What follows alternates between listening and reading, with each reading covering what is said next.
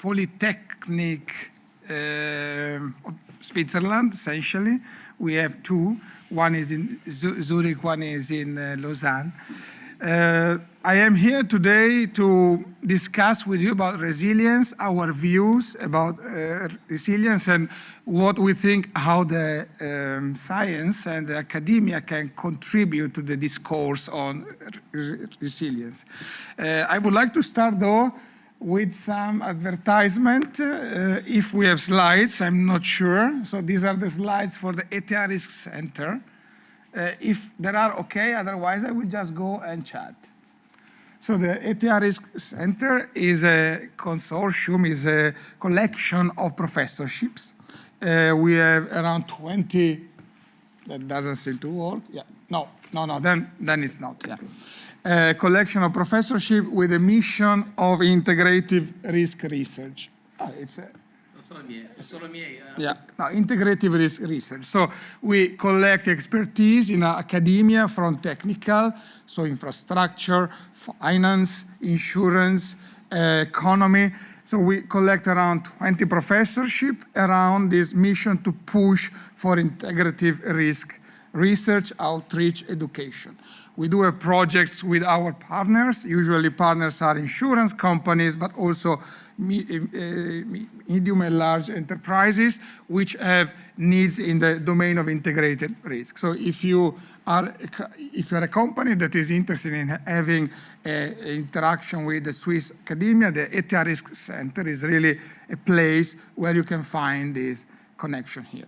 And then later on, we will be discussing about the research. This will be the second session in the morning.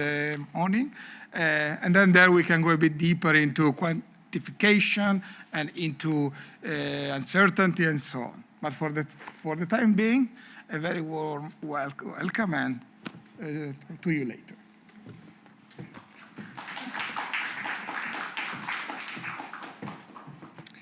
Good morning, everybody. I'm Giacomo Mariani, and I'm from E.ON. E.ON is the insurance and reinsurance broker. So, as Philippe was anticipating today, I'll try to answer to the question that a lot of people are today making to themselves, that is, how the insurance sector could support Europe in the energy transition and in the journey to a net zero economy. Is surely something that is of interest, and we hope that we all together will find the right path to follow all together. Thank you very much. Thank you.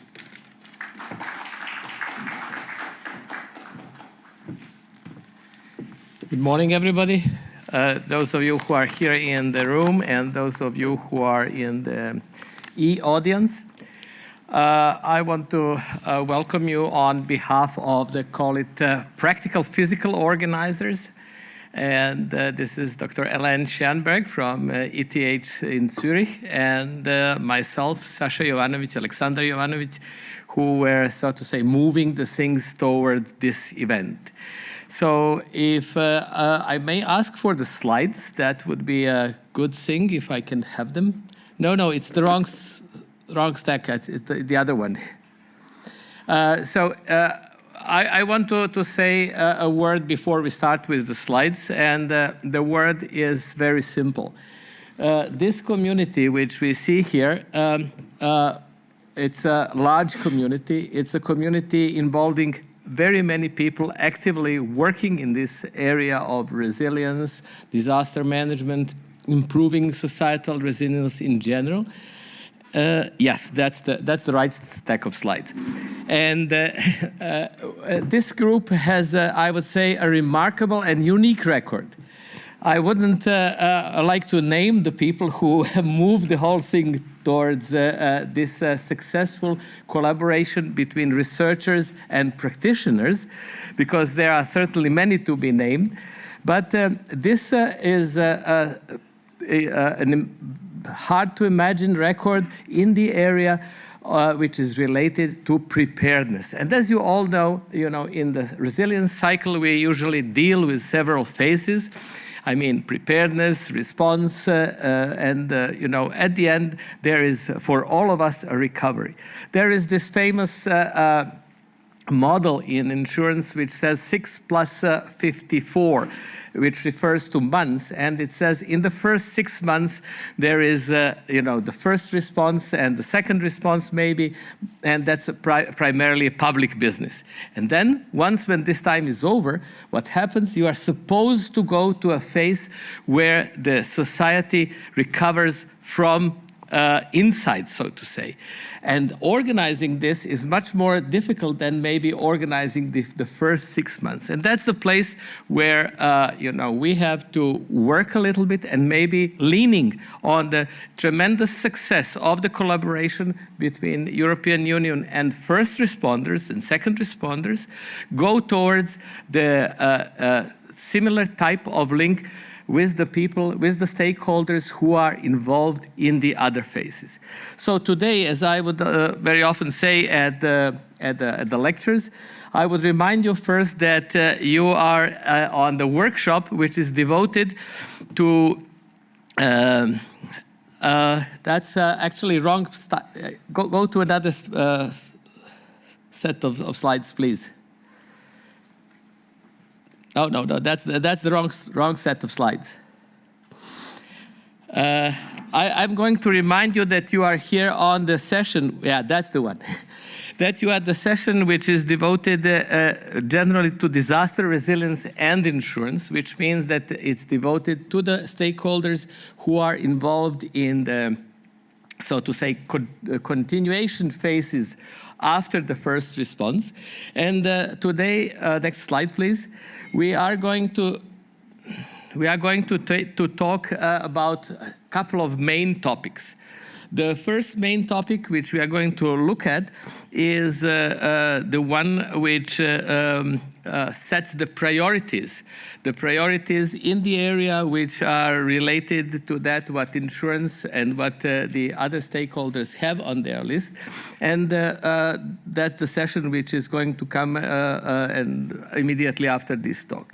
The next slide, the next session is going to be the one which is devoted to extreme threats. That's something which Philip mentioned in his opening. We are going to, try to grasp this term a little bit more tangibly, and we need it because if we want to tackle it and face it, we have to know how to do it.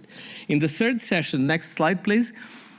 We are going to look at that what Giovanni actually mentioned, and that is how the science, how the tools, how the methods can help us do it better. In the next last session, technical session, call it like this, please, next slide.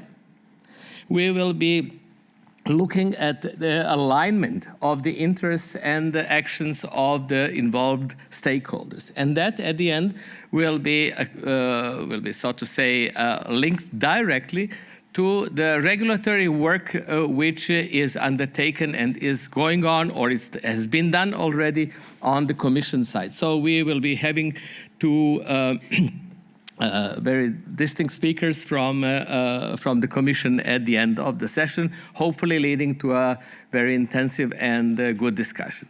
So next slide, please. I would just remind you that in order to prepare and set up these priorities, we have conducted a survey. As of yesterday, next slide, this survey was involving 96 participants, and these guys were coming from different countries and different areas of work. Obviously, CERIS is very much so to say, oriented towards research, and it's understandable that many of the participants were coming from that side, but an surprisingly large number of people came from the, so to say, application side, from the insurance and the rest. And then on the next slide, you will see what they said.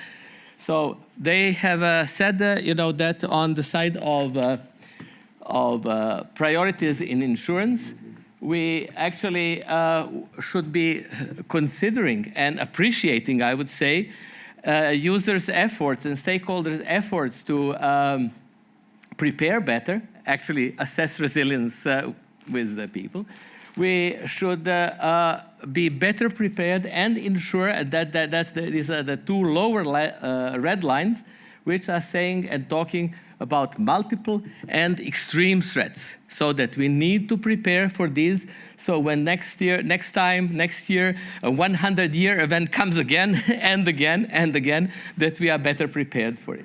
And when talking about how the joint work with the Commission should look like, people were putting on the first place better alignment of specific policies, for instance, in flooding, in the other areas, then stressing the need for a better and more efficient public-private partnership, especially in the area of insurance. And only later on, they came to this, usual claim, oh, give us more money from the Commission, which is talking about the funds. But it's very indicative that people, that's what is usually called the wisdom of the crowd.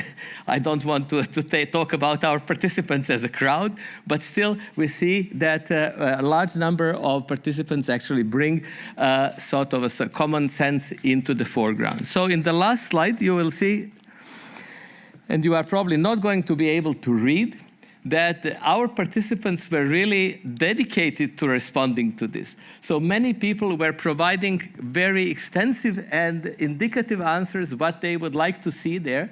And the overall rate of the policies of the Commission so far in terms of the user satisfaction is not at the highest level, if I may say so. I mean, maybe it will displease Philip, but it is what the responders said. But I think we should better look at why they say it than what the numbers on the statistics are saying. So that would be all what I wanted to say here, welcoming you on both sides of the electrons the best way I can. And then pass the word to the first session to our chairs, which are Claudia Pani, and I don't see David here. So there is he. So.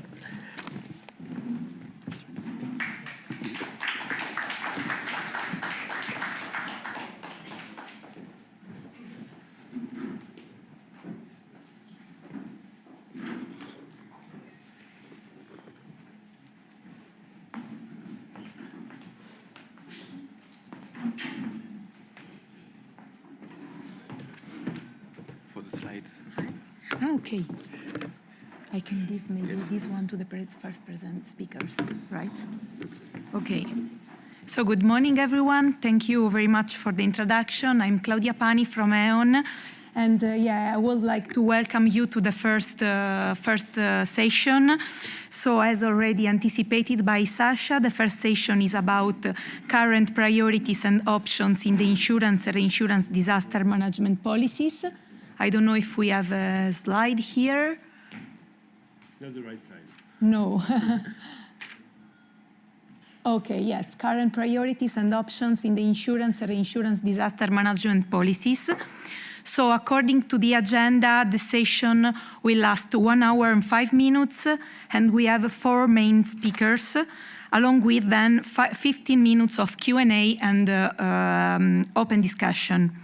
So the first speaker is Rainer Sachs from Sachs Institutes. He will present us governance approaches for non-quantifiable risks, need to develop more and better soft tools.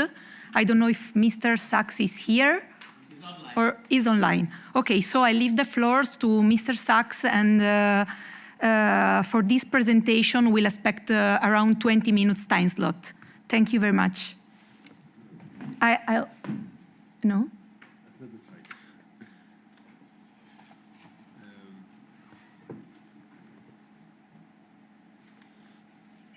No, it's not the slide.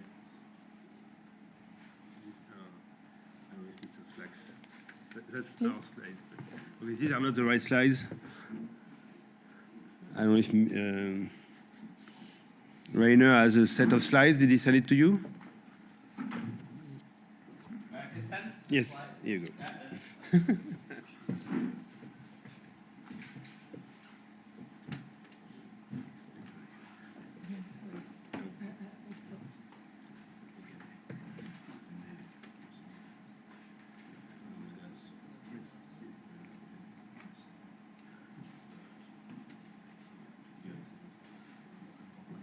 I did a hard time with the right. I don't have. The timer. Yeah, just to check the 20 minutes. But I don't know how it works for us, even because Okay. are we able to hear radar? Yeah.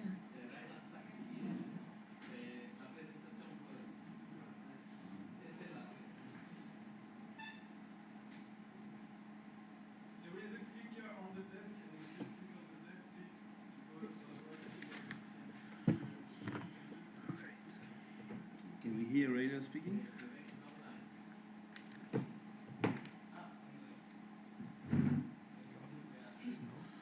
He cannot move the slides from his computer? No?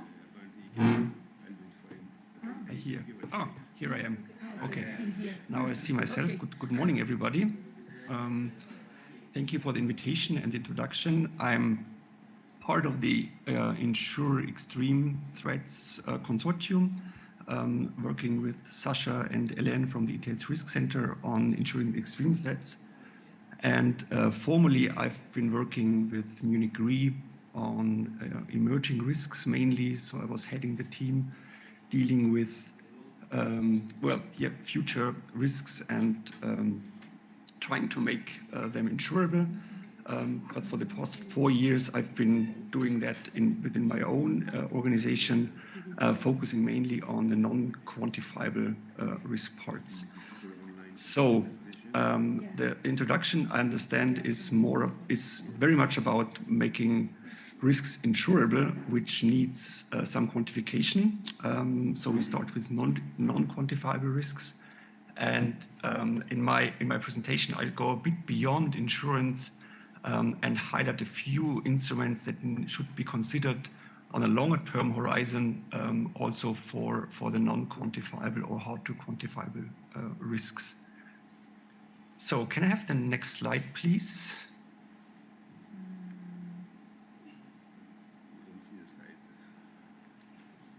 Unfortunately, I only see myself, but not any of the slides. So I'm not sure if you see some slides.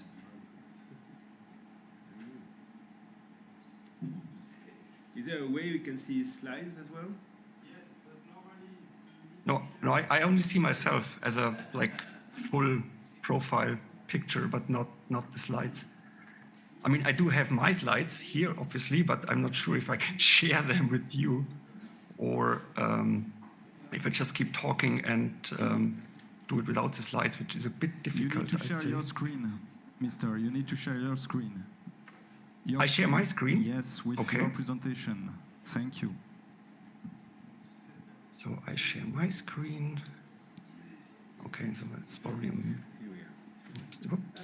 So you see. Okay, see the slides, and this is the first slide here. Okay.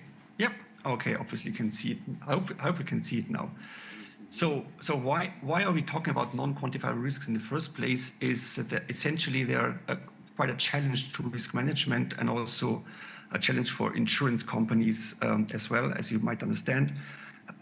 What are non-quantifiable risks? What are sort of the main properties? There's generally a lack of methods and models to assess non-quantifiable risks. They typically live on long time horizons, like emerging risks for new technologies, environmental trends and developments, very long time horizons, more than 10 to 15 years, so to say, or even longer. They have multiple transmission channels.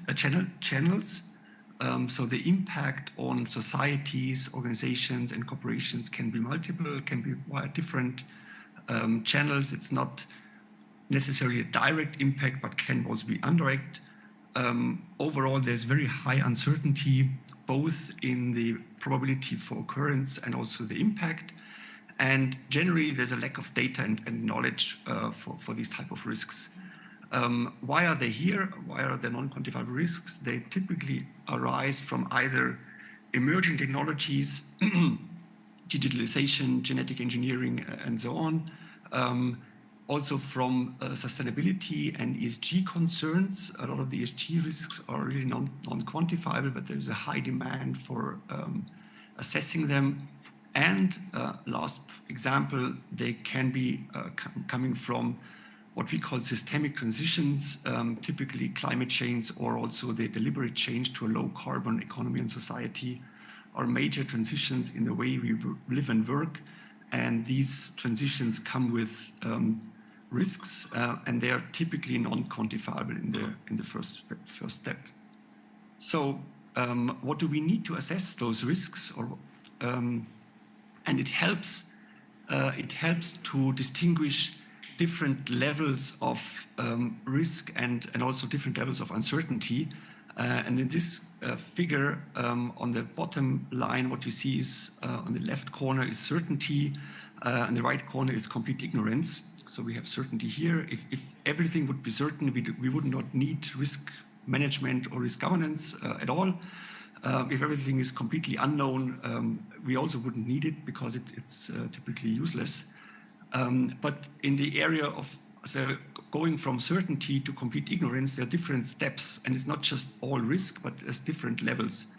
In the risk domain, what we typically have is numbers and figures, so we can calculate probability distributions, valid risk, whatever extreme threats can be calculated from data. And this is the main, the main area where insurance companies operate. There's also a lot of knowledge how to deal with these type of risks. Going further down, what we have is what we call is a thing called epistemic uncertainty, relating to a lack of knowledge and data. So we are not able to form really probability models and distributions, but we can assess that type of uncertainty with scenarios or projections into the future, trying to come up with narratives, with descriptions of possible outcomes, which are currently unknown. That's not the end of the story. Further down the line, this is a category of paradigmatic uncertainty, which is we are not really able to describe what the problem is in the first place. And this is often the case if we deal with emerging risks or systemic risks coming out of complexity and the interconnectedness. If you're not even able to not just formulate the problem, but also are having trouble about agreeing about special properties of the problem, it is more related to values and belief system. Also the human factor in risk management, if we are dealing with behavioral aspects, this is an area of ambiguity, where typically we have conflicting views on the issue at hand. And if you look at those spectrum of uncertainties, certainties, and risk, what's quite generally observed is that the success factor for hard tools decreases from the left side to the right side. So the more we know about the like risks in the risk area, if we know data and models, hard tools like managing risks in the conventional way is very successful. The less we know, the less data we have, the less successful these tools are. But they can be complemented by soft tools, which have sort of a different property. The less we know and the less we have on data and experience at hand, the more we could relate on soft tools. And I'll explain a bit later what soft tools are. But the message is here, even if we have little knowledge about risks and extreme threats fall under this category, in particular, if you look at very remote extreme threats very far in the future, soft tools can be applied quite successfully. So hard tools, what are there, even beyond models and risks? They relate to things like anticipatory thinking, preparation for surprises, and competences for complexity. The main message I would like to make here is that it's not a one-size-fits-all solution. There's not a single strategy that really helps us addressing the various levels of unknowns, but we need to combine various strategies and use multiple strategy as a success factor. And that strategies go from that we need to be able to imagine divergent futures, so not just a single projection or a single scenario, but multiple scenarios. We need to actively search for warning signals and vulnerabilities. Also, most of the non-quantifiable risks coming from environmental, climate change, and system transitions require that we need to prepare for surprises. It's sort of a bit complacent to anticipate risk and rely on planning only, but we need to have capacities to respond to surprising effects. So that relates to precaution, resilience. Also, there need to be structures in place to swiftly revise and adapt decisions if new events occur. And moreover, if we need to think about competencies for complexity, there is a system view is required to complement the traditional risk view. What that means is that we should also not just look at individual scenarios or what could happen in the future and how could these events unfold, but also look at the system that is impacted by those events and try to understand the system, its responses, and its interaction with the environment. So though these tools are all there, they go far beyond insurance, obviously, and complement insurance solutions to prepare for extreme threats. On the other hand, it's also about soft tools, what I mentioned, and soft tools are more related to how we do things, how we manage surprises, how we manage extreme events, rather than what exactly is done. And so soft tools relate to keywords like accountability, communications, and learning. So what we found in researching tools to understand and anticipate to systemic issues and to non-quantifiable risks, what is really important to have the right structures in place where we could apply concepts like a risk facilitator, sometimes it's called a navigator or an orchestra. But the risk facilitator is not necessarily the risk owner, so he's not responsible for the risk itself, but he's responsible for the risk governance process. So he or she needs to be in a position to understand the various perspectives on the risk topic, to devise the process, how to navigate through the risk governance process, and to come to conclusions that in the end find its way into the required policies. Communication, what is important, I'm not going over all the bullet points here, that would be way too much, and I'm afraid I'm over time already. What is important to get the right framing of the risk topic is that it need to consider effects of risk perception and action, because risks are typically perceived quite differently in different stakeholders. Some perceive them as opportunities, others as risks, and the behavior and the way how to decide and how to arrive at specific action is more driven by the perception rather than the real objective risk assessment. And all the knowledge that is available and the experience from risk research on risk psychology is very important to consider in risk governance aspects here. Just one piece on learning. What I've found quite really important is that we need to find a way to adapt the existing regulation, and adapt means not provide like a standard formula for the next 10 years, but see any risk response as a preliminary assessment that needs to be adapted going forward, and that has to be adapted. I know that typically also insurance companies don't really love that, because it means that the planning is much more difficult, and the playground which they operate on is going to change over time. But the insight from the last a lot of long decades on risk research shows that there is the need to remain flexible.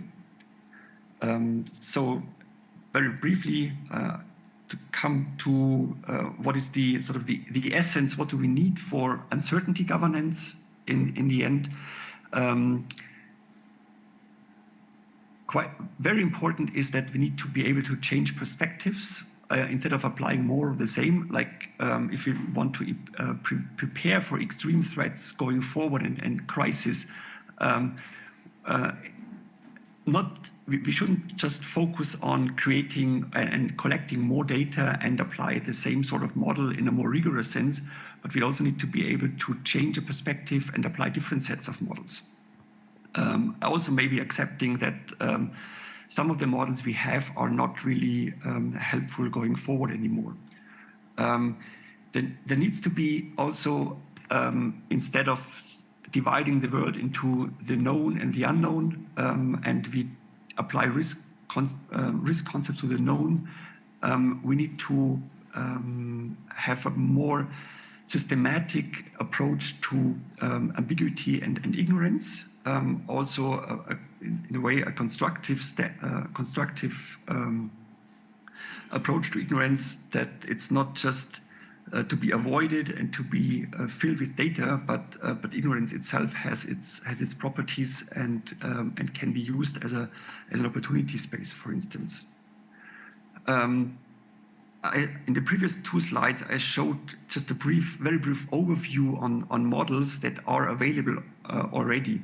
So we don't need to develop anything from scratch for non-quantifiable risks, but we can just apply existing methods with the restrictions that the success factor will lie in the a multiplicity of strategies, not just a single one, but have a broad overview.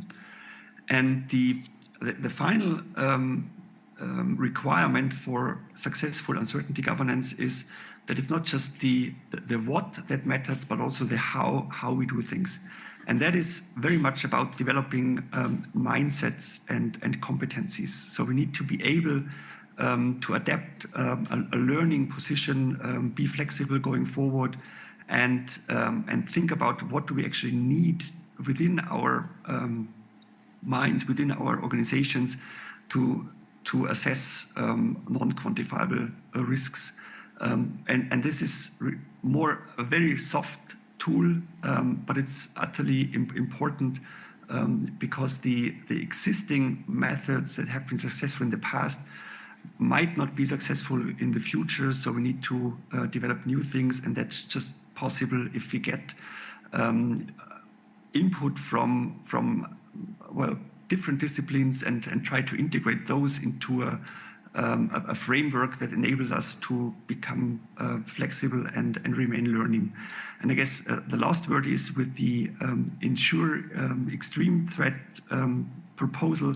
What we aim for is indeed a combination of methods from very different disciplines to improve the insurability of extreme threats. And with that, I thank you for attention. And for some reason, I probably need to hand over by myself to the moderator and stop my slides here. Thank you very much.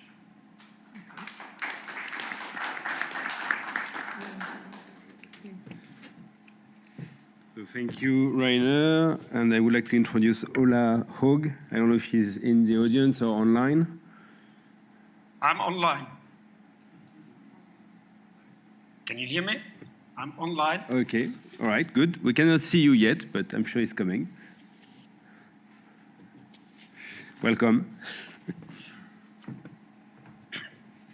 Thank you so much, and thanks for the introduction. Can you now see me or my slides? We can see you.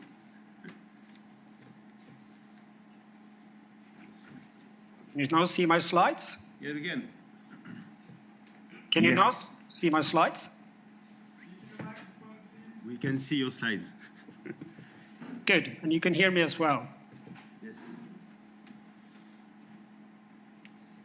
So thank you, David, and thanks for the invitation.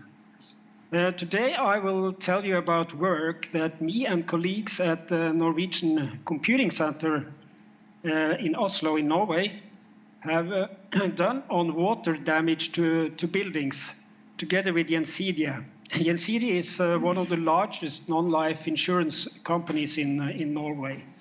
And the background picture here, by the way, is sort of setting the scene for my talk. It's taken during the so-called Boxing Day floods in the UK back in 2015.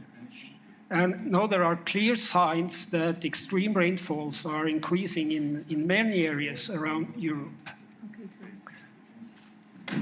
So the aim for our project was for any building in Norway, whether it's existing or planned, to estimate its underlying water damage risk as induced from either of building attributes, local weather statistics, and granular topographic information. And for this risk, we wanted both a current and a future estimate.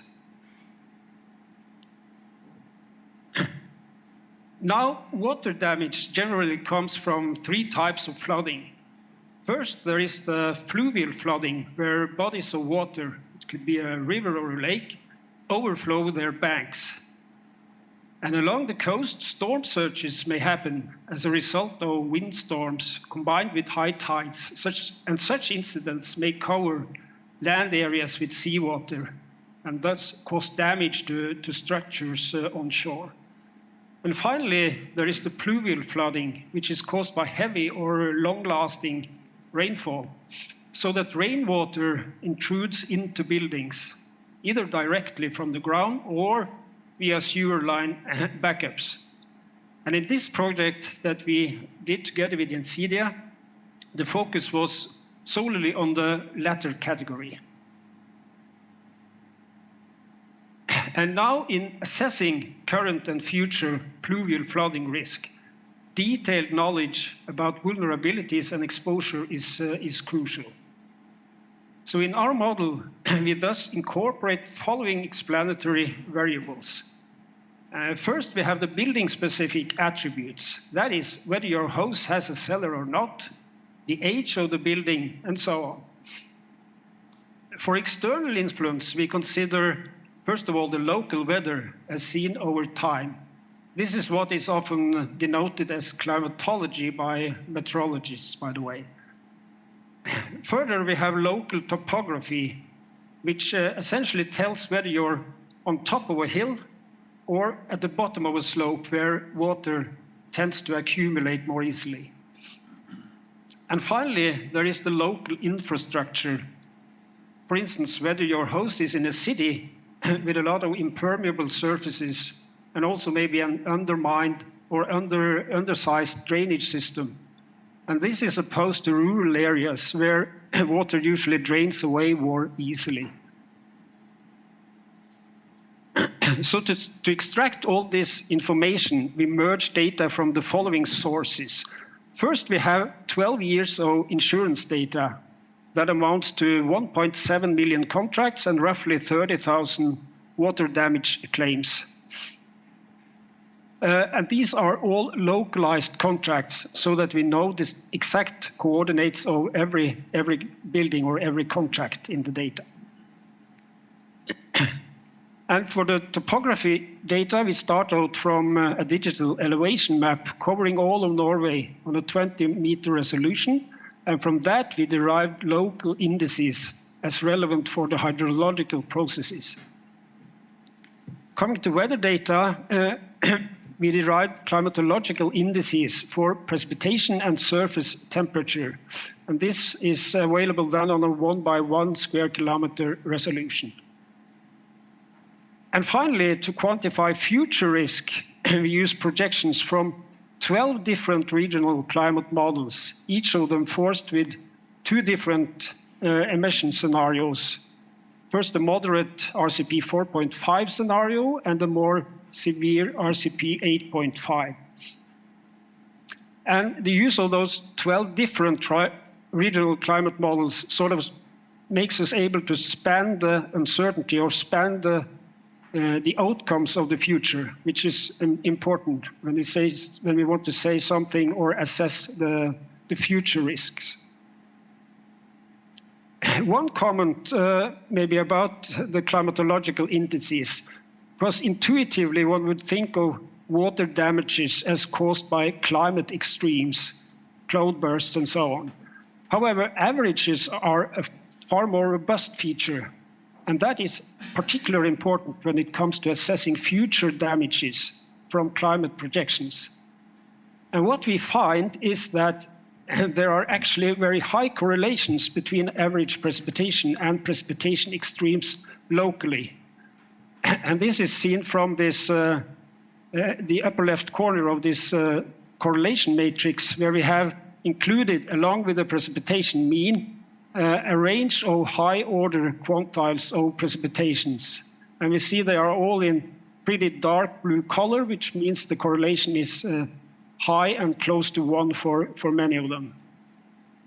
So in considering the estimation of pluvial risk, we decided for each grid cell to generate climatological indices based on seasonal averages of precipitation and surface temperature. And this we did for a 30-year reference period from 1991 to 2020. Now we define a risk score, and this is defined as the expected number of claims per year and insured value. And the sub-I here, the index, denotes building I. So this risk score is a building-specific score or index, if you like. The nice thing about this risk score is that it decomposes into a product of multiple layers, where each of the layers correspond to a specific risk category. So here we have the climatological risk component, we have a topographic risk component, a building-specific risk component, and a regional risk that sort of accounts for differences in infrastructures among different buildings. And also a base risk, R0 here, is included. And this is common to all buildings, and it accounts for a normalization so that these partial risks back here, they are centered or standardized and centered around 1 with respect to the underlying insurance portfolio. And I should point out here that the same model structure, this use of multiple layers, can possibly also be used for other damage types and hazards, as we see it. So this model decomposition allows producing partial risk maps. So for the climatological and topographic risk, it can look something like this, where bluish colors now denotes risks that are below average, and red is above average risks. Multiplying those two layers together leaves a combined location-based risk like this. Now in the expression here for the total risk, the climatological part, this one, is the only one that changes over time for a specific building. The other remains stable and fixed for a building. So if you now consider future risk, one can ask, how will this risk, this climatological risk, how will this develop into the future? And how will that impact the total risk, RI?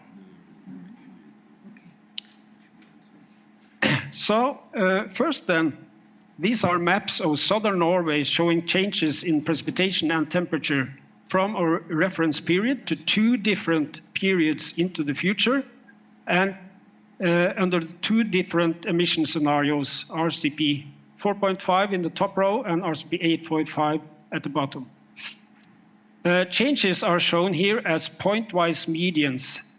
And what we see is that for the temperature, we foresee a pretty homogeneous warming, rising when we go farther into the future, and also rising when when we go down to the higher emission pathway. Whereas for precipitation, the picture is a bit different. Here, it's going to be wetter primarily along the coast. Now, to the left here is merged changes in precipitation and temperature into this climatological risk component. So we have taken the changes seen in the previous slide, this one, and merged them into the climatological risk, and show here the changes that will happen for the next, for those two periods into the future and the two emission scenarios. And changes, as we see here, are more pronounced along the coast, and in particular for the high emission scenario, when you go towards the end of the century, where we find that we find a risk rise of more than 25% in large areas. To the right is change in total risk. This one, that means here we also have incorporated all the partial risks on top of the changes in the climatological risk component. So thus these maps more directly expresses changes in the portfolio risk. And here the changes are also aggregated to municipality level. And we still recognize the main patterns from the climatological risk. But also there are some variations which are now due to the modulation that happens when we multiply the climatological change risk by the other partial risks. So to sum up, we have, together with Gjensidige, constructed a nationwide model for the building-specific risk of pluvial flooding in Norway. And coupling the model with climate projections can then be used to predict the locally varying impacts of climate change, helping to identify vulnerable areas that one should be aware of in the future. But also the results can help municipalities in their risk reduction, including educated future land use development as we see it. So then it remains only to thank you for your attention by just mentioning also that you can find further details on this work in this discussion paper down here. It's a preprint available, and it will be published in the Journal of the Royal Statistical Society, Series C, next year. Thank you.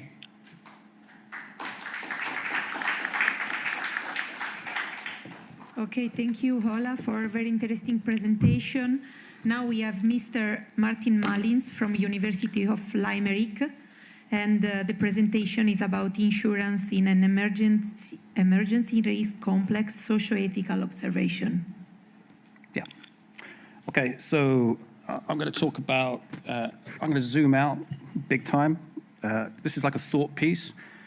I'm going to try and give you a job during this talk so we can converse about it afterwards. So the job for you, because I'm new to DRS, I'm not new to the phenomena, but I'm new to the community, if you like. So what I'd like to understand from you is like how what I'm going to say intersects with your world. So that's the kind of active listening task, because I think we need one sometimes. So, like I say, my name's Martin Mullins. I'm a professor of risk management at University of Limerick. I also work as a consultant for the Central Bank of Ireland on insurance regulation. I've worked with EOPA on various regulatory matters around insurance, principally on data ethics and data governance pieces. So that's my background. I run a team of around 16 researchers, 7 faculty, a couple of postdocs and PhD students.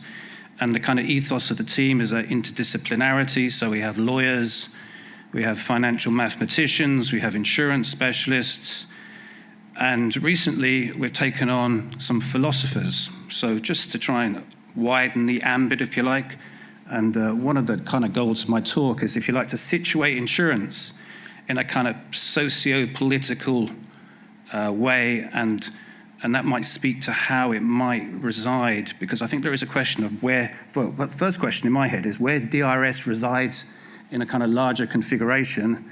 And my second kind of question in my head is, where does insurance fit into that kind of subsystem? So big picture. So about like 5 or 6 years ago, I was asked by Mike McGavitt, I don't know if you know him, he was the CEO of Exxon Catlin. He's kind of, he's a kind of progressive thinker. He's a Republican, right? So not a good start, maybe, but he does do big picture. And what he asked me to talk about was why insurance is becoming less relevant. And in particular, what he wanted me to talk about is this issue of intangible assets.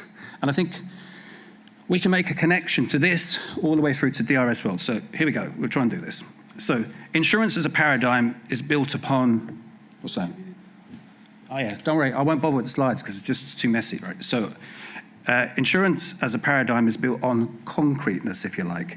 And what we've seen over the last 20 years, no more, 30 years, is a kind of migration of economic value from the material world, like the chairs and the tables, the buildings, the cars, the trucks, into a kind of non-materiality. Like, that's how intangible assets are defined. So around 80% of economic value in the world now is intangible. And what does intangible asset mean? Where are they? Well, they're in here. They're in people's heads. It's emotion, such phenomena as trust, social relationships. So that's where an awful lot of economic value in the world now resides. And so one question for the insurance world, which I posited to Geneva a few years ago, is if that's the case, does insurance have anything to offer that world? It touches the sides, reputational risk, D&O, and so forth. But when value migrates away from concrete and where chimneys and the old Victorian paradigm towards a new world of the knowledge economy, where's insurance in all of this? Now, this is where I'm going to try and make a link to DRS. So I think this, right? In this migration from empirical concrete world to the head, we've kind of got into a kind of overheating in the intangible mental world that people live in through social media, through political discourse.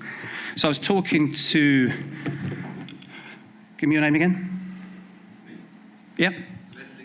Leslie, I was talking to Leslie outside. So we're kind of in a kind of post-empirical world, and Leslie was saying that he can put stuff on the table, he can show people all these models, but in a post-empirical world, people like Trump, phenomena like Brexit, that may not work. So we need to understand how what we do as a community in terms of empiricism, in terms of models, in terms of all these nice graphs, what happens when it enters the political world, the political domain, the public policy domain, because it's not a very smooth transition. So we can come up with as many good ideas as we like, but they have to be implemented, and they somehow have to reside in a narrative that makes sense. So if we think of post-COVID, right, like in many parts of the world now, if we have another pandemic, there's going to be a narrative that says, last time we messed up, too many restrictions. So that narrative is it's going to be hard to push back, even with a lot of empirics. You can have too many facts, not enough meaning. So that's kind of this is my second point. You tell me about time, will you? Yeah. Okay. So the second point is this, and I think this fits in more closely. 5 minutes. 5 minutes. Well, okay. So I think this fits in a bit better with DRS, more direct line. So insurance resides within, I think, surveillance capitalism.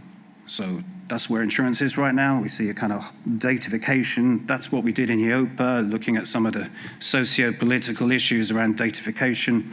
So for example, now I was reading work from the States, Vanderbilt University. This is really striking. I don't use this to my students because it could be a bit too triggering. But if you combine social media data with insurance data, you can get a 95% predictability model accuracy on suicidality. It's remarkable. So one question for insurance, one question that I always ask my insurance audiences is, when is information for an insurer too much information? And what can you do? So in sociological, big picture, longue durée terms, we have to go all the way back to the 11th century for communities where people understood so much about people's feelings, proclivities, back to a monastery in the 11th century is probably as close as we're going to get in terms of what we have today. So, of course, insurance, data is a great thing for insurance, but data is also a dangerous thing for the rest of us when the insurance industry has too much data, because what data allows insurers to do is to spot vulnerability. And that's not necessarily a good thing for people. And this pertains to the DRS world, as well as the health world, as well as the whatever, social work, the social world, et cetera, et cetera. So my last point, I'm going to come on to climate change. So in this instance, right, I think, so if we think of all these different currents, I think in this instance, insurance is kind of swimming with the tide, because it's a really essential player, because we're about to enter a really messy period where we're going to need a lot of risk transfer. We're going to need insurance to kind of put its shoulder to the wheel, if you like. I think in the context of the wider financial industry, the wider financial industry is a mess. In my own view is ESG funds and so forth. They are an absolute joke. But insurance is one financial actor that can actually do something positive. And the reason why is this, compared to wider finance, compared to fund management, insurance has a long-term cognitive position. Always has done, always thinks 20, 30 years into the future. The second thing is this, I'm not sure about this, but I'm hopeful.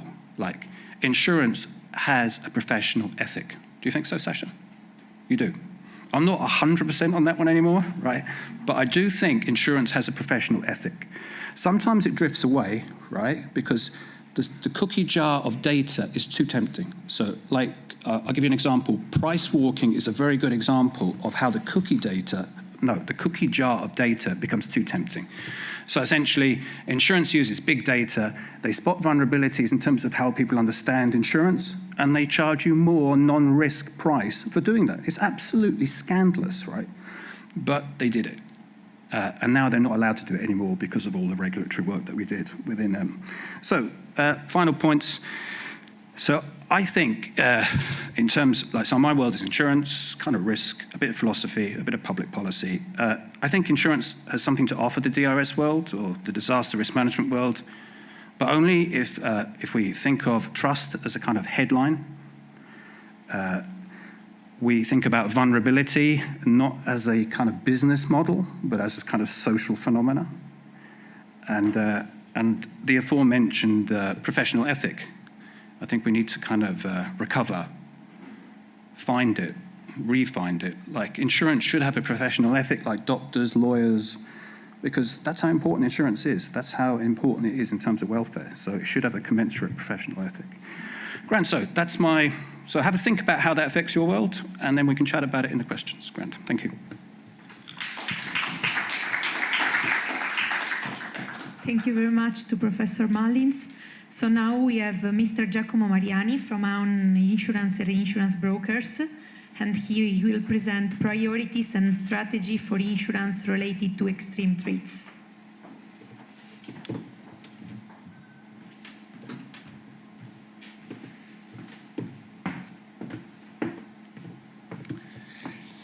Hi, everybody, again. And now after my colleague's speech, it's going to be tough, because he put some pressure on insurance. But fortunately, I'm working in a broker, so I am supporting our clients. Now, besides joke, I'm Giacomo Mariani, I'm working in Aon. Aon is a broker, so it's not an insurer. Sometimes there is some confusion about it. And today, I'm here to speak about extreme threats deriving caused by human-induced climate change, which is actually causing dangerous disruption in nature and affecting billions of lives in all the world. Indeed, in the next decades, we expect a minimum global warming of 1.5 degrees. And this situation will surely create more severe and unavoidable extreme events. There is no uncertainty about this. They're going to happen. So we experienced as well in the last couple of years systemic events like COVID, and climate change is a systemic event. So we already know that this kind of situation is breaking the chain of global economy. And we must be ready to this. And how to be ready to this event? We must build resilience the first speech of our colleague was actually suggesting this. We must build a model that is resilient to this event that are going to happen. And at the same time, we must put in place all the action to reduce carbon emission and to avoid further impact on climate. Because otherwise, the extreme threats, there will not be any more threats. They're going to be just events that we don't know when are going to happen, but are going to happen. And now that I, let me say, pictured this scenario that is not surely a good one, I would say how the insurance market, the insurance sector as a whole, can support us in this terrible scenario. I think we must have a couple of priorities. The first priority is to invest in people, in human capital. Because honestly speaking, we need to support the energy transition. We need to support so the new technologies. But how can we do that if we don't have the expertise to understand the new technology and to anticipate the emerging risk connected to the new technologies? So the insurance sector is investing a lot in human capital, is investing in engineers, is investing in scientists, because we want to understand the perimeter of the risk that are going to emerge. If we do not anticipate it, we are going to suffer it. And if we are going to suffer it, we will not be supportive as an insurance market. So we hope to stay on the cutting edge of delivering and underwriting emerging risks that are actually coming from the new technology, that are bringing us to the net zero economy. This is the first main point we are strong believing. Then, for sure, we need to go back to do our job, to underwrite policies. And how we tackle these climate risks? We tackle it modeling, understanding better the new risk that we are experiencing, and these risks are physical. So we have, for example, physical risk that refers to change of temperature, like droughts, wildfire, and all this risk related to the loss of water. And on the opposite, extreme events due to water. So rain, so tornado, so tsunami.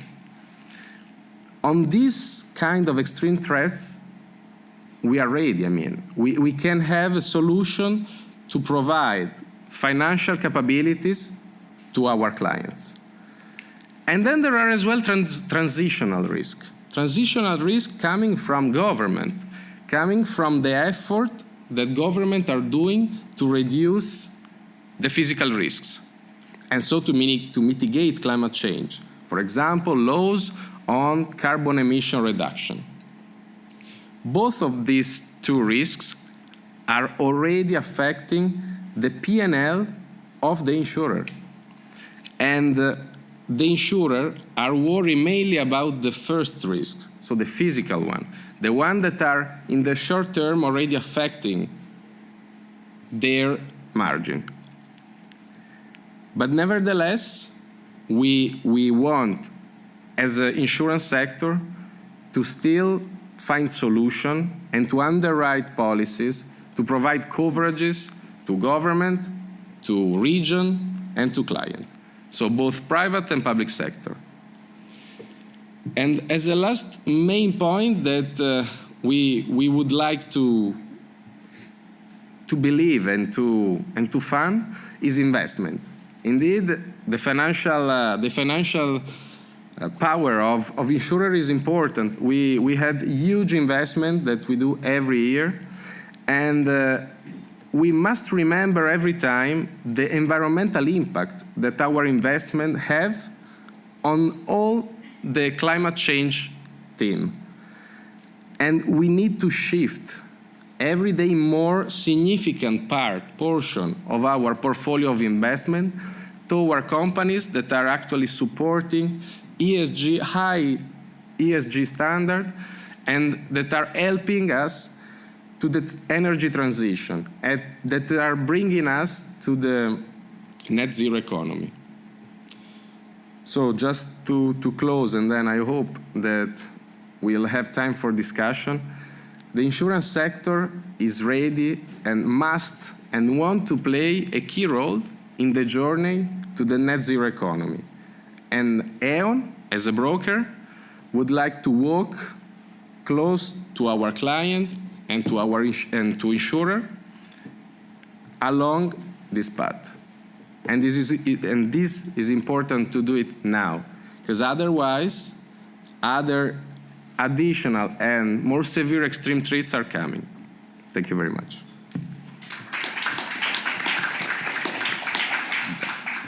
Thank you, Giacomo. I'll invite you to stay here with us. Okay. Thank you. So now it's time for questions and for an open discussion. I don't know if someone of you would like to ask something to our four speakers. Okay. Yeah. Maybe, yeah.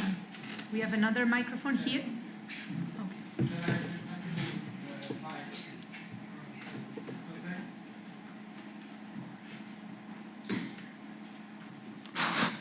Thanks for the very inspirational speeches. I have a question which is maybe connecting the four different talks.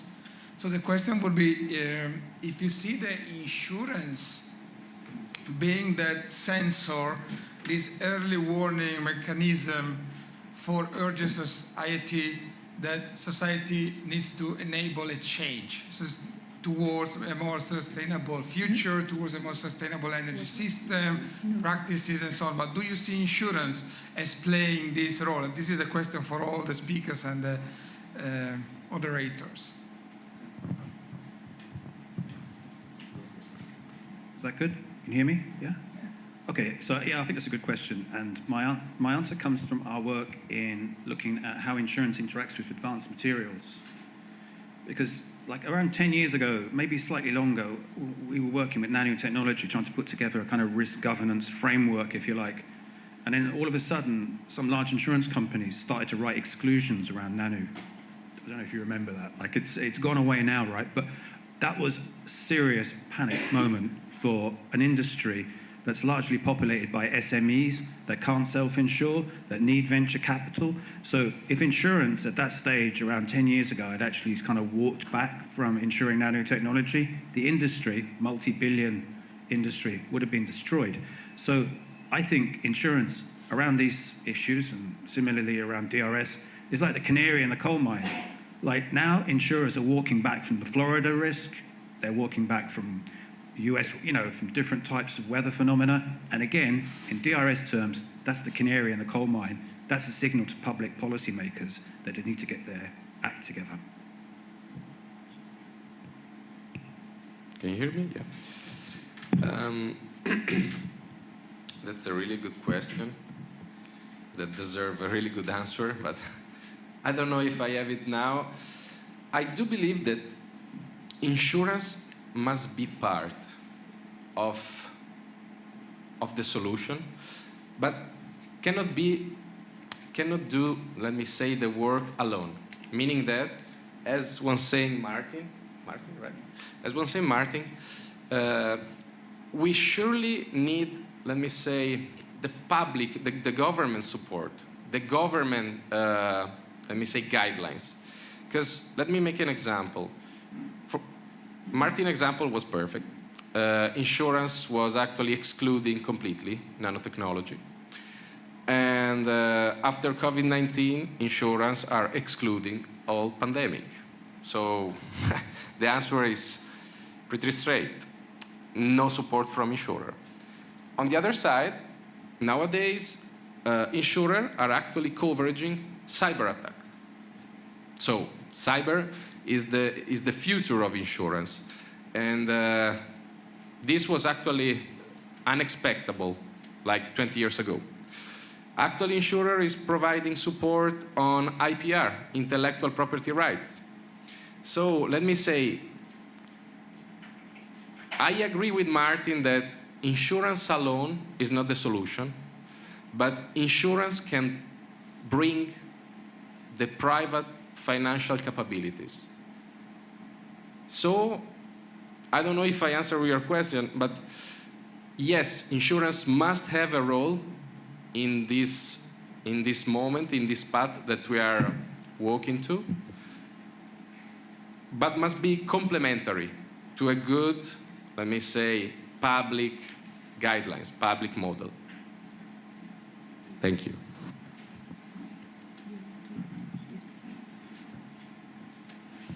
Any other question from online or in the audience?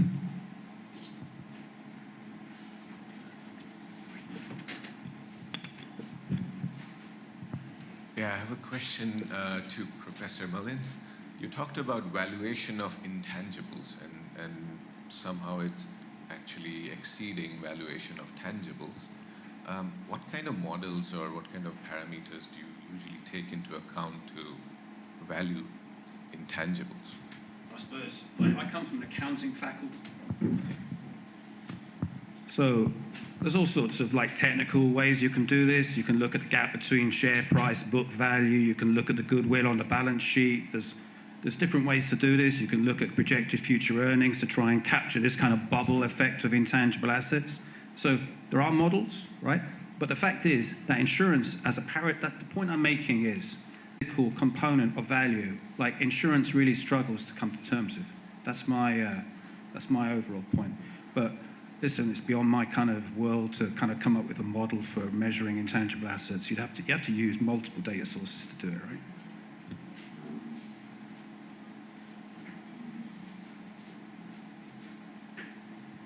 I'm going to add one more thing before I leave the stage. I think from a public policy commission, EIOPA, regulatory point of view, for insurance and DRS to come together, the regulatory community need to start moving on this. Because one of the problems for insurers around, you probably hear this as well, right? One of the problems for insurers is if their risk exposure is a regulatory matter, lack of knowledge, uncertainty around their exposure fits into the kind of Solvency II network.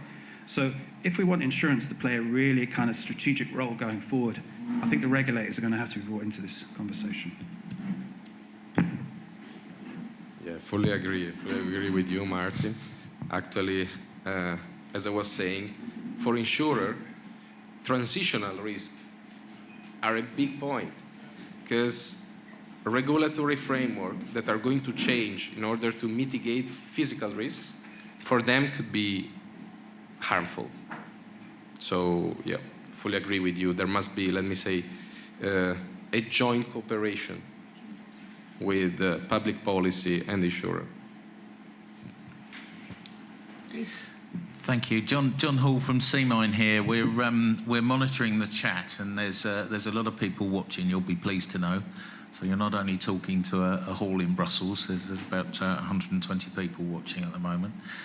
Now I've got the benefit of asking questions that I don't even understand the question, let alone the response. So I just hope that in asking the question it'll make sense to you.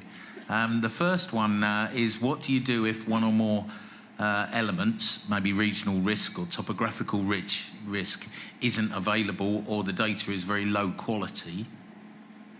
That makes sense. I see someone nodding, that's great. And the second question, if I may, is how does the global risk model account for infiltration protective features of building construction materials? I do believe that both the questions are for the colleague Ola. Yeah. Yeah. Ola, quite possible. And is he still online? Ola, are you still online? I'm here, yeah.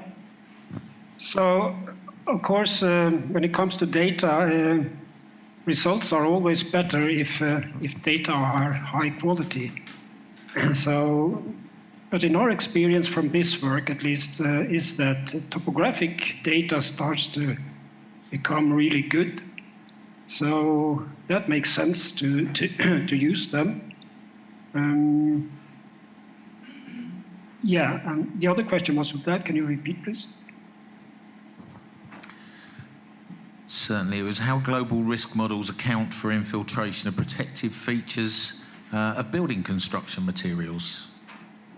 Yeah, that's a good question, because all those projections that we have made here they are sort of based on current infrastructure, current buildings, and so on. So a prerequisite, a premise there is that everything is as it is now. But as you say, as things grow worse, maybe people start, or the building starts to improve, and you take account of this increased risk. So that's a thing to have in mind. I agree. Thank you very much.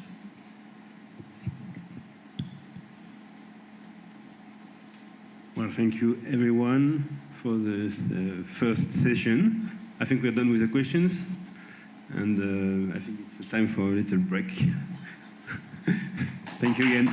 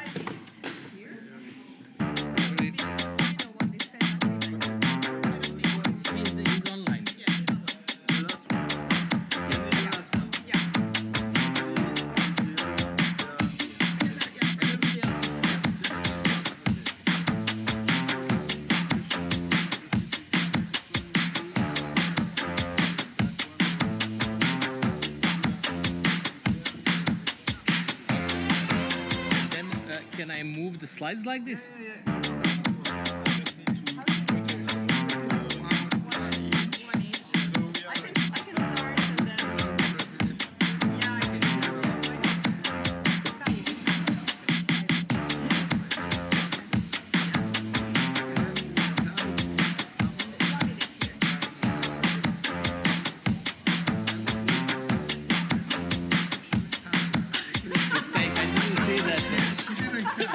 No.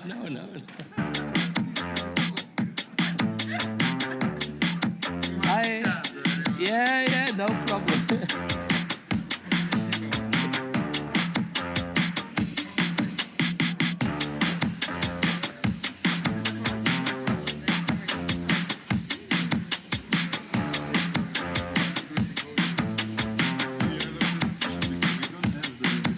Yes. Oh, no, but we are now here.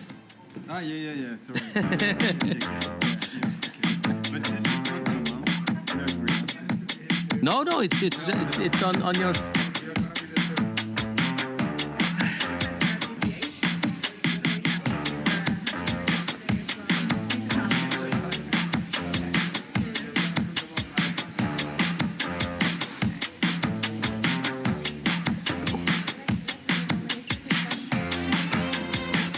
Maybe I will just start first and say what we're talking about. I think it's better. You take the microphone there. We should just start. All right, ladies and gentlemen, I hope you can hear me. I think we should start the second session of the day. And also from my point of view, my name is Johanna Karvonen. I come from University of Laurea in Finland. And we are now starting session number 2, which is extreme threats, data analysis, risks, and forecasting. And my co-moderator is Giovanni Sansavini. And the first presentation is by Professor Aleksandar Jovanovic on defining and characterizing extreme threats and estimating their impacts. Many thanks, Johanna. So I hope that the techniques work. It was a challenge this morning, and I still think it is. But I think that thanks to the help and support which we have received also for the speaker and chairpersons, we have managed to keep it. We have managed to keep the time, the initial one, and we have managed to keep the delay of 15 minutes constant through the talk so far. So if I can go now to the, it would be the other presentation, please.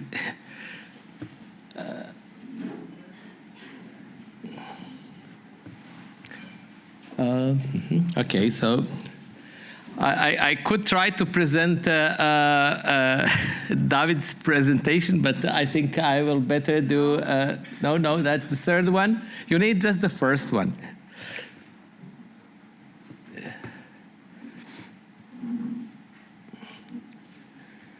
Oops.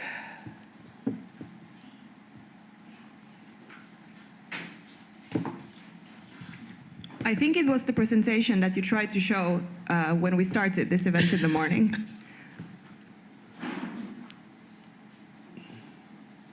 ETH.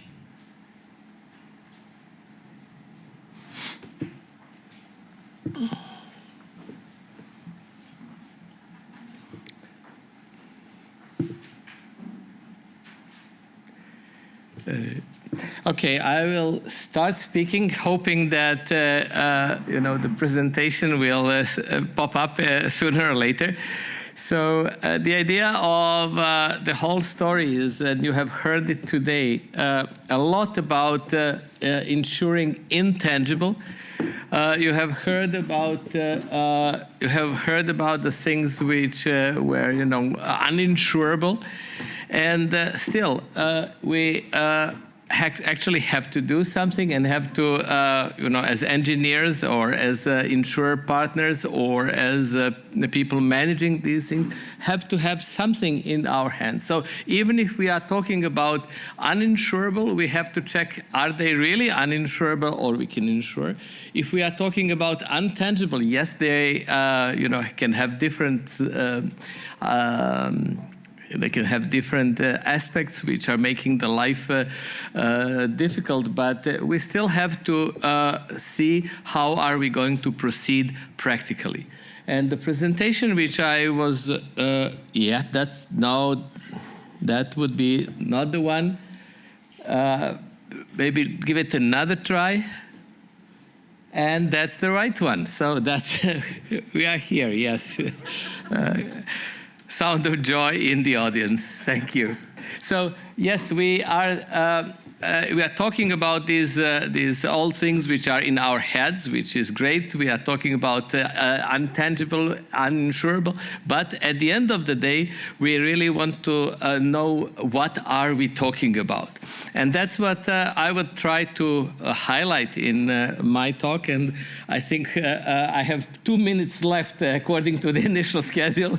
So I'm not going to make it in 2 minutes, but I will try to go quickly through the idea how one could define and characterize extreme threats and how one can estimate their impacts when they are defined.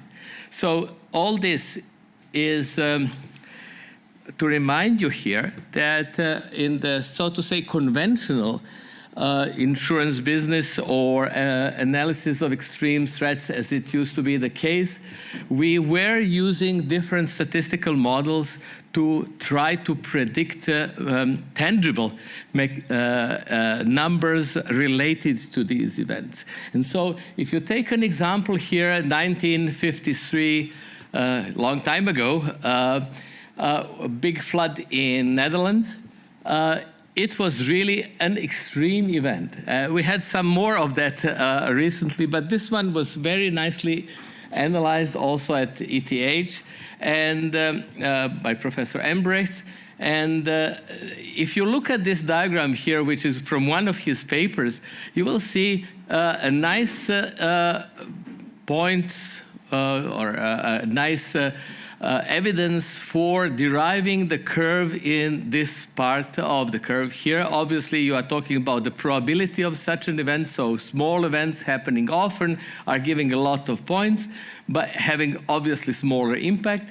And then on the other side, the big flood which came was somewhere here.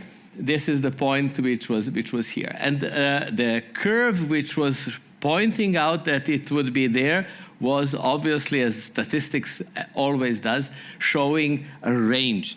And the catch is now, what are we, and how far can we go with these models? And that is exactly what Martin mentioned in his, and also I think Giacomo, we're talking about this change of paradigm. So we cannot do only statistical models if we don't have the same type of events, if we don't have lots of data which are related to these events, if we are not sure that the future extreme threat, the future extreme event is going to be of the same kind, that we are not talking about a sort of a different animal which is going to pop up. And for instance, the last year's flooding in Germany, which took almost 200 lives, we very often tend to forget this, was a completely out of order event like this. And if we want to talk about what and how these models which we used to use here, and you see some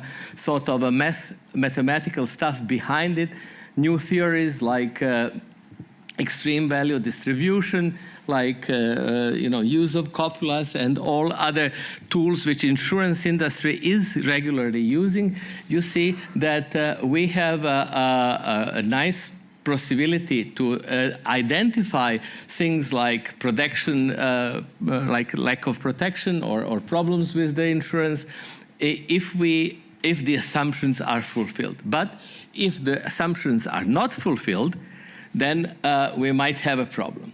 And this problem was visible in the events which we had in Germany, as I said, which we had in some other parts, or in Belgium or in the United States. So in all these cases, we were actually seeing that that putting all these events onto a sort of a statistical scale was exhibiting some difficulties. And no matter how you try to play with the distribution, with its tails, with moving the average or things like that, you will have this problem to be, so to say, obliged to figure out, are we talking about the same type of a future extreme event? So what can we do there? We can try to see how other people have practically solved this. And I was with great pleasure, and this presentation was, so to say, result of our joint work with Dr. Schoenberg, Helene.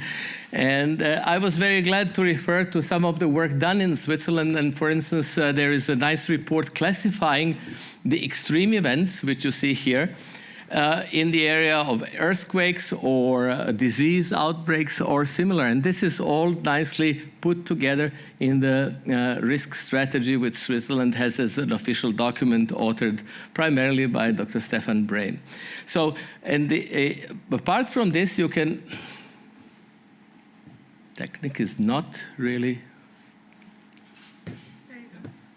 okay. So the next, well, it was,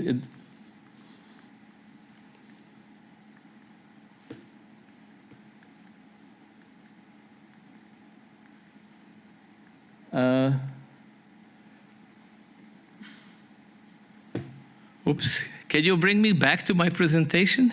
That's the one. And I will go to the conclusion sooner or later.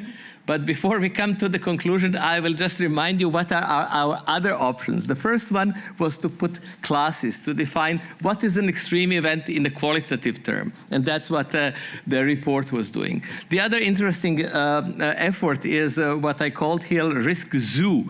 And you obviously know all about black swans and other things. But you will find there in that zoo other animals primarily related to the fact of our known knowns, unknown unknowns, and you will see that we, in the area of extreme threats, really are talking very much about elephants, about things which are, you know, very unknown and, of course, present in the society, but ignored.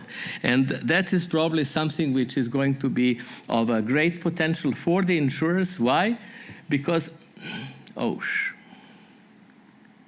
why? Because all the things which we have now on the market, all the things which we have around, are asking for aligning these principles, as you have seen also in the results and the comments of our inquiry. So. What you see here is just an extreme event definition on the, so to say, more international area. And this efforts on international, this is an OECD document showing what can be considered as a global shock, as an extreme event on the global scale. You can then see that even with multiple indicators, we still come to a result which is difficult to compare and tell us, is an extreme event number 1, for instance, in France, bigger or worse than the extreme one number 7, which happened in some other country. So what you can then try to do is that what probably is going to be highlighted in the presentation of Peter, which is going to follow later, is to try to put now a lot of big data analysis into this story. And there you can, for instance, see a model which tells you how energy system is linked to water supply system because, for instance, some of the parameters which influence both structures are changing at that same time. So you will know that if something happens here, it will affect energy and water, and if something happens here, it will affect primarily transport and health. So these difficulties which we have there are of a different nature. They are very much related to the question which was raised raised this morning, should insurance know and tell you what they know about your data? And that is for sure a communication problem, and this communication problem is at the end of the day affecting business.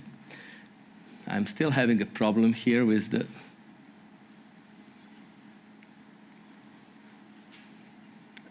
Okay, so we have a bunch of tools, and we are going to hear more about them today. So I'm not going to stand on that one, also for the sake of making up for some time. But I will jump to the. I will jump to the conclusion and say that this potential which we have in this area from the insurance point of view, because we are today on a workshop which is dealing with insurance, and here are some data from the reinsurance company in Switzerland. We are seeing that, roughly speaking, for all types of threats, we can hardly half of critical assets insured.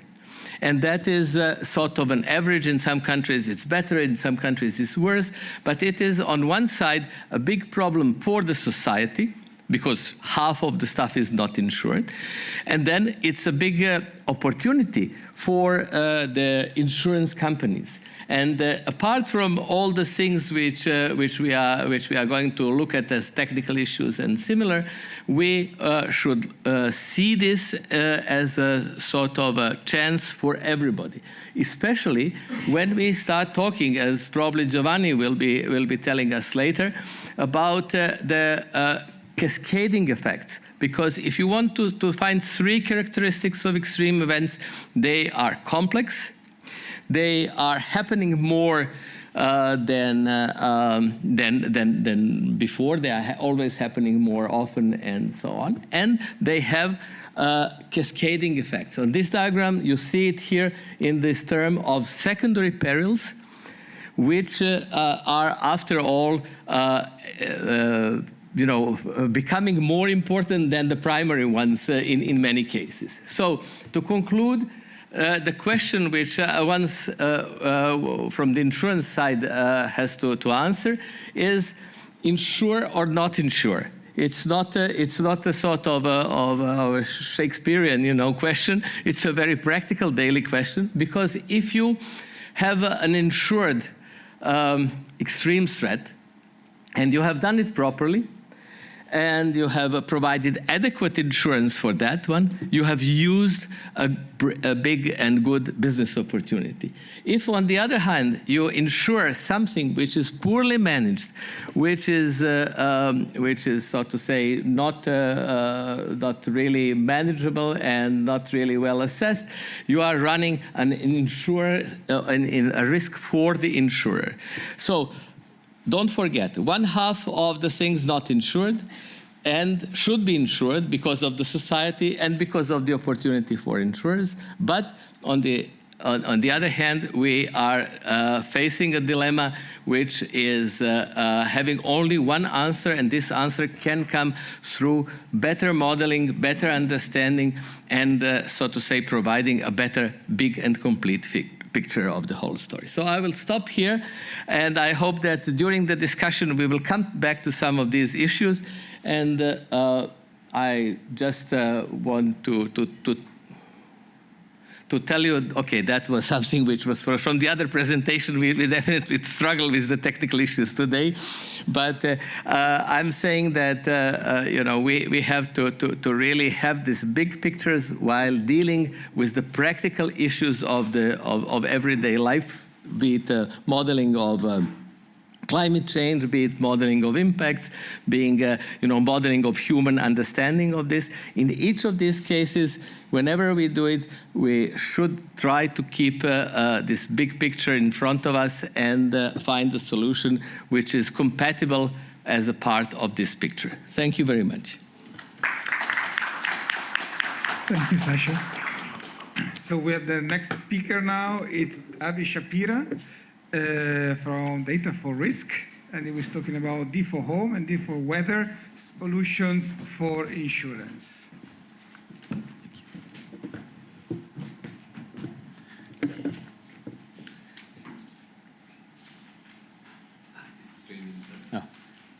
bit vast. All right, thank you. So I understood from Martins that we should dream of a world where insurers don't have the data.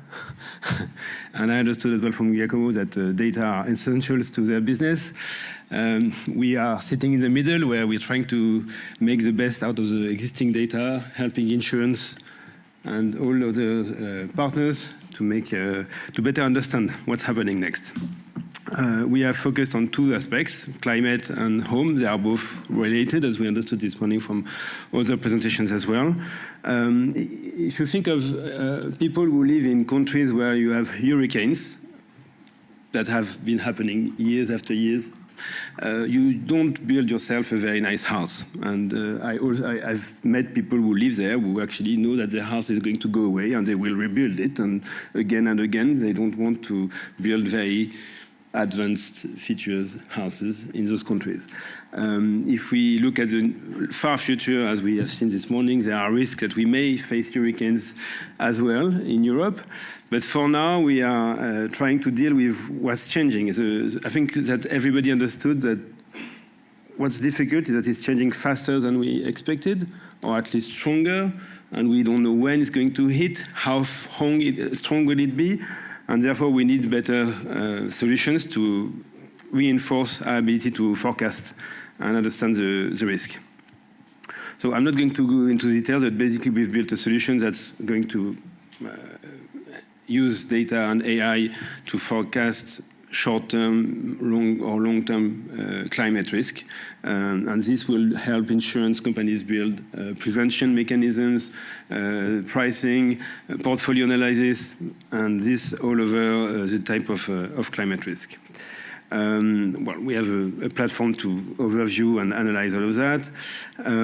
We are obviously building our algorithms based on existing data and reinforcing them as they passes to make them more precise and take into account all the changes that we can see.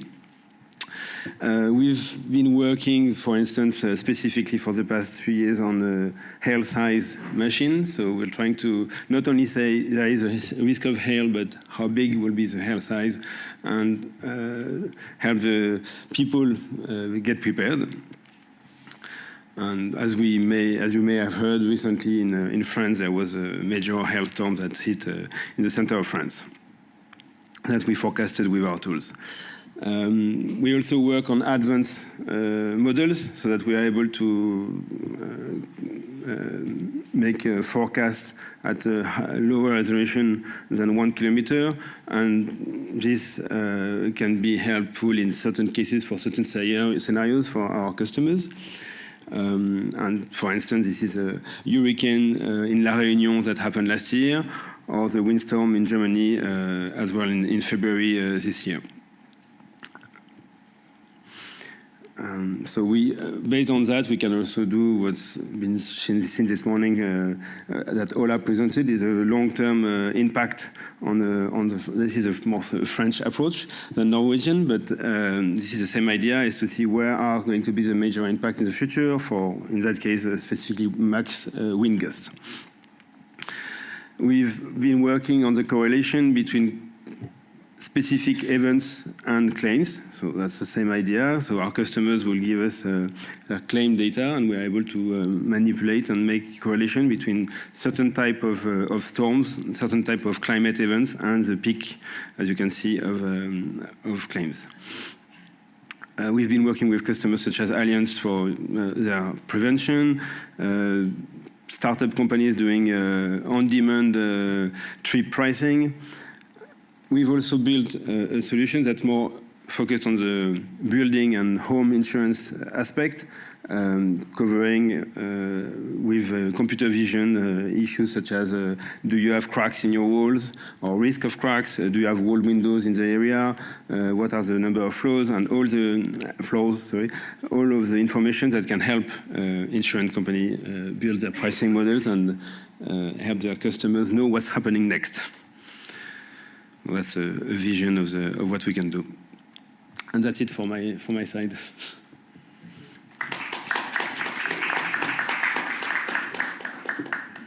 Thank you so much, David. And our next speaker is Dr. Päivi Mattila from the University of Laurea.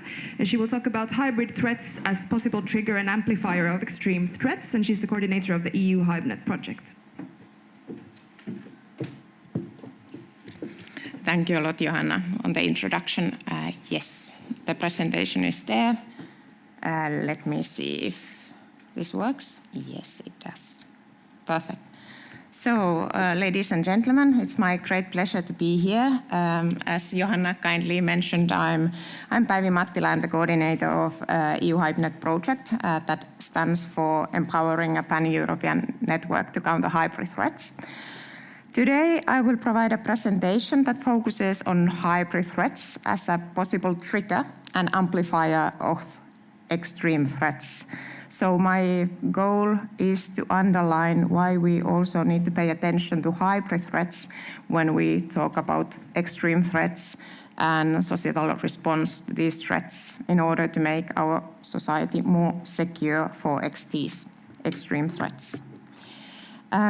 Before I go deeper to this topic, I first want to explain you the basics on the EU-Hybnet project so you do know the focus where we are coming from and where the views that I present today are deriving from. So some general information about the EU-Hybnet project. So 25 partners from 13 different EU member states plus Norway. On the right side, you can see our consortium partners. There is 80 plus pan-European network members because we are a network for security practitioners project. So welcome to join the EU-Hybnet network if you are interested in knowing more on hybrid threats and this is your professional background. So the network is open for you to join as well. The project has started on May 2020 and it will last until 2025, April, 5 years in total, and now we're in the middle. And as mentioned, it's a network of security practitioners, projects, and coordination and support action. And then the total funding is 3.5 million for the 5 years. And here I want to underline what we are for, where the results in the hybrid threats research are coming from and how we are gaining our results and focuses. So EU-Hybnet is to build European capabilities to counter hybrid threats. And how we do it, it's described in the 4 blue boxes in the middle. So first, we always map the gaps and needs of pan-European security practitioners to counter hybrid threats. What are their vulnerabilities and threats in the field of hybrid threats, and what needs to be done in order to cover them. So when the gaps and needs event has been arranged, and then we have analyzed the most critical gaps and needs, we start to map promising innovations. And then when there will be a bunch of promising innovations, we will test them in a training and exercise event. And of course, all the practitioners and other relevant actors, academia, SMEs, industry, NGOs are there. And according to this analysis, we will select the promising ones. And of course, in the project, we also conduct our own thorough analysis on the most promising innovations to gaps and needs and the announced security practitioners' needs. And then eventually we have a list of the most promising innovations that we promote for innovation uptake and standardization, even to industrialization.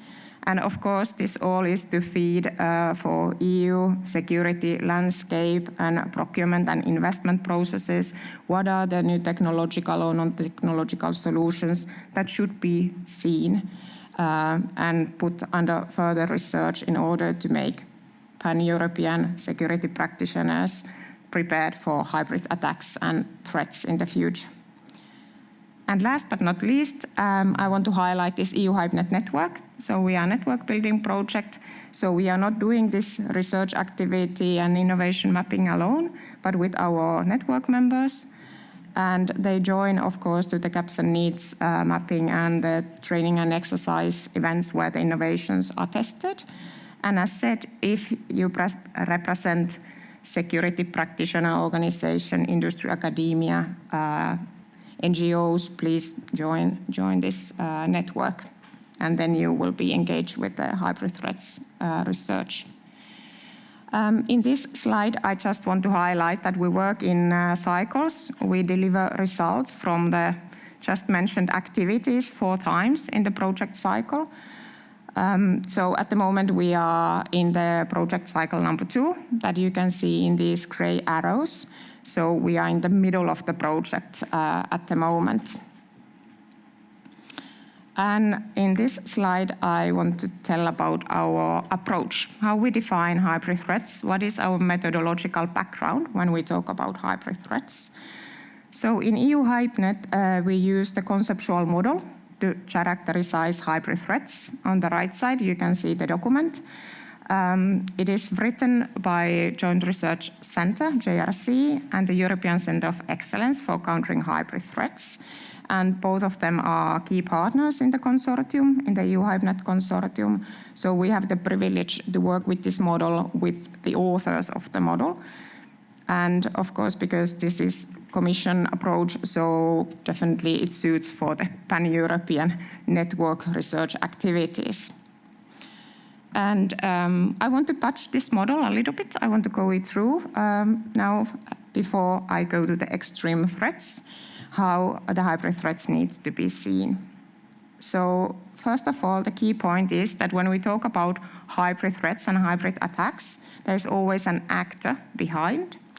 It is a state actor or non-state actor.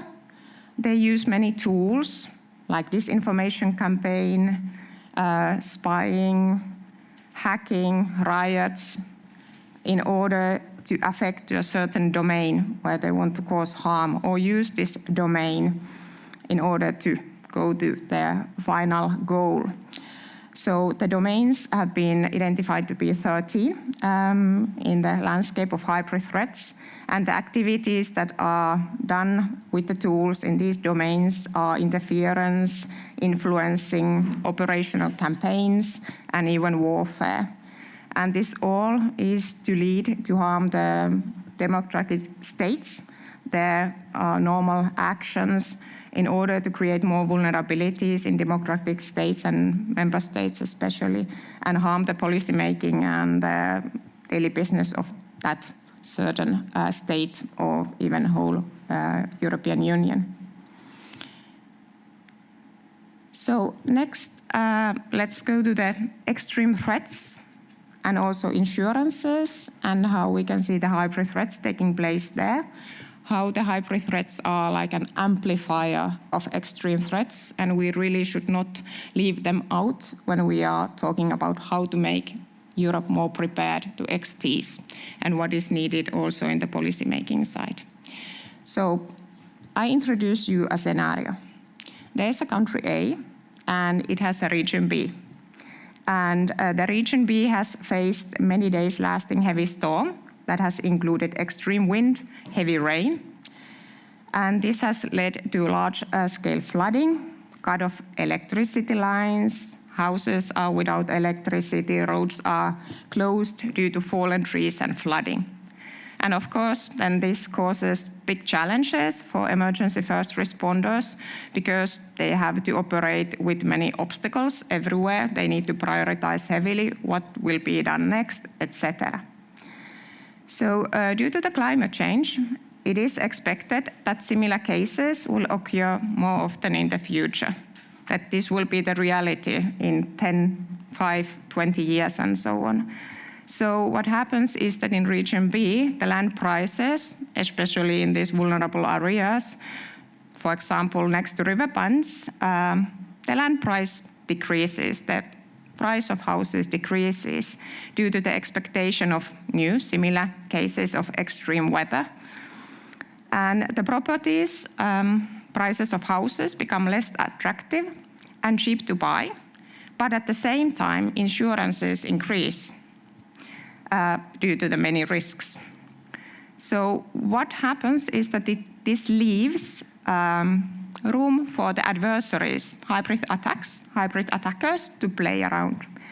So it increases the interest of adversaries to buy the land, especially next to critical infrastructure, entities and operators next to power grids, bridges.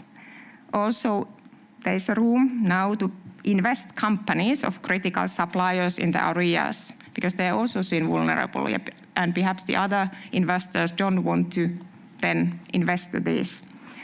So adversaries, those who are doing hybrid attacks, harming the society, they will gain critical property for the security of the region. And in this scenario, the long-term goal and actions of the adversary even amplify the situation more. So there will be disinformation campaigns that the government is unable to protect the affected areas well. It was seen in the first case, and perhaps in the future this will happen even more. So this kind of disinformation is spreading. And the goal is to affect citizens' general opinion that the government is not doing their best and cannot be trusted. And this gets the prices to sink in the region even more. And in the future, during the foreseen extreme weather cases, adversaries, because they now have the land properties, they support the damages to be even greater. So riverbanks are not secured, and flooding reaches even wider areas. And then this affects that citizens' general opinion grows against the government, that what needs to be done isn't it done. And due to the case in Region B, it will become easier to buy properties everywhere in the country A. And in similar vulnerable areas, adversaries will gain more possibilities to harm the country. So as you can see, now we also talk about the insurance prices and the role of insurances. So high insurance prices might lead to the acceleration in society, and this really counts to the security of society. It leaves room open to hybrid influencing and hybrid attacks and hybrid threats. And in the future, of course, we need to consider hybrid threats and their possibilities for attacks in insurance pricing. This is not only the issue of the region or not only the issue of insurance companies, but it's also the policymakers to find a solution how we can make the society more secured, also to hybrid threats and their attacks to the society and security concerns. I thank you on my side. Thanks. We move to the last speaker, who is Peter Klimek from CSHB. We talk about example of COVID as an extreme threat for health insurance, for health infrastructure, sorry. And it's online, yeah. Yeah. Hello and good day from my side. I was told that I should share the screen for the presentation, so I'm now going to activate the screen sharing and hope you let me know that everything works fine. We can see the screen, yes. So, okay, perfect. Okay. Yeah, thank you for the invitation once more. I want to tell you today about our approach to quantifying the resilience of healthcare systems. I'm going to tell you a little bit about what are in principle, what are the methodological approaches that we use there, and give a specific use cases, tell you how we applied these methods to understand the short-term and long-term impacts of the COVID pandemics as an example for an extreme threat. Yes, much of this work that I will tell you about was done in the EU project Smart Resilience and has then been extended later on. And yes, so just to give you the backdrop against which we need to talk about the resilience of healthcare systems. I mean, I guess many of you are very familiar with how the demographic situation is developing, and just to reflect once more how this looks like in the case of Austria, where of course we are particularly watching the situation closely. And you see here the situation in Europe. Then you see that there are some challenges ahead, namely that we have the birth years that have that encompass the largest population groups, that they are about to become more and more elderly. to leave the workforce and basically be retired and enter the age where multimorbidity and chronic diseases become much more prevalent. At the same time, we have now in the next couple of years, we have the birth years where we have had the lowest birth numbers entering the workforce. So this puts the healthcare system under two different pressures, from the supply and from the demand side. On the one side, the population that we need to care for becomes larger and larger. On the other side, the personnel that can care for this population becomes less and less, and is changing demographically.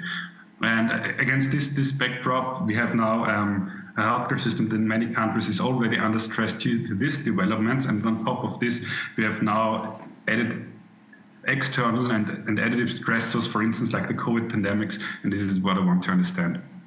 So let me use a minute to tell you why this aging is kind of a non-trivial problem, because it's not only. So what we did here is to look into Austrians, for how many different reasons they end up in the hospital as they age. And in the insert here, you see the mean number of diagnoses per person over age. And as you see, people are at their healthiest when they are around 20. And then as age increases, so does the number of average diagnoses. And for instance, for people aged 70, 80, we see on average 5 to 6 different diagnoses. If you look at the underlying distributions of how this disease burden is distributed in the population, then you see that this is one of these distributions where the mean value is not really characteristics for how the individual patients look like. Long story short, we have about 10% of the population that have, in the age group above 60, that have more than 10 different diagnoses. So that means as people age, it's not only that, so the number of diagnoses that they have increases over proportionally with age. And in order to understand this development, we are building data-driven models. I just want to, so we are a methodological research group. I quickly want to tell you the coarse outlines of how, or the rough outlines of how we approach this, and then show you how this can be then applied to deal with specific extreme threats. So basically, much of the research that we're doing starts from data, from observational data from the healthcare system, where we try to learn the health states of the patients from data. The reason why we need to do that is, as I just told you, health states are typically a complicated thing where people have multiple diagnoses at the same time, and the sets of diagnoses develops over time. So our approach is to look at longitudinal healthcare claims data, so for instance, administrative records, and then to learn which kind of clusters of patients we find in this data. So these are here called complex phenotypes. So the idea is we don't, in these models, we don't classify patients by whether they are diabetes patients or stroke patients or whatnot, but by the combinations of diagnoses that they have. Why is this something useful? Because we're seeing if we do this, we can do better predictions of how the health state is going to develop. So here's an illustration to show that. What we basically construct from the data are so-called comorbidity networks, where individual diagnoses are represented as nodes. And for patients that have one of these diagnoses, these networks inform you about what are the risk factors for any other diagnosis. So for instance, if you have already been diagnosed with diabetes, you have, of course, a risk increase for dozens of other diseases, starting from depression, hypoglycemia, COPD, ischemic heart disease, etc. And by generalizing this kind of network structures, what you can typically show, but this is for the machine learning people amongst you, we can show that the more complex we build this phenotypes from the data, the better in general the predictions get, which kind of diseases people will develop as they age over the next couple of years. And the final level of these models is rather abstract models where we classify the health state of the entire population in terms of different health clusters. So here each circle denotes a complex health state that can contain anything between zeros or dozens of different diagnoses. And as patients age, they basically are inheriting one of these clusters. So the size here is proportional to the number of patients in Austria that we have that have this specific health state. And the circle here, the color here, is the mortality rate that people have within these clusters. The lines is how the health state of the patients develop as they age. And you basically see here, this is a bird's eye view, so to say, of how people age from being born until the elderly age. They move here from left to right, and you see they end up in clusters of very high mortality. And this is basically what we use in order to then study how different effects gonna impact on population health. For this, I want to show you two results. So one is already discussed that one of the challenges that we have is this growth of multimorbidity. So what you see here is a distribution of, I hope you can read this, but here the top line are female patients and the bottom line are male patients. And what you see here is that for each age group progresses from left to right, how many patients have not been to the hospital at all, or how many have been, or the deeper the red, the more diagnoses do they have. So red here stands for more than 20 different diagnoses, orange stands for between 10 and 20 different diagnoses. And as you see, from 2002 to 2013, the number of people without any hospital stays has sharply dropped. And this is projected to continue in 2030, while the number of patients that have between 10 or more diagnoses has starkly increased and is expected to increase even further as we move forward. So against this backdrop of demographic changes, you can now add external threats. So for instance, for the COVID pandemics, what we're doing there is, it's already known from a couple of studies. If you've had a COVID infection, what is then your risk increase for suffering post-acute sequelae? So other complications that you develop after you've had COVID, and most prominently here feature neurological conditions, but also cardiovascular conditions. And with this kind of models, what we then can compute is for the next 10 or 20 years, how much additional disease burden will this inflict in the entire population as people age due to these long-term consequences. And then you can identify, and again, it's mostly neurological diseases, but also basically the whole organ system is affected by that, where which kind of health needs will arrive, will appear in the population due to these events like the COVID pandemic in the next couple of years. As I told you, the pressure is coming from two sides. We also need to talk about who will then care for these patients. Here is the structure of the Austrian healthcare personnel, where you see that this is now. So what we do there is to put this into a model to understand which kind of people are currently being educated or who are graduating from medical schools in the next couple of years, who is going to retire, and in which field are these people going to work. And this model can run for, we've built such that it is compatible with data from each European country, or most of the European countries, and then you can track how these demographic changes and the healthcare utilizations are about to match or to decouple, better to say. And for instance, what you see here, just to give a brief glimpse of the results, if you look at general practitioners, then the countries that are here red, those are those where the demand for this kind of health services is expected in our models to increase faster than the supply of health personnel. And if the colors are blue, it's the other way around. So typically you see here that we are facing in Europe a maldistribution in healthcare personnel across the sectors.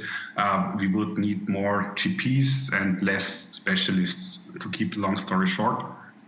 But you can make this also more fine-grained. And well, how does this affect now? How is this now affected by extreme events like the COVID shock? For this, I need to tell you a little bit more about how people really utilize this healthcare system. And in particular, the deal example that you typically probably have in mind of how people access the healthcare system is that we have a patient flow like the following. So you get sick, so you go to your primary physician, then maybe you get sent to a specialist and go to the pharmacy, get a medication, then you're healthy again. We can look at this patient flows on a systems level. And this is the backbone, so to say, of this patient flow network that we have in Austria. So this tells you really how people access their healthcare, the healthcare providers, and if you live in a certain region, to which kind of healthcare providers do you go. This is useful to do scenario simulation. So what we do here is that we locate these healthcare providers in a specific regions and scramble it a little bit in order to comply with data regulations. And what you see here is each dot here is one of the physicians in Austria, and the next thing that you can now look at is how do individual people now go to these healthcare providers, and what you then find that the path of a typical patient looks as the following. So here is the general provider of the patient, and then you see how this patient moves to other doctors in the regions and how this treatment typically looks like. Knowing these kind of networks, you can define stress tests for these healthcare systems if now the personnel is starting to get reduced. And here is the brief outline or idea of how this works. So here we're looking, for instance, for a region of Austria, we look at our GPs. These are the green dots, and the blue lines mean that patients who are treated with this doctor also have had contact with another doctor. What we observe in the data is if this doctor now, if the central doctor now becomes inoperational because it retires or due to some external event like the office has to close because to do a quarantine or whatever, then you can use this in order to make predictions of how the patient load will be distributed in the system. So this you see here,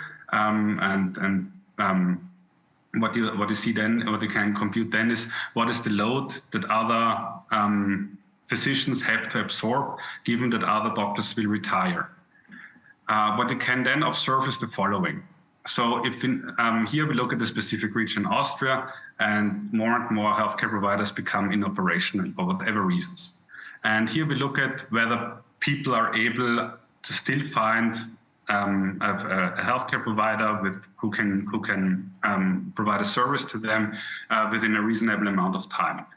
And what you find is that up to a certain point, the system can absorb this shock, so that patient flows redistribute themselves, but there's still somewhere close by who can care for these patients.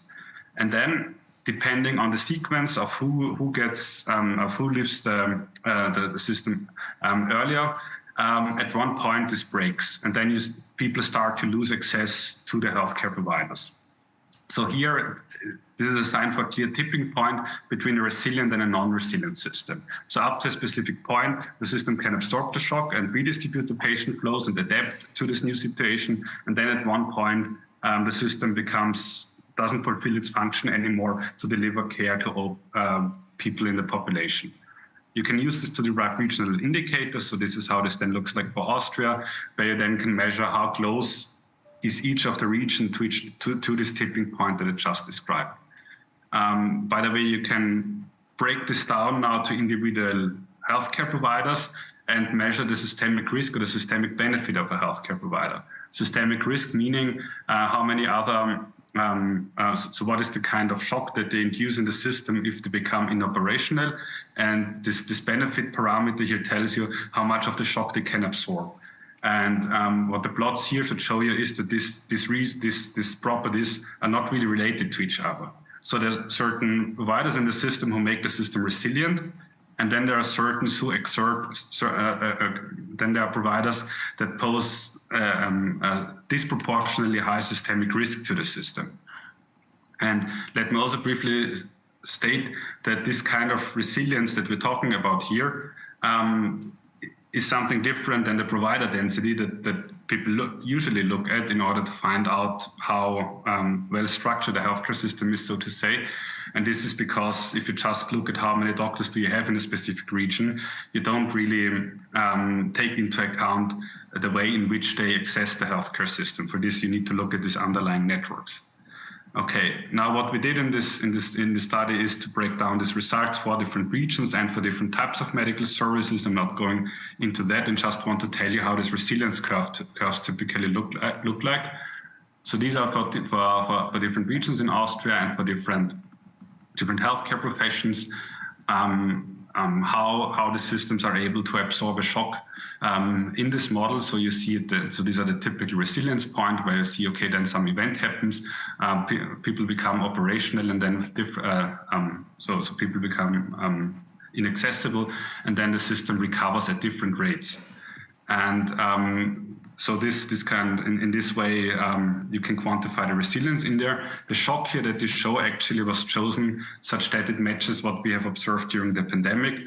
So there, for instance, in UK, but also for other countries, there are now regularly situations where 10 to 15% of the workforce is off due to COVID, and so this might become also an issue that we have to face regularly, that this kind of work, that this kind of inaccessible doctors, that they exist in the European regions.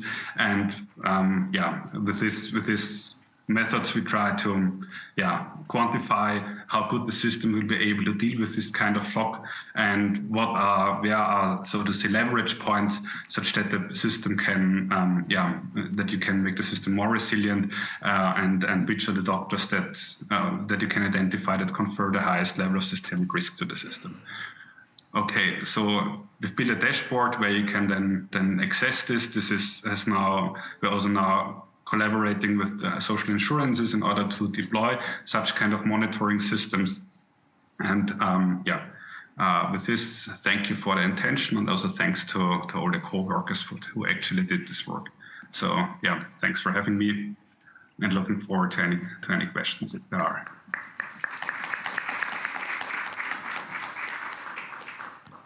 Thank you so much, Peter, for that very interesting presentation. I now open the Q&A session. See to first in the audience here on site if we have any questions to any of the speakers.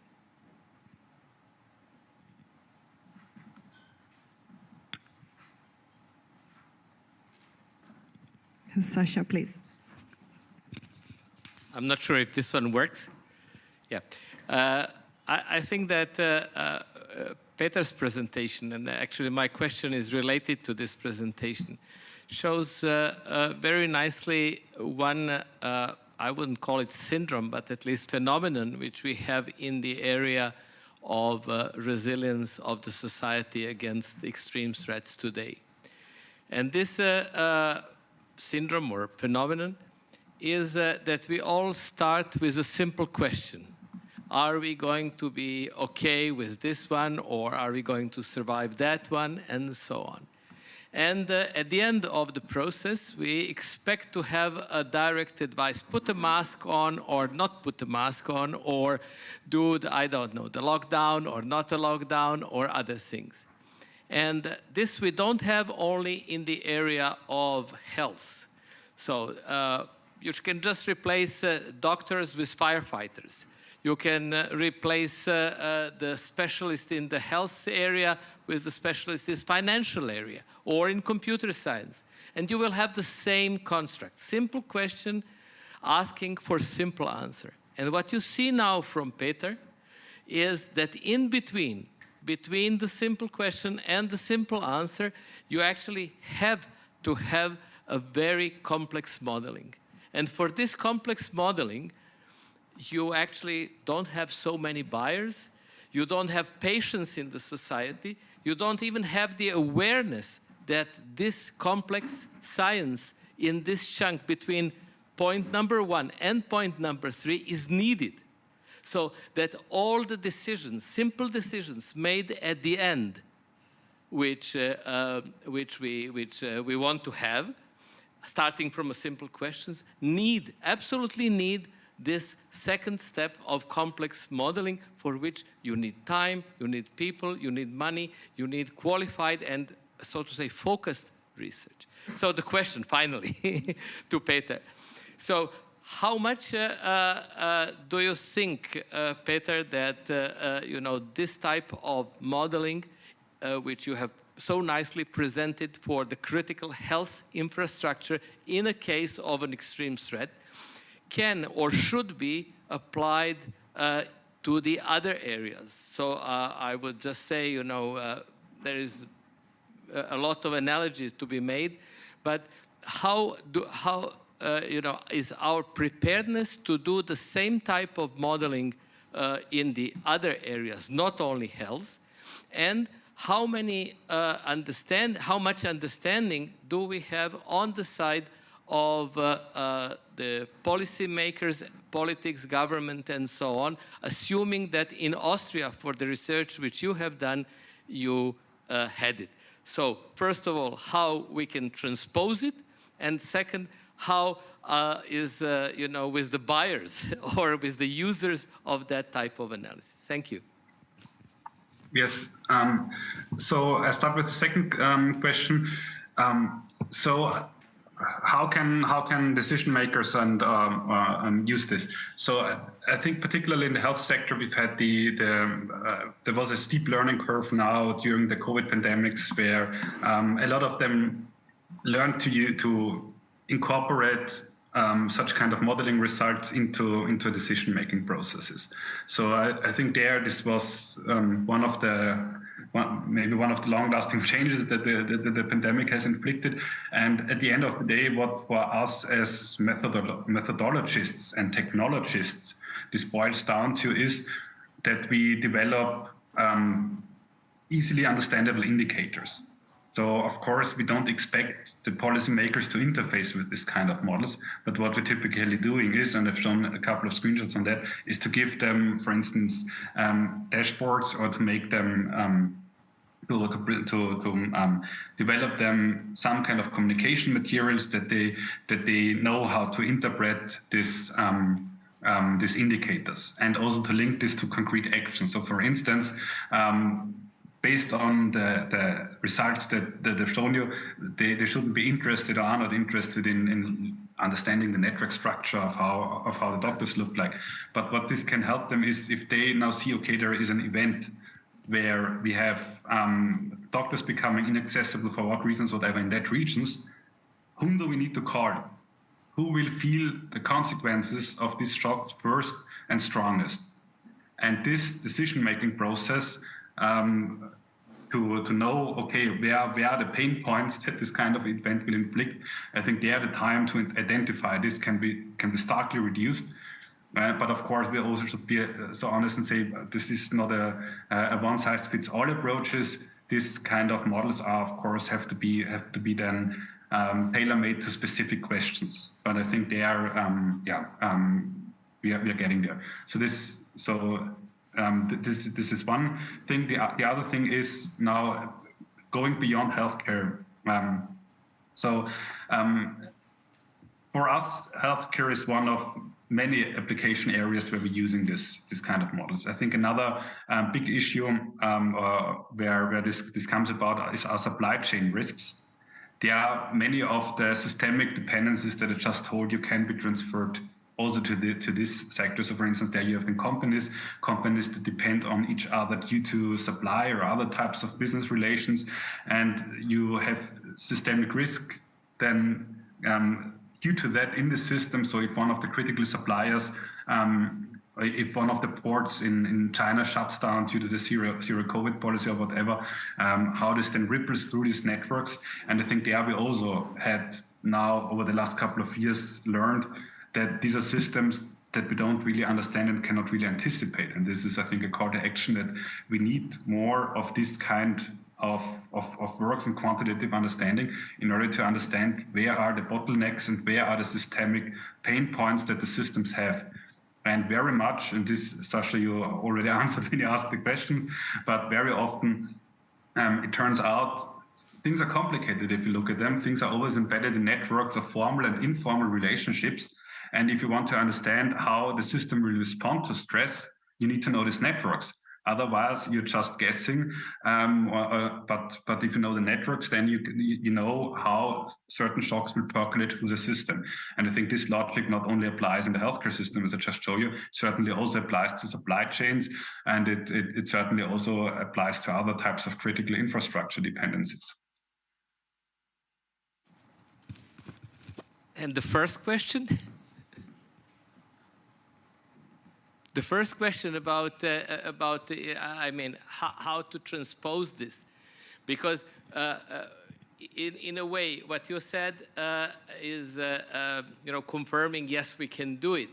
But the question was, in fact, how to do it, how to ensure that what you have done there is acceptable for others people, for other infrastructures, for other services, for other, supply chain, typical thing. Yes, You have been involved in that one. I mean, climate change. I mean, the question is always the same. In this second step, as I called it, this complex analysis, we always face the problem that somebody has to use this result of that analysis.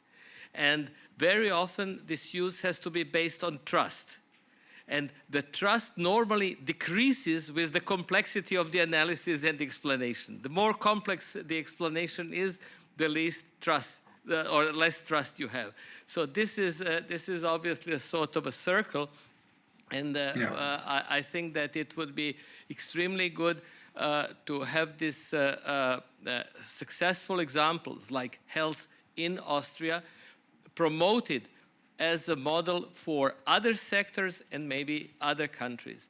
Because only like this, we are going to make the decisions based on good information, good knowledge about risk, that what we so easily label as risk-informed decision, and everybody thinks that he or she knows well what is this, but it's actually very often a very vacacious, very empty word.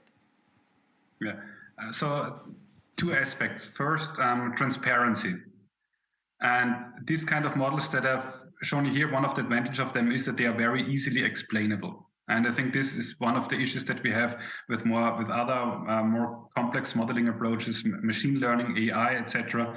I know these are buzzwords, and know everyone likes to slap the labels on that, but exactly for these trust issues, we need, and again, we as technologists need to make interpretable and explainable models.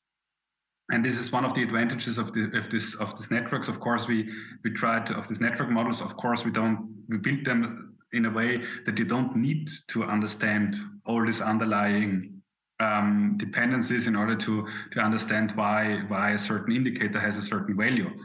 But what we're trying to do, and what we did in the Smart Resilience project, and what we're also doing now, is build interfaces to the model such that in principle, if you want to know how a specific indicator value, how a specific decision has came about, that you can understand and find a narrative for how the model came to this conclusion. So this translation step, not only the model computation, but also how the process, how the results then went into a final score, a final assessment, so to say. This needs to be made transparent, and this needs to be considered at each step of the analysis, that this is what should be the case. And the second issue to build trust is, so all of these things are, of course, heavily reliant on data, and face, in this sense, this garbage in, garbage out problem. So trust in this kind of analysis makes sense is only possible if there's trust that there is data with underlying and sufficient quality underlying this analysis, that this makes sense. And I think this is the second big issue. So transparency on the one, not only on the methodological side, but also on what are the limitations and strength of the underlying data sets. And typically this kind of modeling work, they have to start from the data, and they can only replicate and extrapolate what is already there in the data from which you start to build with. So against this, particularly such initiatives that we have now on the European level with starting from the Data Governance Act, the European Health Data Space, these kind of initiatives are extremely important, because we need to build there a trusted environment that we know that there is data available for such analysis that has a sufficient quality. And this is a prerequisite without which, also these approaches are doomed to fail due to this garbage in, garbage out problem. Thank you so much. Peter, do we have other questions in our audience here? I have actually one question to Päivi and then Shamik, well, I was just maybe going to ask about these hybrid threats. It was very interesting to hear when you gave concrete examples of what these hybrid threats are. Have you been able to see that these kind of hybrid attacks are now increasing with time? And do you know if the hybrid attacks that are being made, are they now known to the public? Or are governments maybe trying to not talk about it too much? Because I think maybe this is still a thing that is a bit more behind the curtains and maybe not so out in the open. Thank you a lot, Johanna. The great question. How to put it? Well, I start with Russian war to Ukraine. It has been in the news as well that the hybrid attacks and hybrid threats, they have been increasing. So I think that policymakers are making citizens even more aware what the hybrid attacks are, how they are built and how they are taking place. And it's also said that there has been an increase in this area. And then what comes to your first part of the question, so and today's topic, insurances as well, and cascading effects and insurance prices and so on. So I was thinking foreign direct investments to companies. So it has been now in the loop in the field of hybrid threats and also among the member states that how we need to focus who is actually owning the company. So foreign direct investments also from those organizations who are not on the good side, so they are really investing the companies, and we should be even more aware on this. And there is now plenty of activities taking place in member states how to follow the foreign direct investments. So there has been increase in communication in this field, also solving what is happening and making citizens and companies more aware how the hybrid attacks or hybrid threats are taking place there. Thank you, Päivi, so much for that. Do we have more questions in the audience? Martin.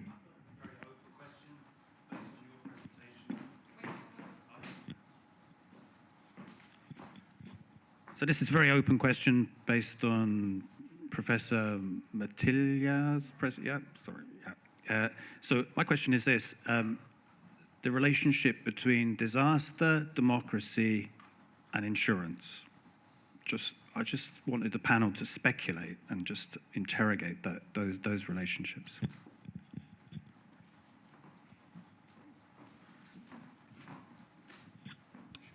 Insurance, yeah. Thank you. It's a great question, and I try to highlight it in my presentation. So there's a disaster. We expect that they are coming to pop up more often due to climate change and extreme weather. And it leaves open for adversaries to harm the society, because these disasters, they are harming society. So how to amplify those even more? So then I explained the example of buying certain properties, land areas, for example, next to river bends.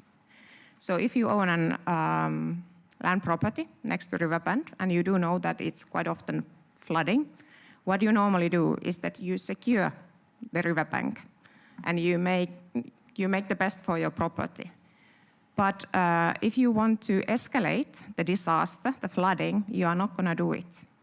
So if there is a large-scale buying of this kind of land properties, you can really harm the society even more, escalate the work for the emergency first responders, and then it becomes an issue of the government. Why the government is not doing anything in order to have more firefighters, emergency first responders, in order to secure these land areas even more. So there will be a general opinion and frustration why the society is not taking care of these vulnerable areas. But if those who are not wanting the best to the society, they are owning these land areas, they can take these areas to their control and amplify the emergency and the risk even more. So then it becomes a question of somehow democracy as well, that there is a long cascading effect to go, but you can still do it.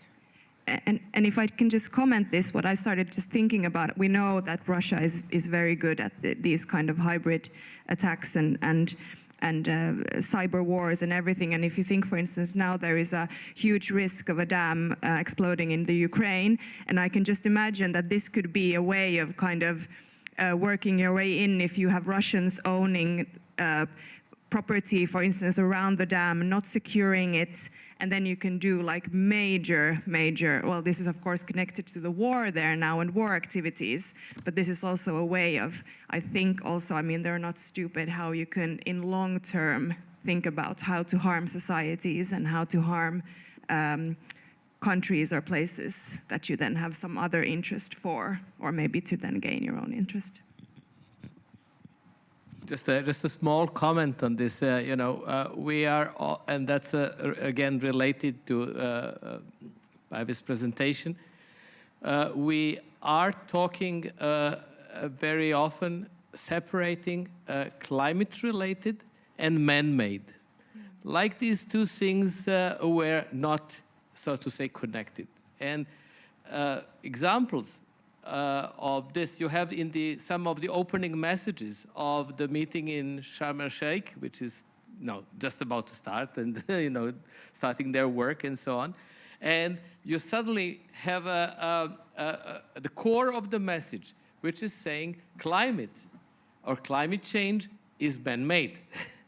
And so why on Earth we should be separating this in our research, and why we should not put it together, and why should we not, in terms of extreme threats, XTs and whatever, forget that the Commission, very Commission, has made, I think yesterday or the day before yesterday, a decision not to create fund for the possible insurance claims related to the damages caused to the third world countries by the climate effects induced by the rich ones.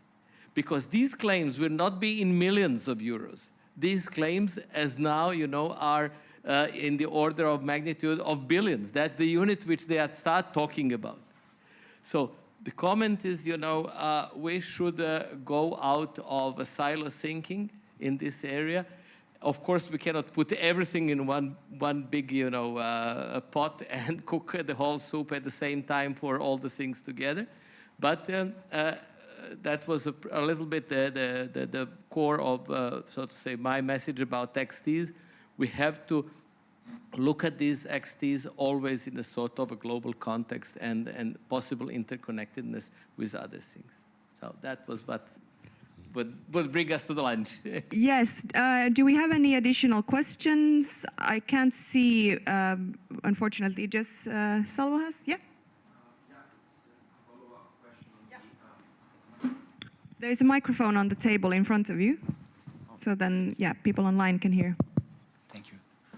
Yeah, it's a follow-up question on the concept of hybrid threat, and it's mostly about modeling, tools, and data. Because when we talk about weather and climate-related events like floods, earthquakes, windstorms, wildfire, and so on, we have tools which are well established in the natural hazard risk assessment field to analyze the hazard and assess the vulnerability, for instance, of a specific infrastructure asset to that event.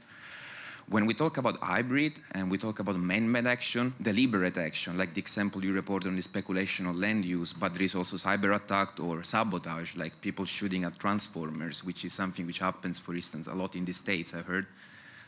My question is how to quantify the likelihood of these events, and because we are not in the range of probability theory here, but mostly plausibility. So how much plausible is this action to happen, and mostly how much plausible is to happen for given existing conditions. So that we have a natural disaster, for instance, so in that specific condition. So what are the tools, the modeling tools used to, I don't know, simulate the decision-making of an attacker, and also what is the data used to inform these tools? Because I assume there is a lot of expert judgment involved. Yeah. Thank you a lot. Interesting question once again. So where to start? Modeling data. So it was well said that we are talking about nature-based and man-made disasters now when we also go to the field of hybrid threats. So how human beings can amplify the nature-based disasters. So modeling data, you just need to put the black swan there, like how to take the advantage of this nature-based disaster, what human beings can do in order to amplify it even further.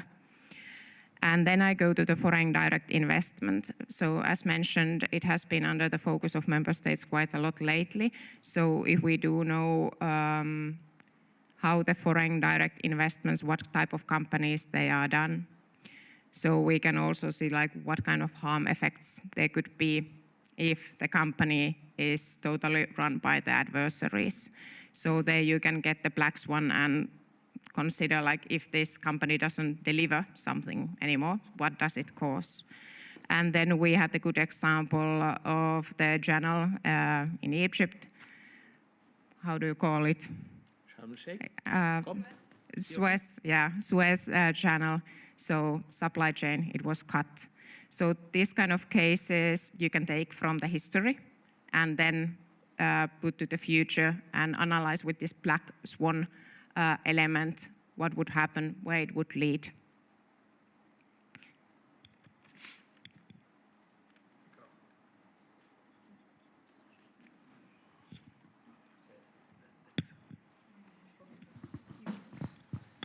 I give a small addition to what has been said.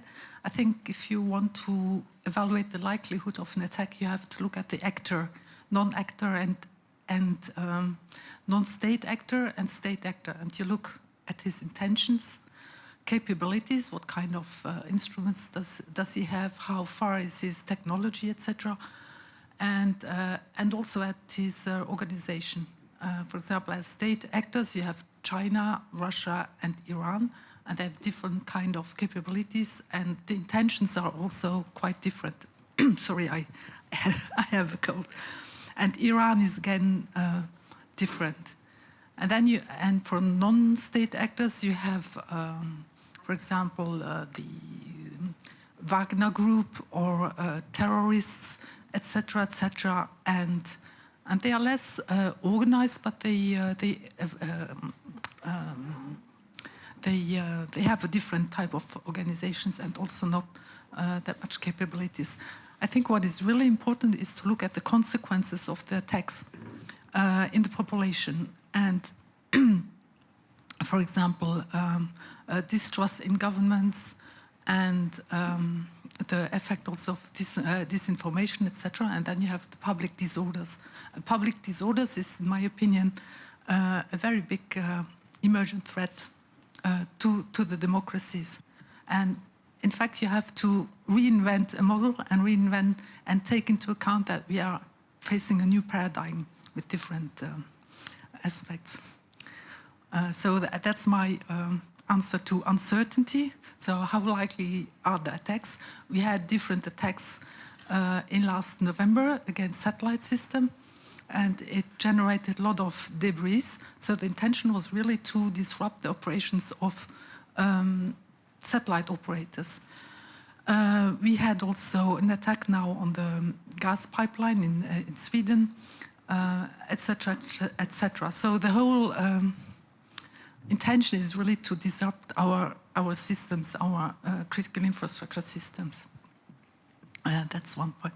I wanted to add another point to the presentation of Giovanni. I found his model extremely interesting because I'm from Luxembourg. We have that kind of, let's say, problems, like the sanitary system was almost disrupted. And we had another problem in addition to that is we have cross-border population and also cross-border medical stuff. So the situation is a little bit more complex. And also to add another point, he was talking about the supply chain of pharmaceuticals and medicine.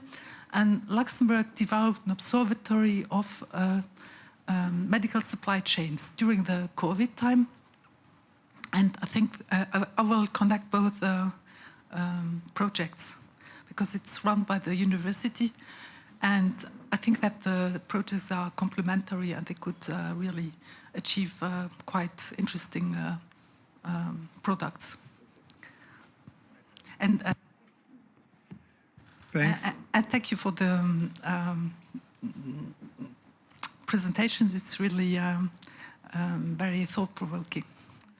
Thanks. Just for the records, the modeling presentation was by Peter, online presentation. So with this, I think we can close the session. Many thanks for the very interesting discussion. I guess that we have lunch now. Will be served possibly outside the door here. And then we convene again at 1:30 by schedule here. So enjoy the lunch and enjoy the networking activity. Thanks.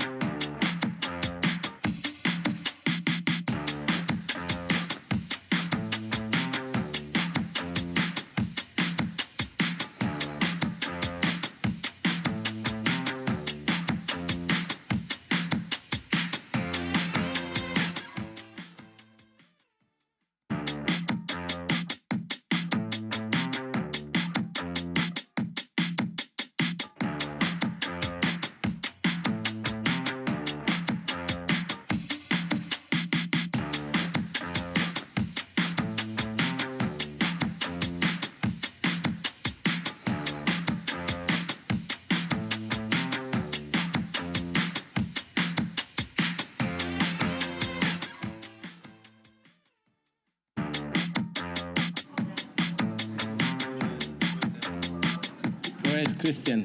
Is he coming? Okay.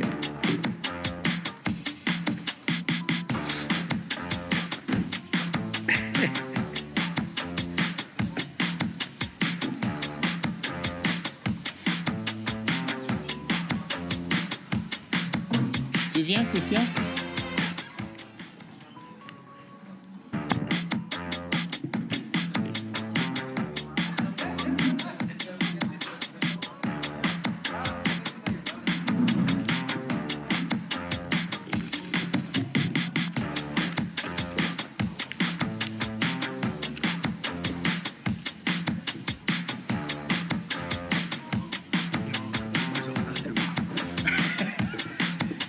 Okay, good afternoon. I think we can start the afternoon session with an organizational announcement. So I'm not opening the session, I'm just making an organizational announcement. And this is a good announcement because I'm telling you that you will have fresh new chairs which are jumping in to help Rainer Sachs, who is hopefully online, which I don't know exactly, but I hope that he is. And it's Leslie who kindly accepted to do the co-chairmanship, and Christian, who is there. So I will let them introduce themselves in 2 words maybe, and then we can proceed with the session. And Rainer, people have seen it. I would just like to ask the technicians if we have a Rainer online. Do we have Rainer Sachs online? Okay, so you continue and try to make the best out of it. Thank you, Sasa. So welcome everybody after lunch, and I hope attendees online that they've also had a good lunch and are ready for this afternoon and are prepared to present lots of interesting questions to us. So I'd like to open the session. My name is Leslie Gale and I work for Space Application Services, a company here in Brussels. My main area of interest with insurance is actually looking at climate change, which is a very challenging topic nowadays. And I'd like to hand over quickly to Christian, who will introduce himself. Thank you. Good afternoon to everyone. So my name is Christian Somade. I'm the head of the French High Committee for National Resilience. It's an organization which gathers practitioners and companies, critical infrastructure companies, most of them in France, and we work on resilience index, and I will have the chance to speak about that a little bit later in the afternoon. And but in the meantime, I don't know if our friend Rainer Sachs is online. He should be the first one, I think, to speak a little bit, or do we start directly by Giovanni Sansavini? On the technical side, could you tell us who is online? Giovanni is here? Yes, Rainer is a chairperson. So I'm not sure, I was not able to get the feedback from the... So, yeah. So if I look at the list here, Giovanni, you're on show.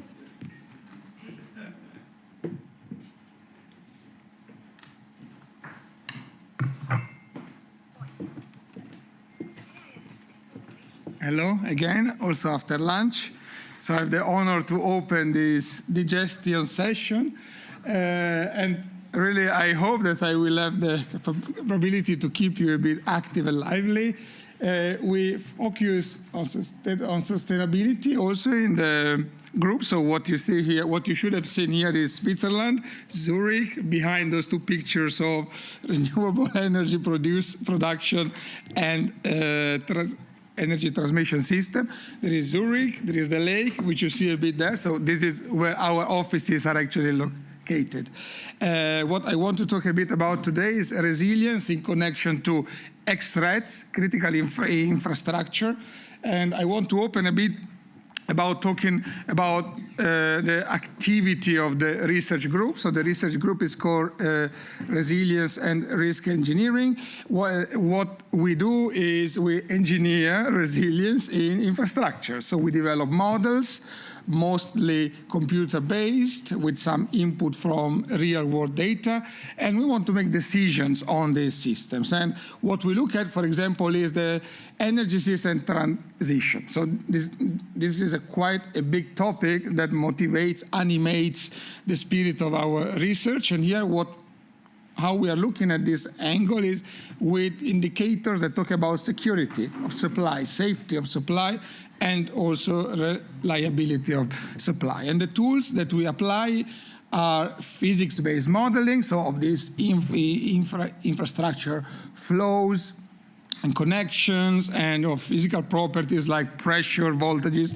We look a lot at network connection because these systems only work if most of the elements work, right? So we need to be aware of the interconnectedness of this system, and we project into the future, but also these systems are spatially located, so there is uncertainty on operating conditions and on future operating conditions. So we look at the uncertainties. And what we try to do is to look at pathways. So to develop pathways also for the energy system transition.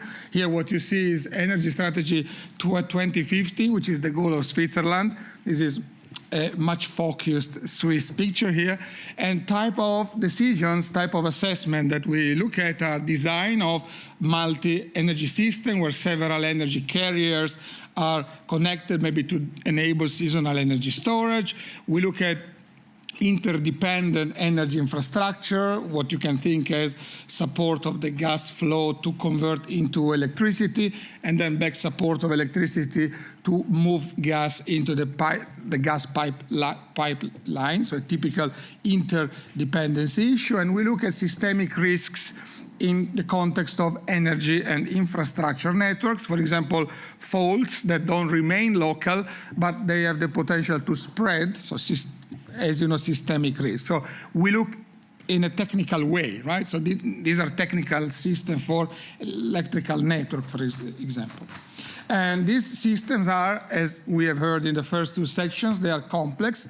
So we need to tackle them using models that can map some of this complexity, and we discuss about this in a while. They are complex because they are not static. So we talk about energy transition, so the system is evolving. We are talking about cascades, so we're talking about events that move in time and space. We're talking about interdependency. So what is the border of the system? Where should we stop modeling the system? Is that border enough, or we should model beyond the boundary, beyond the border, the issue of dependencies and interdependencies? And even within one year, we have seasonal effects. So even that is adding complexity.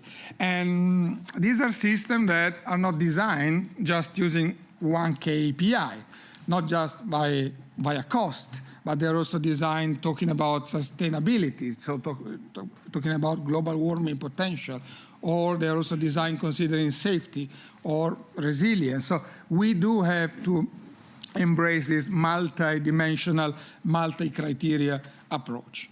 And so in the end, we want to enable decisions, right? So what do we need in our modeling world to enable decisions? So we need reliable information on what we are modeling, what we are deciding on the performance, on the risks, to a sufficient extent. This is a question of how much complexity should be engineered into the models. We need to have answers that are there on time, so we cannot have infinite computing time in order to get an answer. We need a fast answer. And we need to cover the aspects that the stakeholders deem important.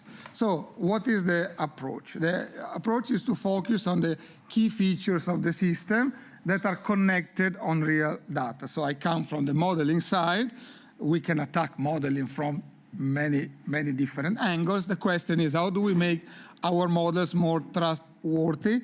And we do this via connecting the model results and the model input to real-world data. Then we need to be aware of the uncertainty, so we need to take into account. In the morning, in session 1, we discussed about hard tools and soft tools to embrace these different dimension of different levels of uncertainty dimension. And we touch on aleatory and epistemic uncertainty. Definitely the soft tools that were discussed actually by Rainer, by the first speaker, would align actually as a complementary to what I'm presenting here. We employ efficient and generally applicable analysis technologies, which can be sampling, Monte Carlo, which can be optimization, and then we embrace this multi-criteria approach where resilience can be one of the key performance indicators which we use to design the system and to assess and design the system depending on the decision that has to be made. So there are debates, right? So resilience, can we quantify resilience? And there are colleagues, your colleagues, that would say no. We should stop by saying that we can quantify resilience. We can talk about resilience, we can improve resilience, but we cannot put numbers on resilience. And as an engineer, instead, unfortunately, we love to put numbers on things. So this is a way, which I'm going to show now, a way that we can simply, very, very simply and understandably, and we can emotionally connect to this way here to quantify resilience. So when we think about resilience, we think about this standard, this lightning, something that can happen on the system. And we have a functionality of the system. We have performance on the system. So we can measure performance. This is the basis of what I'm going to talk about. On time, so on a transient of performance when something unwanted happens. And usually the system operates in this green normal, to say, operation, which does not really exist. It's a fluctuation of conditions. But then when the lightning strikes, then the question is, what can happen to the system? And the definition of resilience from, for example, the many ones, one from the National Academy of Sciences says that resilience is the capability to plan, detect, adapt, resist, and then successfully learn and improve the system. And then actually what we see happening in the system after something strikes is this shocking phase where things cascade. Sasha mentioned cascade models before, so problems don't stay local, they spread, this red descending phase. Then you reach the bottom, which is the minimum performance. Then you have planned before some automatic recovery, some rescue teams, some people deployed in the field, so things recover automatically, let's say, thanks to the planning.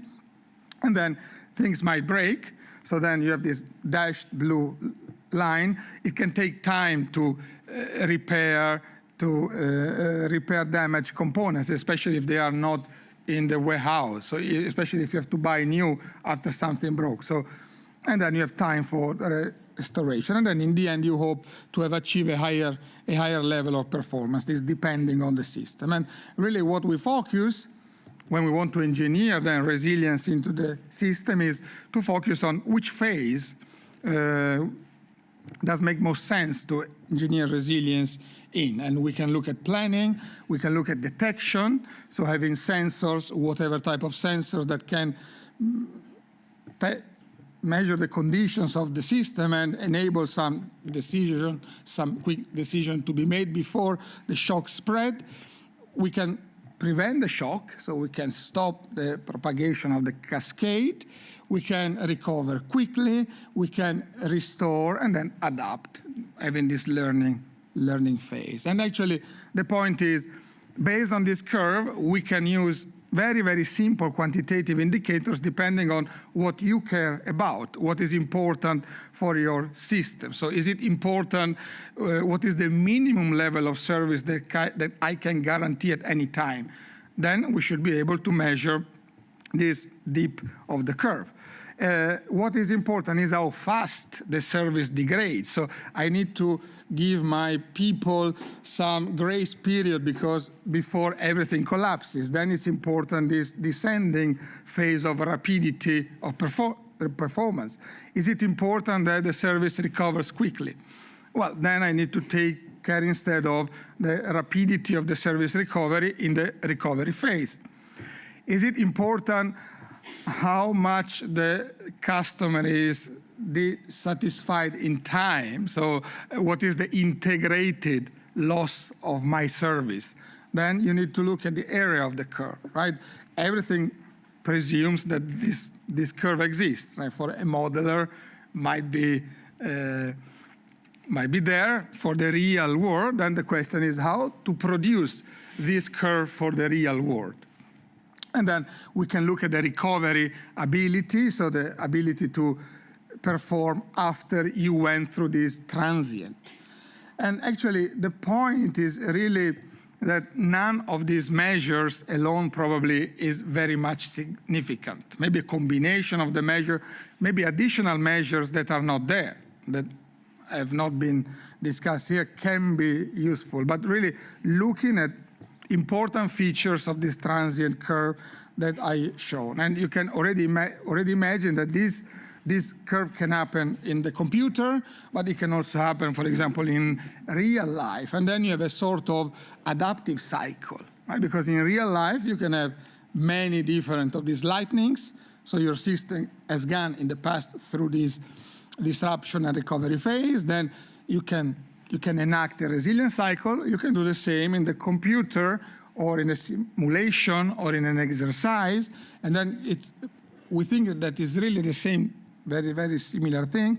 And this is an adaptive cycle by which you can prepare, endure, and then learn how to quickly recover, so that when you take stocks of all these phases, you can improve the system really in a kind of a cycle. So it's a bit similar to the life cycle. This is a resilience cycle assessment. How to use this tool here? Then definitely different application areas. I'm just showing few ways in which we can take the indicators for resilience coming from the discussion that we had before, that I just presented, and we can, for example, engineer the recovery, so plan the recovery of a system so that you are aware of how much restoration you get after the recovery action, at which cost. So in a sort of Pareto front of cost benefit of your resilience investment in recovery. You can look at minimum regret planning.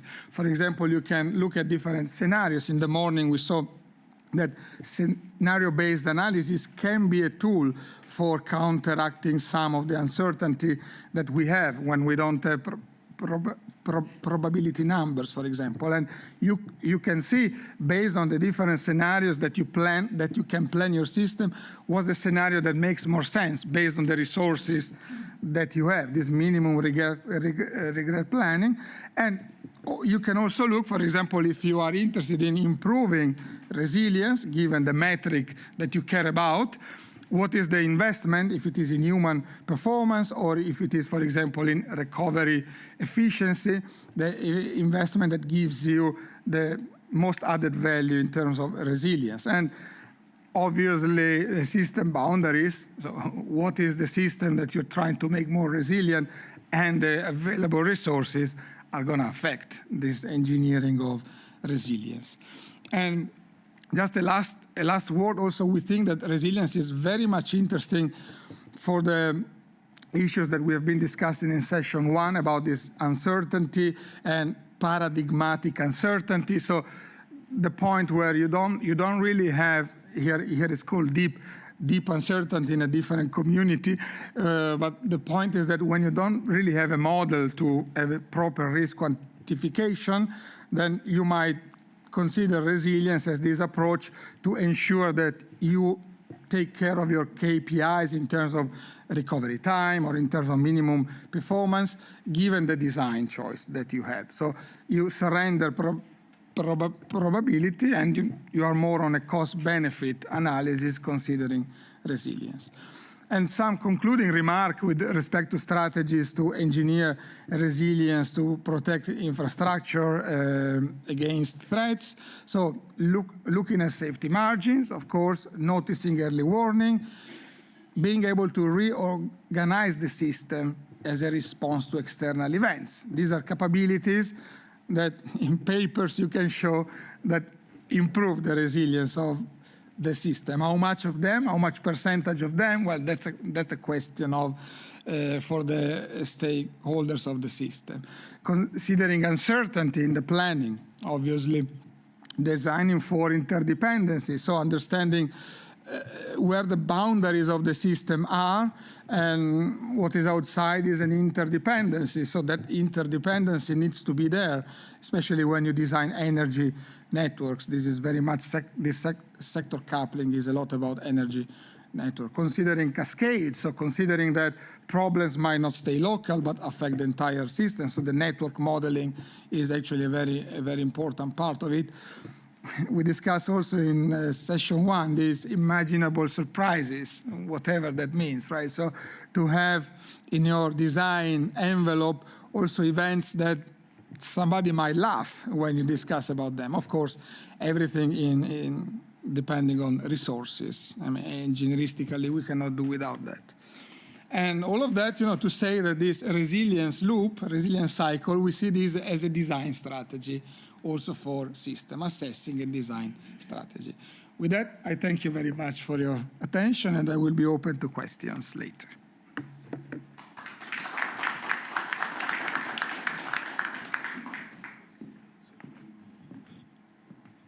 Move on to the next speaker. Yeah, we are going to move for the next speaker, or do you want to?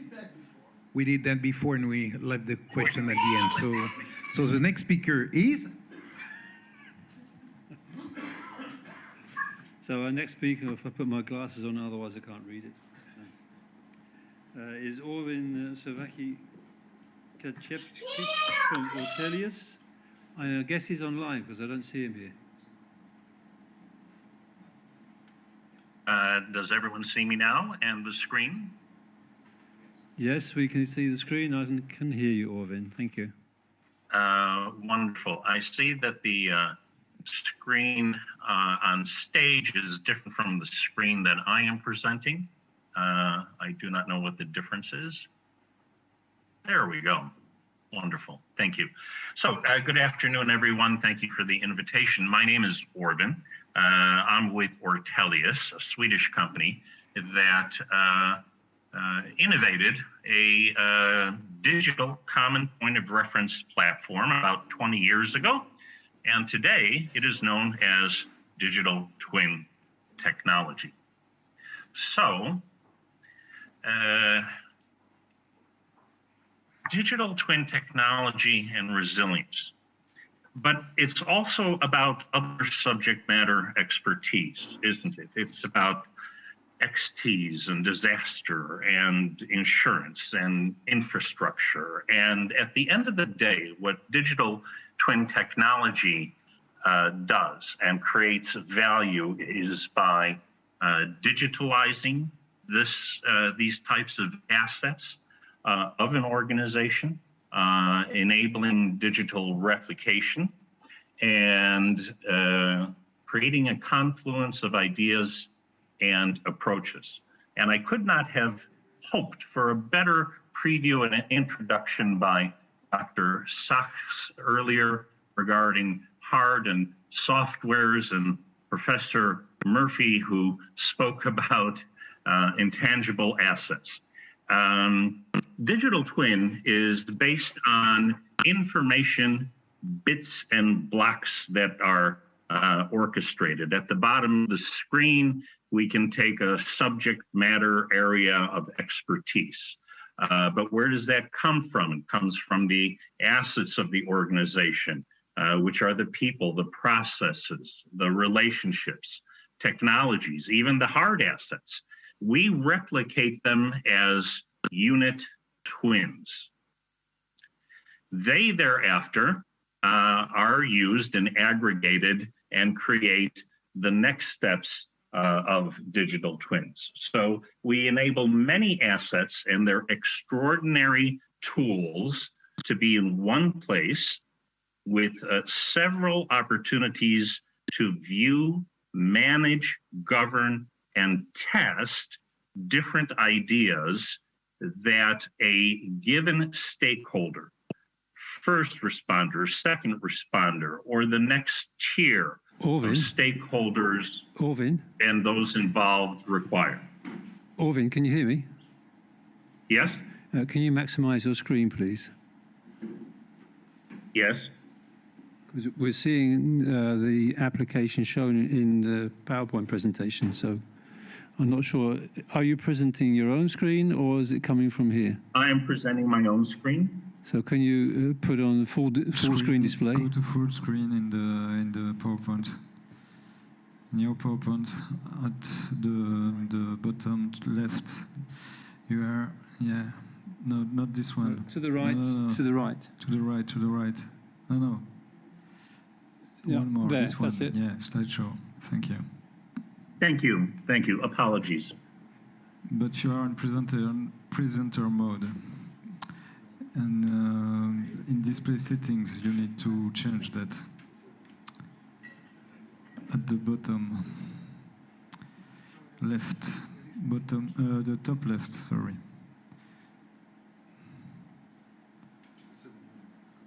Top left of these icons, are you saying? No, you need to change the display settings and to because for the moment you are in presentation mode, so we see your next slides, and we don't see your slides in full screen. So in display settings, in the middle top,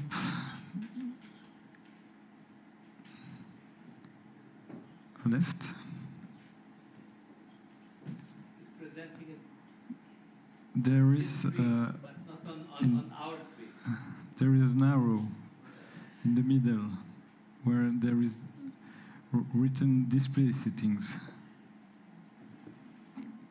Did you see that? Display settings. Yes.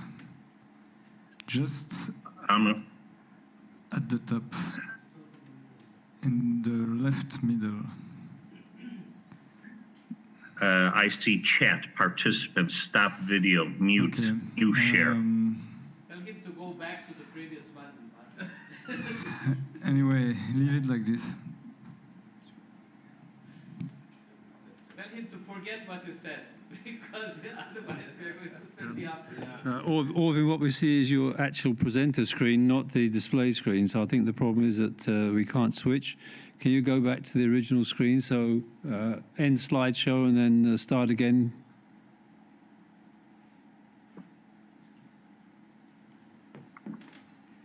Sorry about this, Orvin.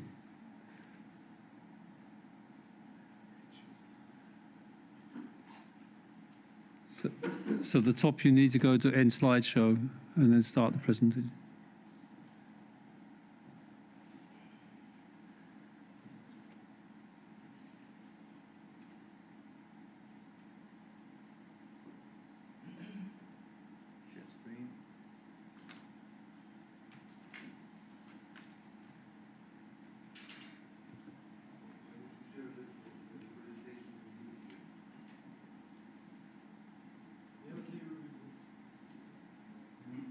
Are we back?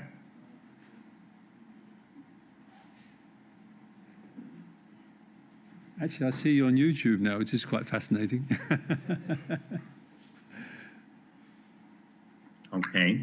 So you're sharing your screen, but we're not sharing your presentation. You need to get your presentation up.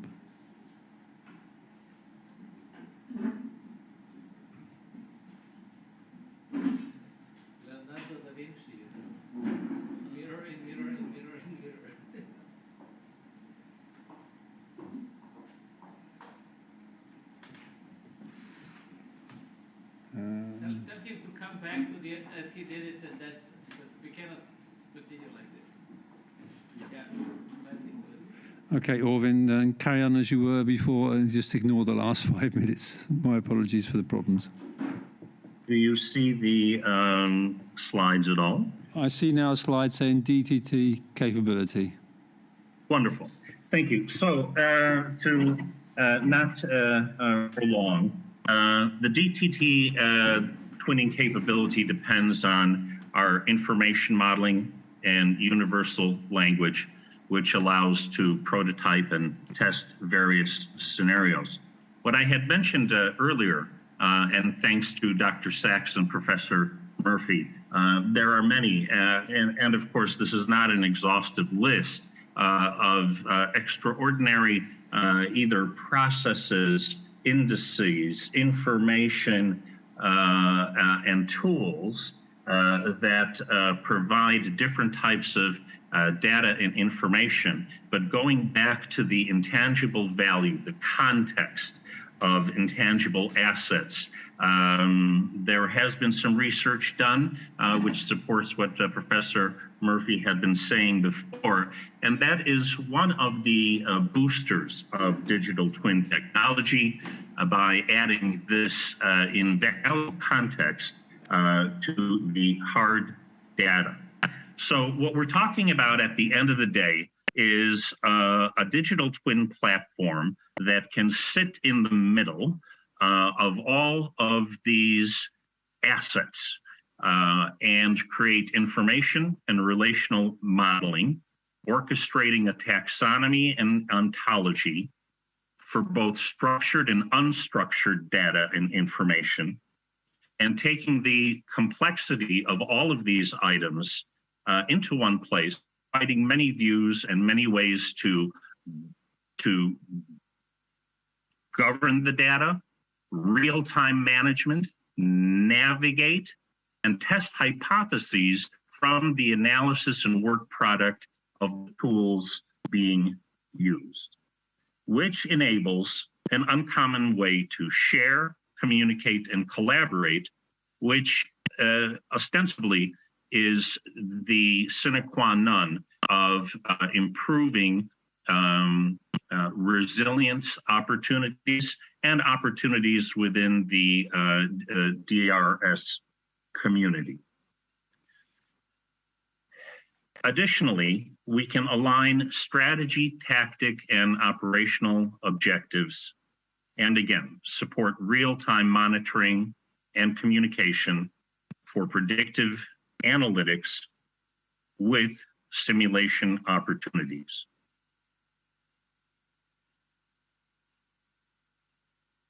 Myself and Farouk welcome any questions later on. Thank you so very kindly. Apologies for the trouble with the viewing of the slides. Thank you.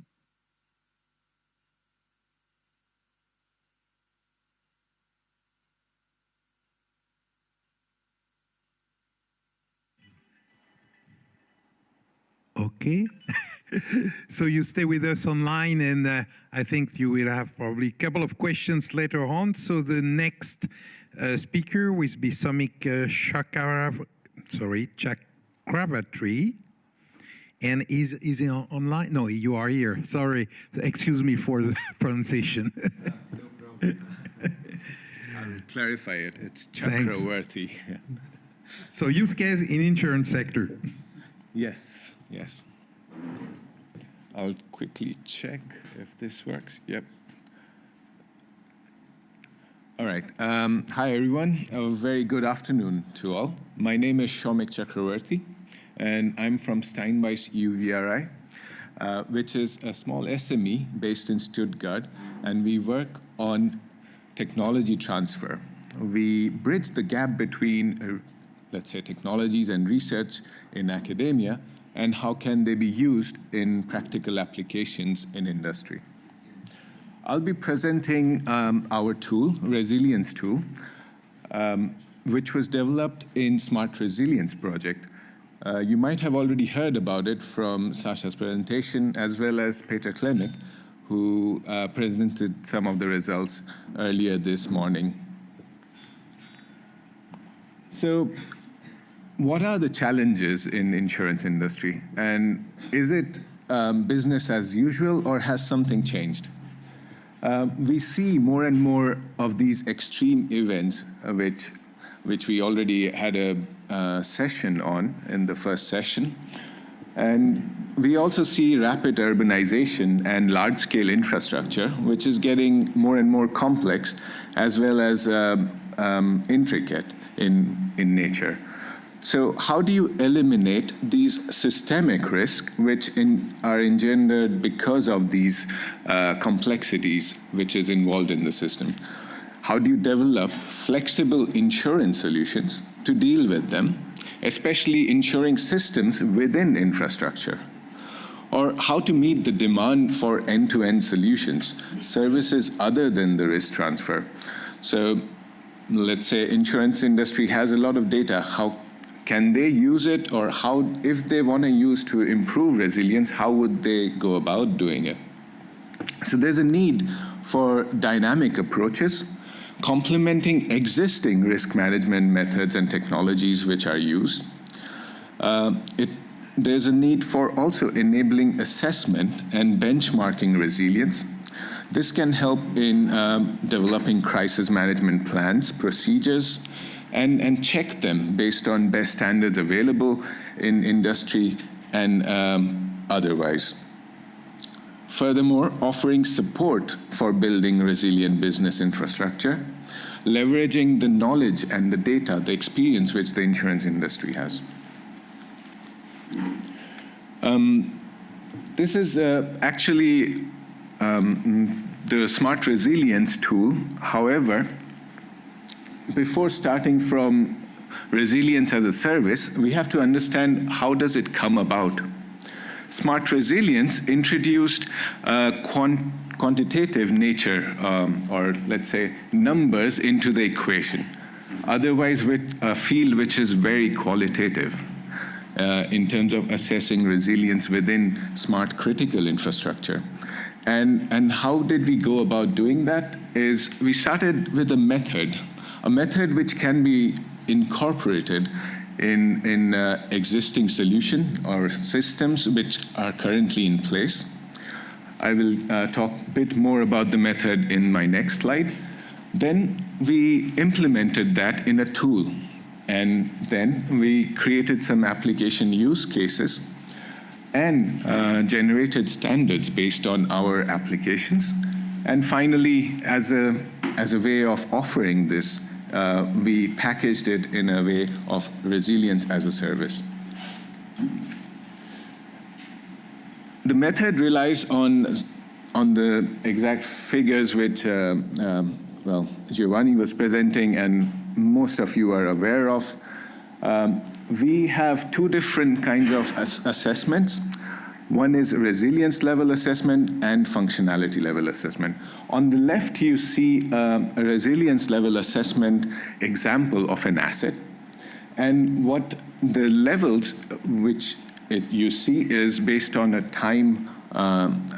time-based analysis of the asset at different levels of time. And based on the resilience changing or going up and down, you would see some changes in the curve. It looks into the internal systems as well as the external policies which are changing over time. On the right, you see a functionality level or scenario level analysis, where we are trying to model the threat scenario, conducting somewhere in the point 1, where the functionality or the performance of the system goes down with the event, and we are interested to see how does it recover. Furthermore, you can test your systems and preparation of your systems and prioritize threats in order to ensure that the right mitigation, let's say, practices are in place. So how do we bring that all together? We do it using multi-level hierarchical indicators. And we arrange these indicators in a dynamic checklist. We start from bottom-up process. Unfortunately, in this figure, it's right to left. So we start with indicators, which are aggregated to issues, and the issues are then fitting into the different phases of resilience. And Furthermore, further aggregation leads us to a resilience level index. The values of these indicators come from either expert level judgment, measured from sensors or IoT, which are quite widely used in critical infrastructure assets, as well as big data.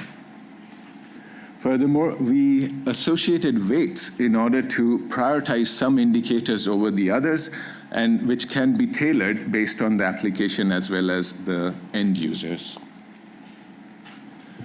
I wouldn't go too much into details because many of these results have already been presented in the morning, and this is just a small palette of results and visualization options which the tool offers.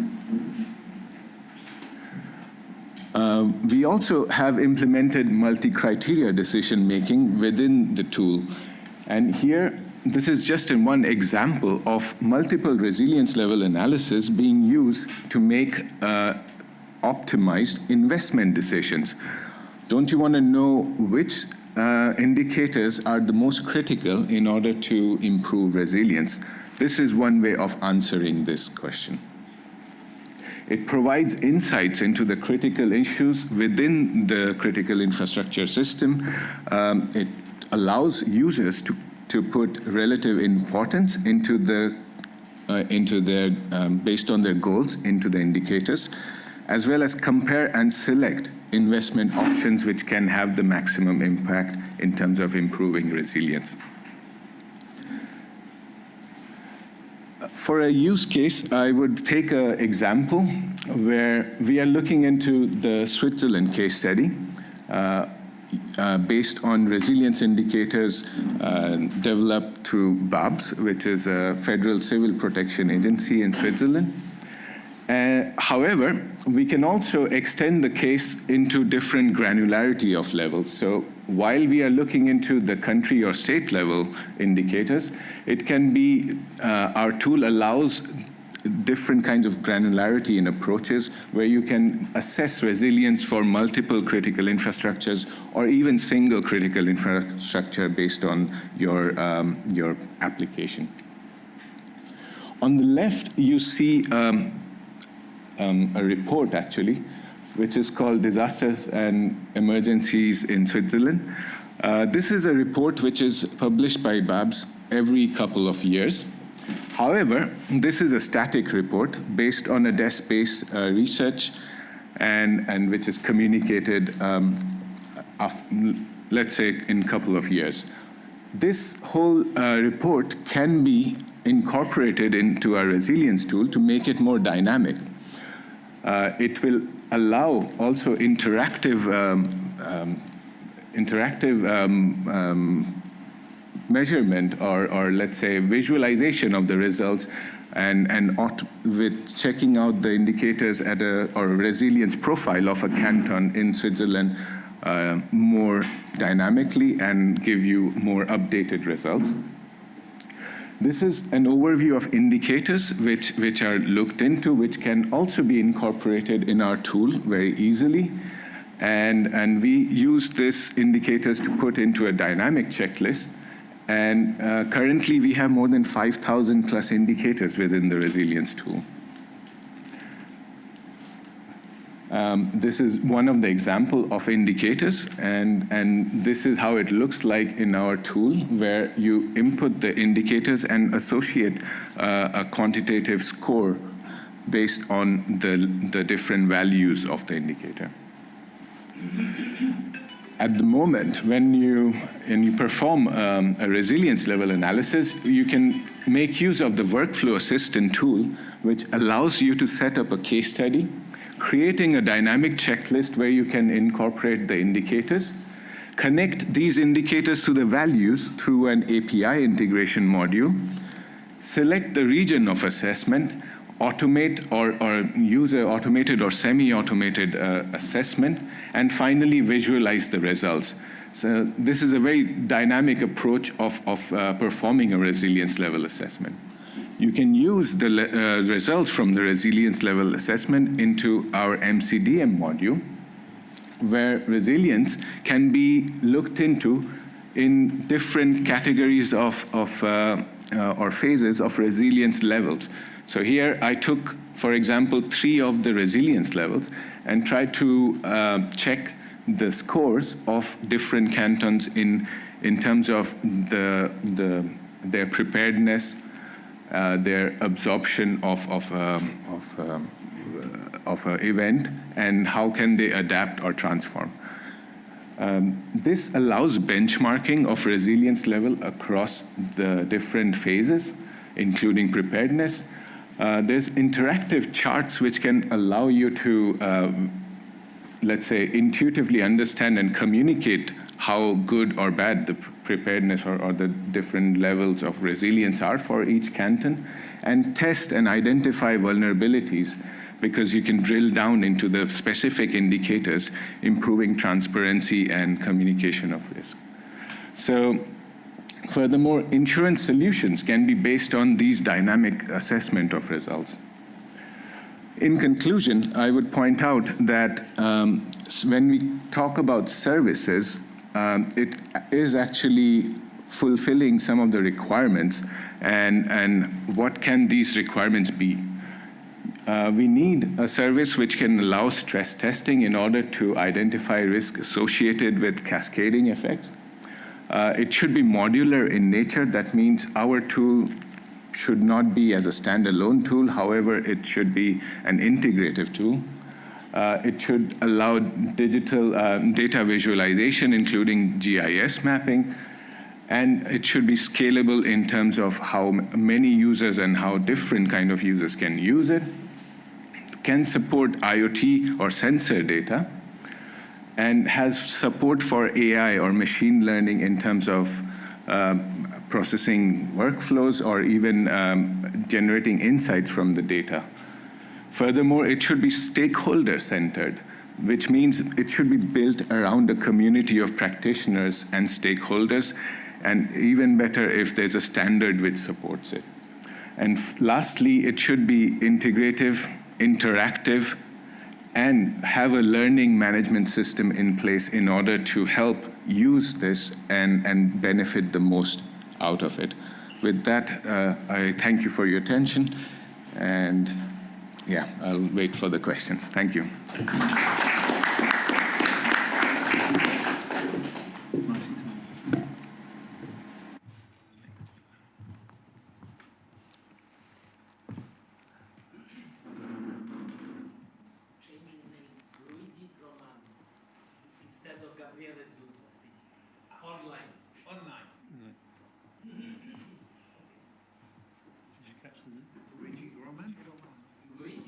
Luigi Romano. So he's online, and he's going to introduce the integrating risk, situational awareness, and resilience, InfraStress. So okay. Online. Good afternoon. Yeah, I'm here. Can you hear me? Okay. Yeah, we see you. I'm going to share. I'm going to share my screen.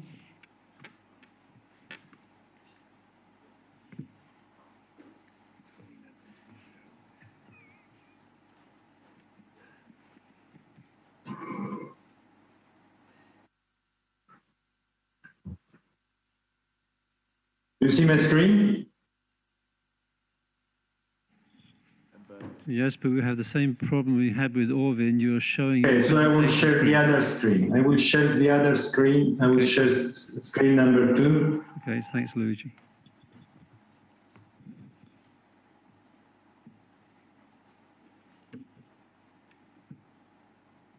Is it fine now? No, we still see your presentation screen. Okay, just a second.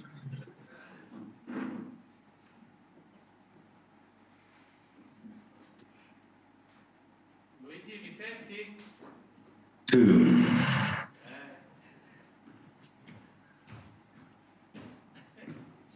Okay? Yeah. Perfect. Okay. Okay, with multiple screens, it's always a bit tricky. Okay, so good afternoon. I'm here representing the InfraStress project, differently from what was announced in the program. This is not Gabriele Giunta, it's Luigi Romano. Gabriele was the coordinator of the project. I was the technical coordinator, and by the way, Sasha was the scientific coordinator. So I will tell you a little bit about what we did in the InfraStress project about integrating risk, situational awareness, and resilience.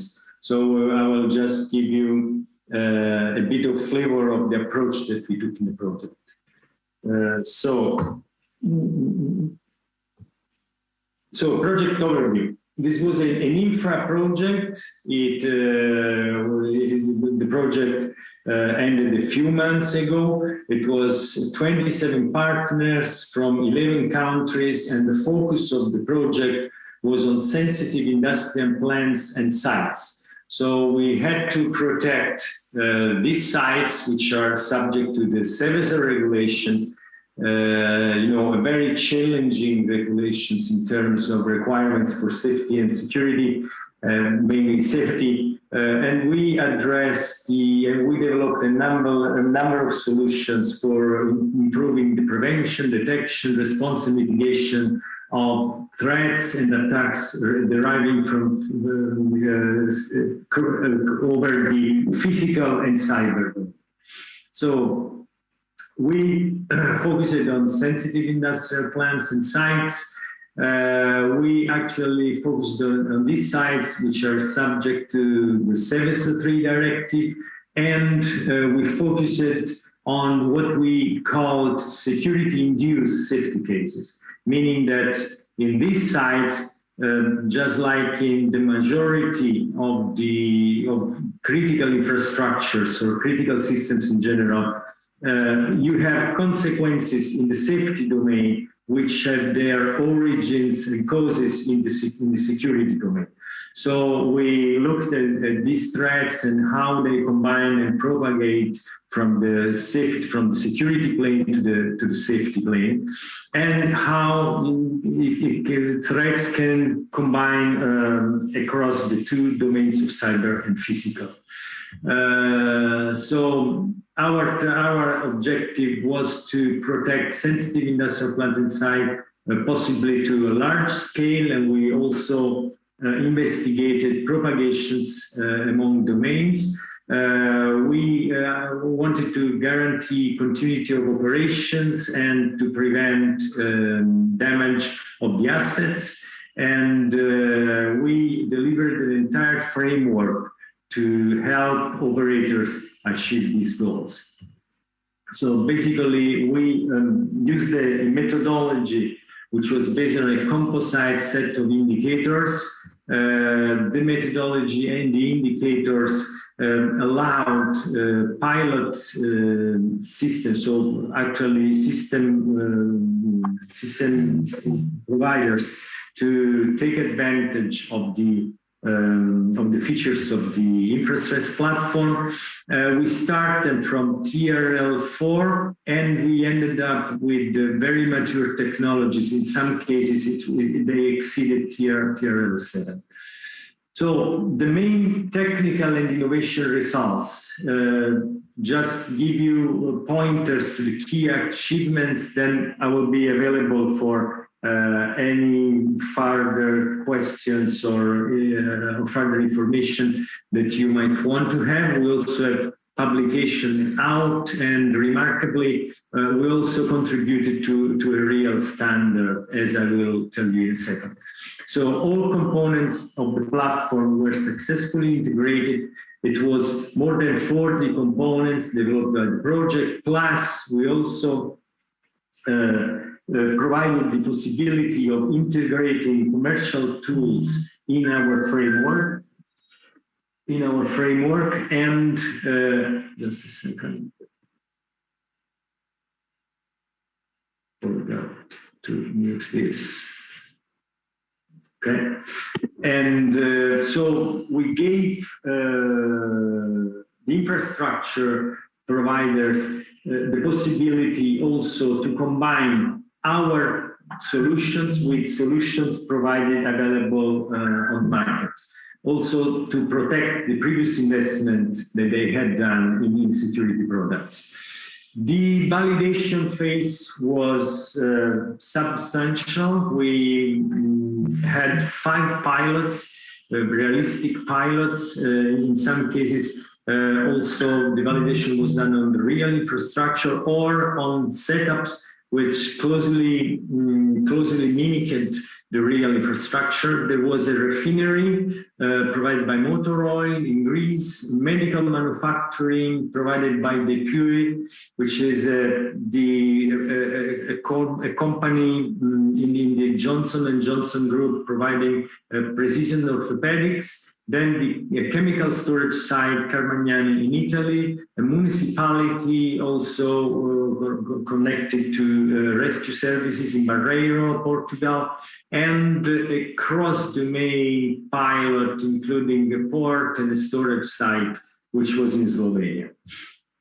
So we chose these 5 pilots, and we always kept the pilots in our radar throughout the duration of the project, because being so different, this pilot collectively, they represented a comprehensive set of requirements. And in this case, in this sense, they made a good spec for the project. Then they also provided a large variety of high impact threat scenarios. And in this sense, they make a good test bench to the project to validate our solutions. And they also provided concrete examples of threats and attacks for which we could provide it. And in this sense, they made also a good showcase to the project.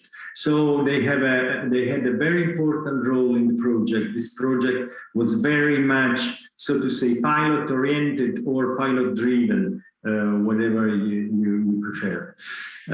So there was a framework. We designed an architecture. It was a distributed system. I will not go into the details, but basically we identified the basic functions that needed to be available, and we integrated these functions in a conceptual architecture which was distributable, meaning it could be distributed and run on geographically distant sites, and possibly also on the cloud.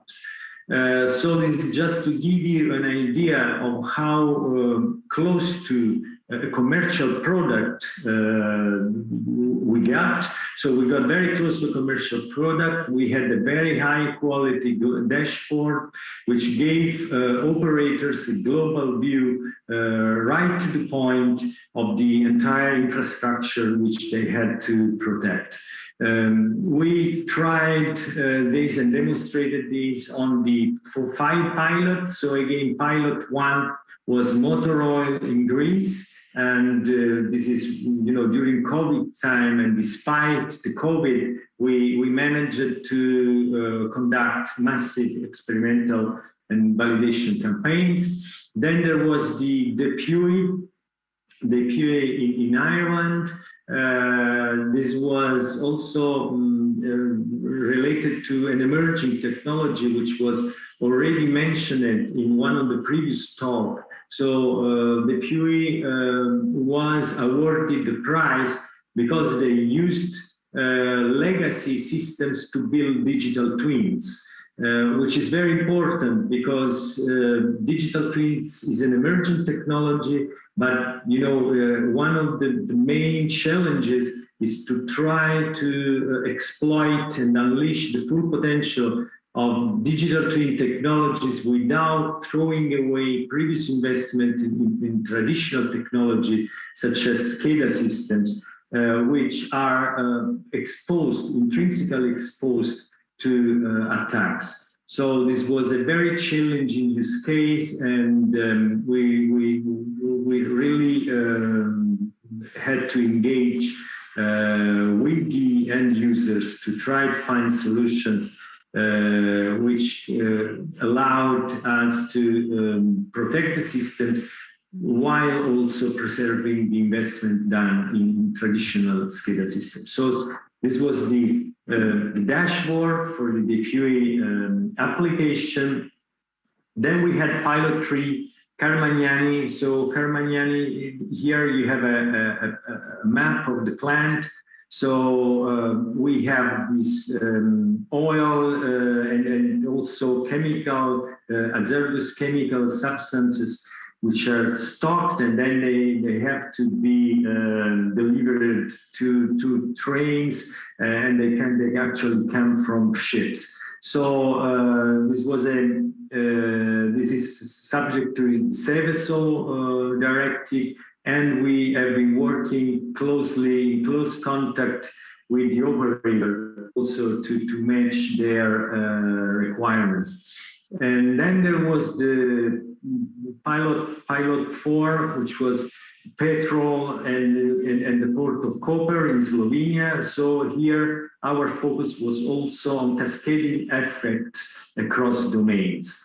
Finally, last but not least, we also had a municipality in Portugal, namely the municipality of Barreiro, and also there we were able to deploy and actually try our InfraStress facilities in a real or close to real setup.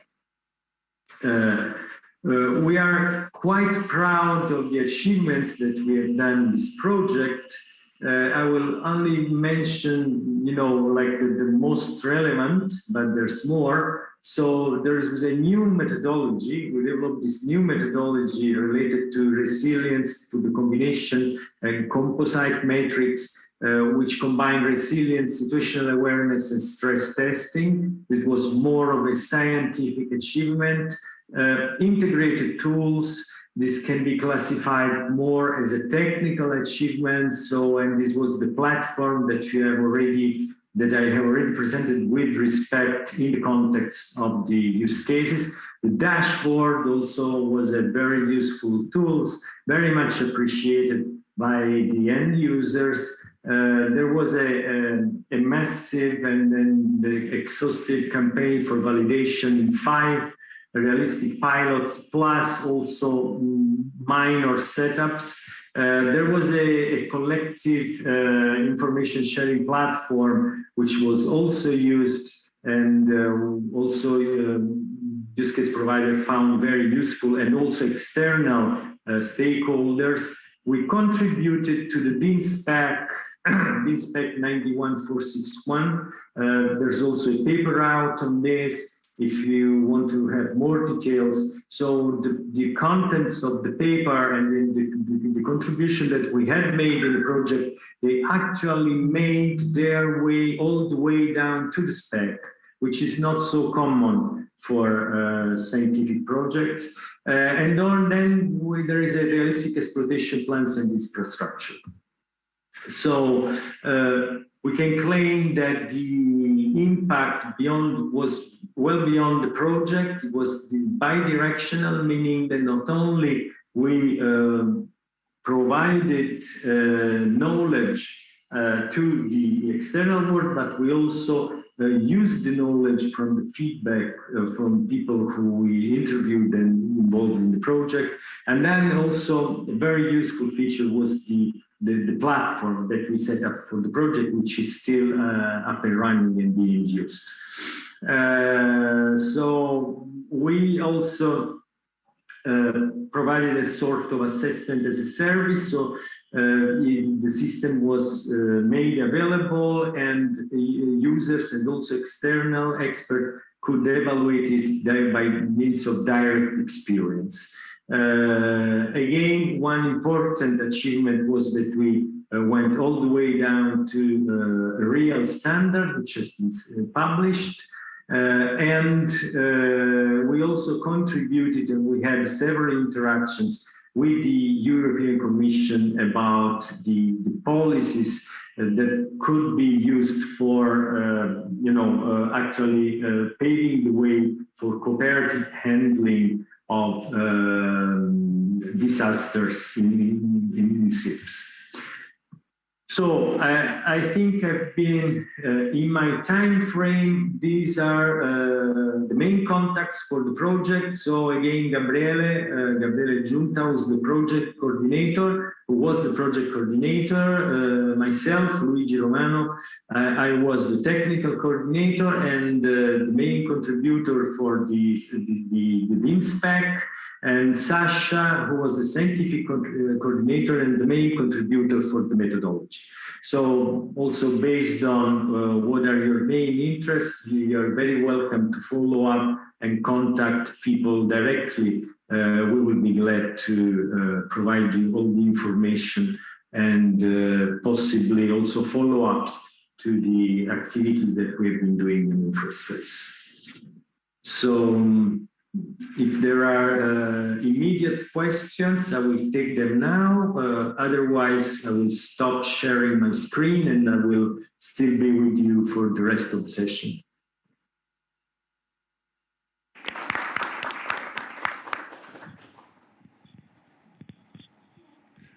So thank you very much, Luigi, for that fascinating presentation.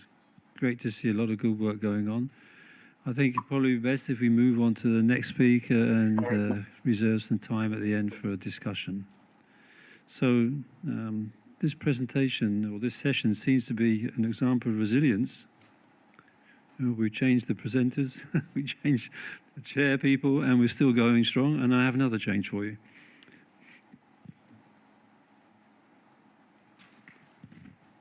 So the final session before the break is assessing resilience of different levels in the society, national, regional, communities, cities, single infrastructure. And it will be presented by Celino Solari. So are you online, Celina, or are you here in the audience? So I guess you're online, Celina. Yeah. I'm so sorry. Actually, I'm Clemente Fugini. I'm here with you. So if Selina is happy, I will take the floor. Since I didn't know if I managed to be here, but it is my pleasure to present to you. So Selina, if for you is fine, we will make this additional change that only online tools allow us, and of course for the speakers, if it is okay. Yes, Clement, good afternoon to all. There is no problem. I am happy to be here, also not presenting.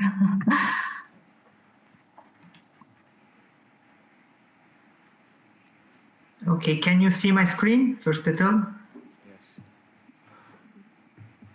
Yes, we see your screen, but it's not on full screen yet. Not the present, okay. That is much better, thank you. Okay. Now, yes? Yes. That's great, thank you. Okay, can I start? So, thanks, sorry for all these changes, but these days are a bit problematic here. But anyhow, so I'm Clemente Fugini, and together with Selina and other great colleagues from RINA and other partners, we run the SecureGas project, which was a sister project of InfraStress. We started more or less in the same period of time. We ended a bit later than InfraStress, 30 November 2021. So it's more or less 1 year that the project closed. But as you can understand from the acronym and the title of the project, I think without overestimating ourselves that this is one of the most important research projects done so far on critical infrastructure, because it addressed the gas network in Europe. And we tried, of course, with all the partners and with all the stakeholders to do our best. Of course, we did something. In some other aspects, we were limited by time and other aspects. But I think I will give you some snapshot of what we did to just give you an understanding of the fact that in Europe we are doing a great research on protecting and securing gas critical infrastructure network, which is now high in our agenda. So I had the pleasure of coordinating this project with many important partners, and above all with the end users, which are fundamental, as you can understand, for making any assessment of risk, resilience, or whatsoever we want to do. We had in particular ENI from Italy, which, as you know, is a big oil and gas company. We had Ambergrid from Lithuania, which is the transmission system, gas transmission system operator of Lithuania. We had DEPA from Greece, which is a big energy company, including also, of course, gas transmission lines. And we have DEPA from Greece, which is local in the Attica region, actually, distribution system operator of gas. And we also had the pleasure to have the European Commission as partner of the consortium through the JRC, which, as you know, has done an impressive work on the modeling and simulation of the gas network in Europe, and was really fundamental for the work we did. Say this, we had stakeholders, which are gas operators, that helped us quite a lot in, let's say, steering the projects and making it more business-oriented, which was one of the key words of SecureGas. We were not interested in pure research, we were interested in making an impact. And the impact could be done only if the project is designed as a business case project. And this was the aim of SecureGas. So what we tackle, security and resilience were the two keywords. The EU gas critical infrastructure was the asset, of course not all, because we have to concentrate on something, otherwise it would have been impossible to make the project. And we focus on natural events, man-made accidents, sabotage, for instance, but not only, and cyber attacks and their combination. And one other interesting point was that we tackle the entire value stream of gas. So from upstream to downstream, from production to distribution to the local end users. And this was quite interesting to have it in the three demonstration cases we selected. So Greece, Lithuania, and Italy. So we wanted to give our contribution so that the EU gas network of the future and the current EU gas network actually is able to resist and absorb to hazards of various nature, is able to accommodate and recover from the effect of disaster timely and safely, depending on the magnitude and the consequence of the events, and is designed to restore more effectively through efficient coordination across the various disaster risk management cycle and the various actors involved in this. So this was our ambition. The gas network is quite complex, as you know, but in the end it's also quite simple. You have plants, you have pipes, you have this type of storage plants, you have types of things like this. And we conceptualize this through this, this is just a snapshot of our conceptualization, of course, abstracting the gas infrastructure as networks where a resource flows from one node to another, like a normal linear infrastructure. For each node and link, risk have been assessed and KPIs have been assigned. KPI are and will be constantly monitoring to determine the global performance of the network and adjust its response on events. To monitor that KPI, of course, we use resilience as I would say, as an aspect or as a characteristics, I would say, of this network, but you can use whatsoever parameter or whatsoever, let's say, aspect of interest to monitor it. Above all, if your purpose is to do stress testing on the gas network in Europe. So within the project, this solution we adopted was, as already presented in the very interesting presentation before, a resilience-based approach. Our approach that can be conceptualized in this view has the aim to link resilience capability to the crisis management cycle and embed them into an asset management process. Said in other words, everyone who manages an asset has to follow certain standards, and these standards are provided by asset management. No way to do it differently, although there is different standards or legislation in the country. But if you do it through an asset management process, then whatsoever solution we have to give to you should be embedded into what you do. We shouldn't add any layer, but we should try to allow you to make a sensitivity analysis of what the parameters you need to monitor and manage according to your asset management process. And this is what we try to do. And another things we try to do by making use of a tabular approach, which we will explain later on, was to try to do it through the life cycle of an infrastructure project. So from the evaluation and planning phase to the design phase, moving to the construction, up to the operation and maintenance. So that to give a tool to the owner of the assets or managers of these assets to make use of it through the various phases of their life cycle, according to the stage the infrastructure is. We took into account things that we all know very well, the hazards, the vulnerabilities of the asset, the level of exposure, risk, levels of criticality, and the context. So we abstracted, as we said before, the gas network to make, I would say, a systemic analysis. But in the end, in any pilot we analyzed, we took into account elements which were proper of the context. These infrastructure, these pipes, these plants, these storage plants were involved. Because you can't avoid to consider the surrounding environment of any gas critical infrastructure. And from there can come sorts of threats and that can have an impact on the infrastructure itself. We try to have cases so that we can move to different scales and different in space and time, and we can accomplish for different dimensions. This cube here is not from us, of course. This is something you can find in the literature very well. We adopted it and we, of course, customize and tailor to the needs of the project. So we were able, within SecureGas and later,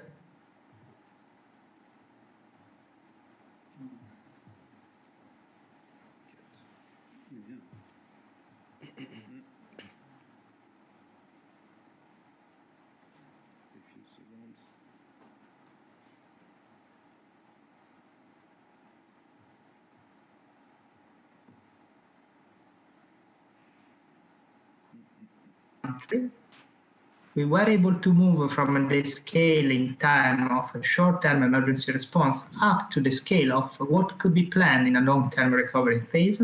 And we took into account in every analysis we did the following 5 dimensions. So the physical dimension, the technical dimension, the economic dimension, the environmental dimension, of course, fundamental if we talk about gas, Is that and the organization. Can you just hang on a second? We seem to have lost your screen. Sorry? We've lost your presentation. Can you hang on a second? We're just trying to work out what's going on. Just give us a... Okay, now you can see my screen? No, we can only see you. Okay, I have the screen in front of me. I don't know what happened. Let me share once more then.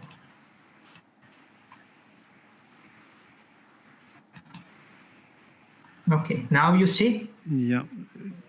Yeah, not in presentation mode. Okay, now it's fine. We're back again. Thank you very much. Okay, thanks, sorry. So which were the key aspects of all these things? That the assessment that we do is through the life cycle, as I said. So from evaluation planning up to the maintenance and operation of an infrastructure. So you can do this type of analysis according to the stage you are. That we wanted as purpose to integrate what we do into asset management processes so that we don't have any indicators, but we do a sort of sensitivity analysis on the indicators that an asset manager has to use, and we provided quantitative information.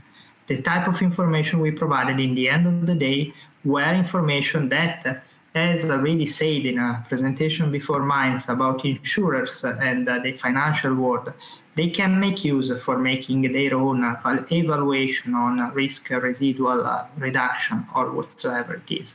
So this type of information are, for instance, what are the expected annual losses? What are the residual life of an asset components? What is the payback if you invest in resilience to get it back and the return of investment of the action you do for making an action that will increase the resilience of your system? And this is the methodology, but I don't think I have to spend too much time on it. And I have 3 slides more. So this was SecureGas. This is a bit what we are doing now after SecureGas, I would say. So with SecureGas, we arrive here, basically, resilience assessment. Now we are moving to something which is the national resilience assessment of critical infrastructure, which, as you know, is a fundamental step that the new CER directive is requiring. And not because only the directive is requiring, but because it's needed in view also performing stress tests to national critical infrastructure. So we are moving into that direction, so to make a national resilience assessment of critical infrastructure. We are adding new threats. In SecureGas, we focus on natural and man-made. We are adding the hybrid threats over there, which, of course, in the end are man-made threats, but are their purpose, of course, and the attacker is different, as we know very well.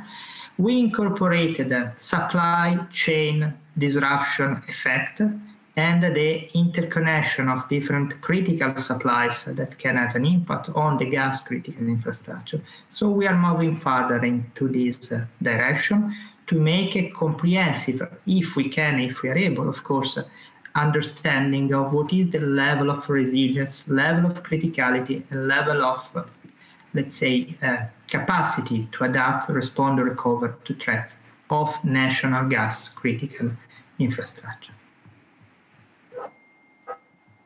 And with this reason, we go to the next two slides. The reason why this is needed, we all know, I mean, those are very superficial things I'm saying here, but we all know, but it's worth always reminding us of the current geopolitical context. I won't say, of course, anything because I'm not the person to say something about it, but of course, this poses new threats to the energy infrastructure and gas in particular. The fact that cyber was not perceived in the years in the past year as the biggest threat to the oil and gas sector, but now we are understanding that on the contrary it is, and hybrid, of course, it is as well.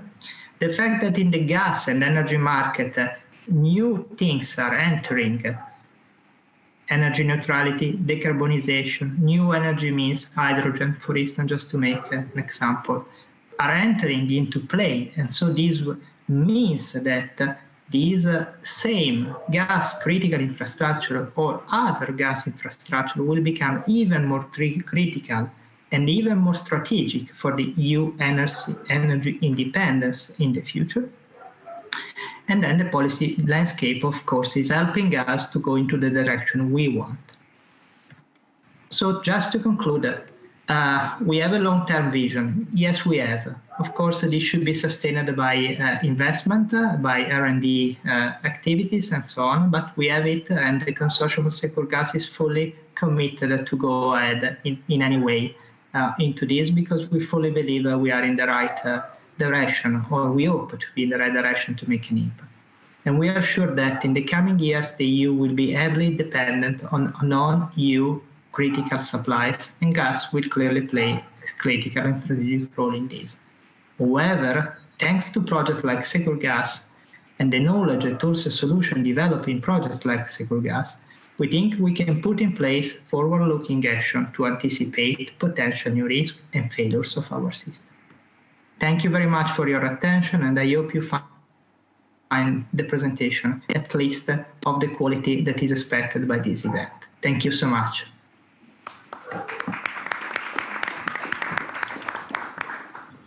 So 5 minutes questions because we are running late a little bit. So yeah, at the end, can someone give a microphone over there? Or, okay.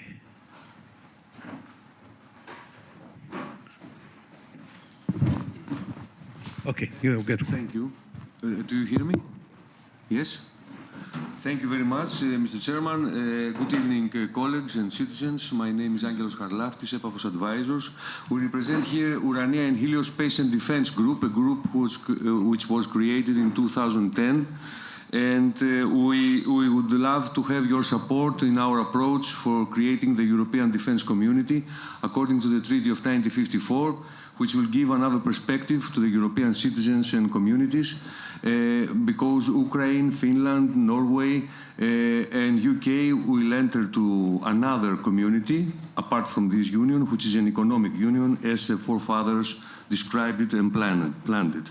So the questions are first for the digital twin technology, which is a very good one, but also for us who are having a skepticism about the safety and security issues. There is the critical infrastructures. Should they be inside the digital twin concept, or should they keep some things outside of this concept for security reasons? Because as we know, for example, in Iran, they have their own systems over there. The USA entered in their nuclear systems, even though the Iranians, they have their own systems of defense. So nothing is protected when somebody owns the internet. And about the gas security and safety, of course it was a kind of, for us who are not experts, a kind of theoretical and university approach on practical issues. Do you use drones or sensors on the gas pipelines in order to protect and the whole system? Thank you very much. Thank you. So two answers online with Hovin. Are you online to answer the question? Did you hear?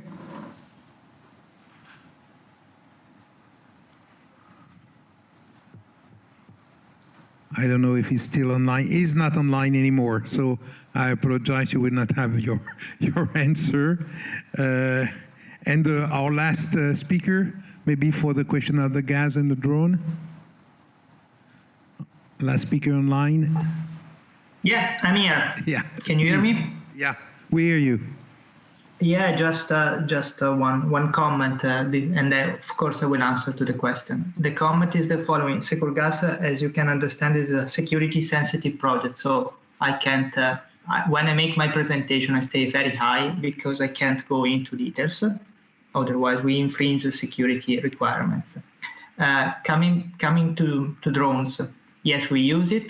There is a specific business case in Lithuania where we are making use of, let's say, a combination of different drones typology to tackle different issues to that gas infrastructure, but I can say nothing more.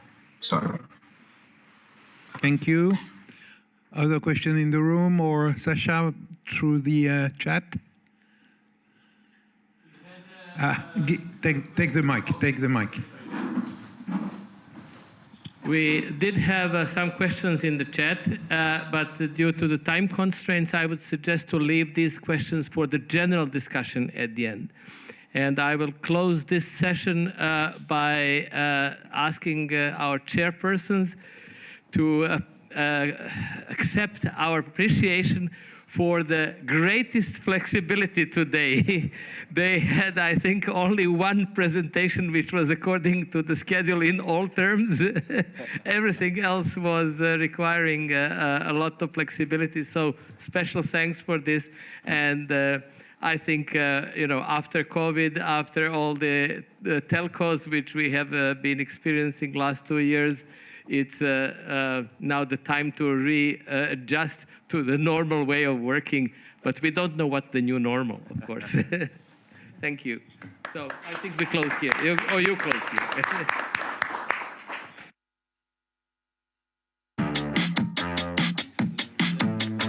We look forward to the discussion at the end of today's session. Thank you.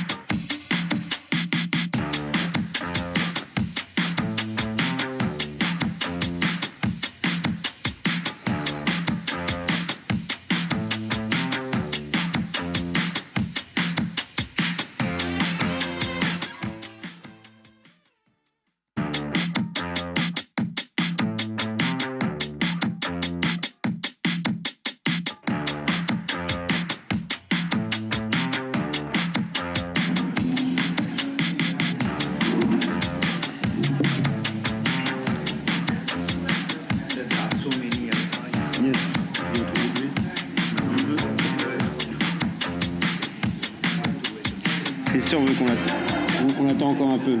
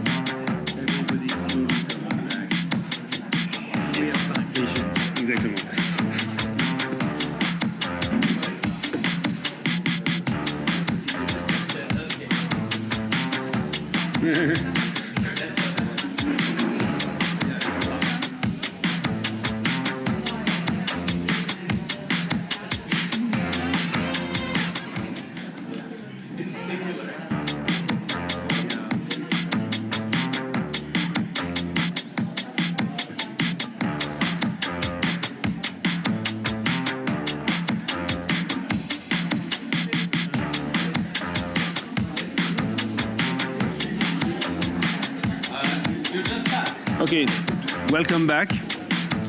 It's my pleasure to introduce this fourth session. Unfortunately,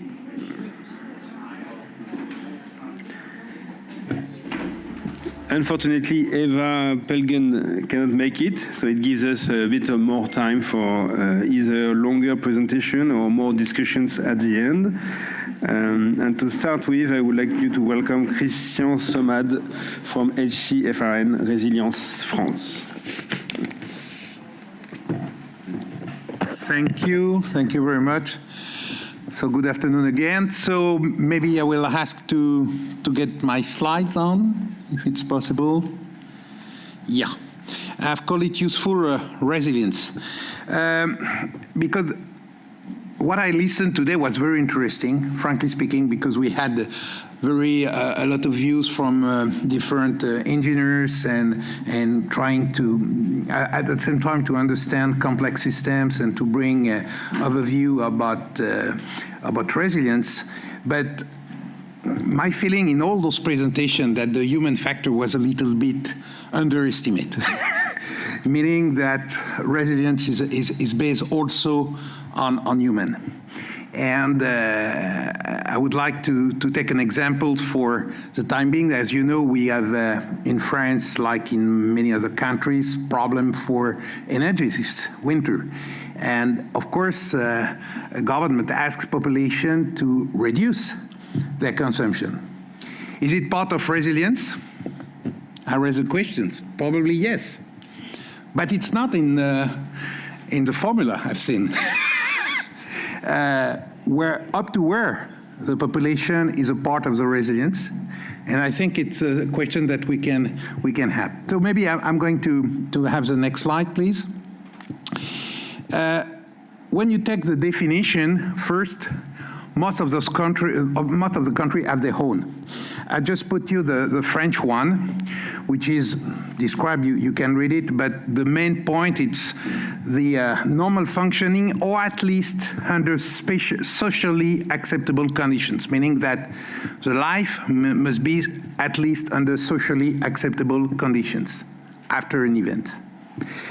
If you take Europe, for instance, without compromising its long-term development, which is slightly two different views first on the political matters. So, but if you go to US, if you go to Israel, if you go to many other countries, you will find many different definitions of resilience when you speak about national resilience approach. So maybe next slide.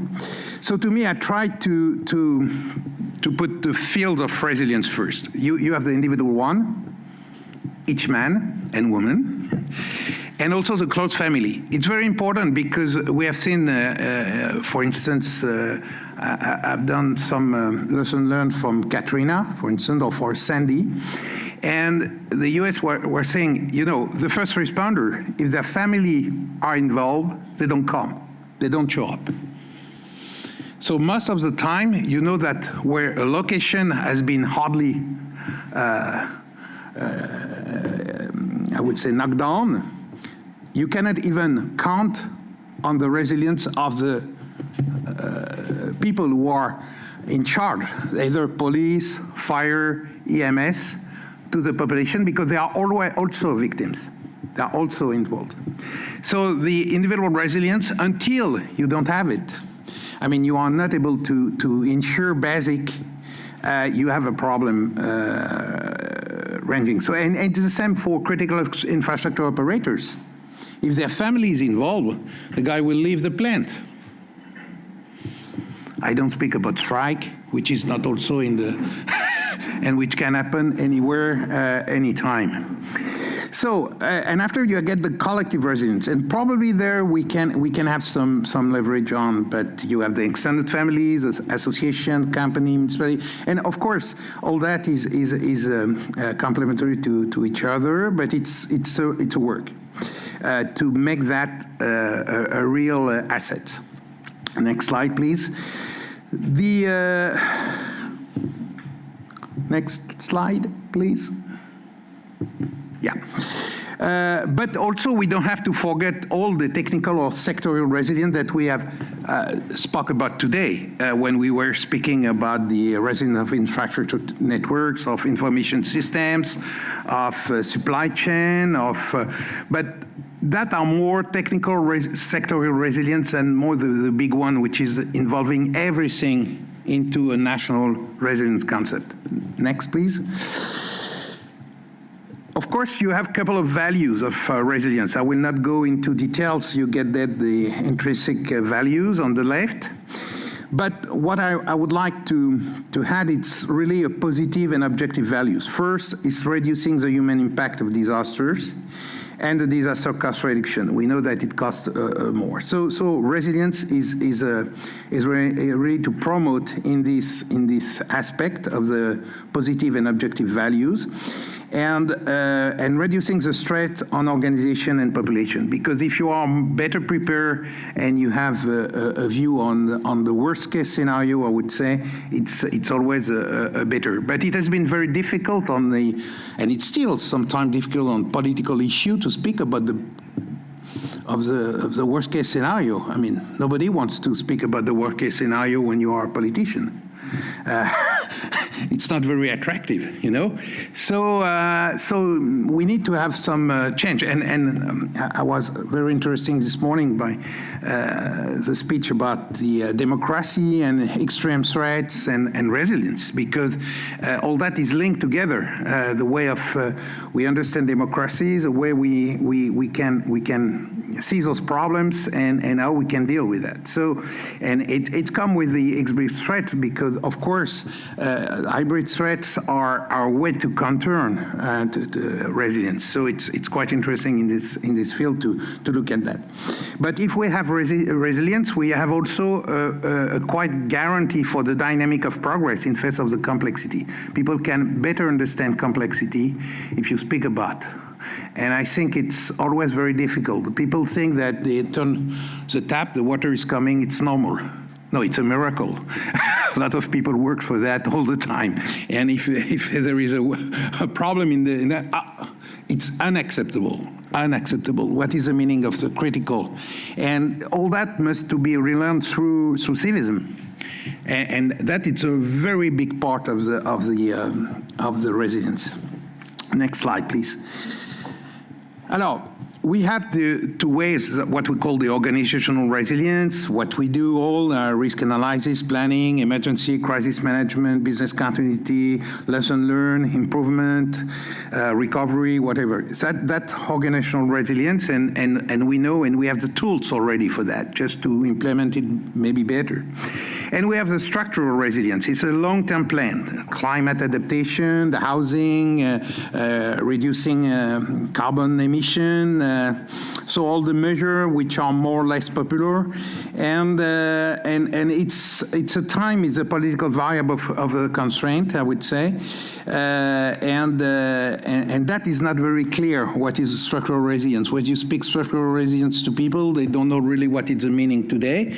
Organizational resilience, people can now understand at many levels of society, which is probably not the case. Everybody is agree on climate change, but how to deal with the climate change, you see that it's a very open discussion in most of the democracy. So next slide, please. But we are there. I mean, we are at the extreme crisis. The word almost should not be there, in fact. And we are little, I will say, unorganized today, and for that. So next slide, please.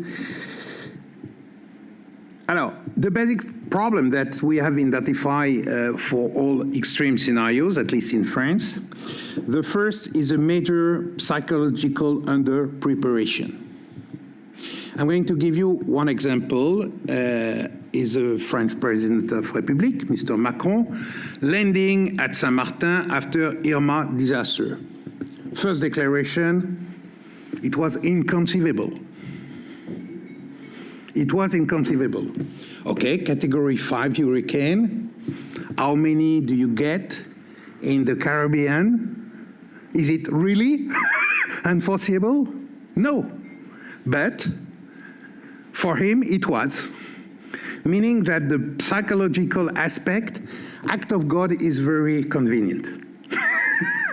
And that is really that you can find in many political levels, not only national, but even regional, even local, unless you find people who have suffered of a large extreme event.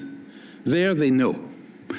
Unless it's very hard psychologically to take away, to take a part of a problem that you have not been through. I mean, it's very difficult, and I think it's one of the most difficult parts today for moving people and moving government on extremes.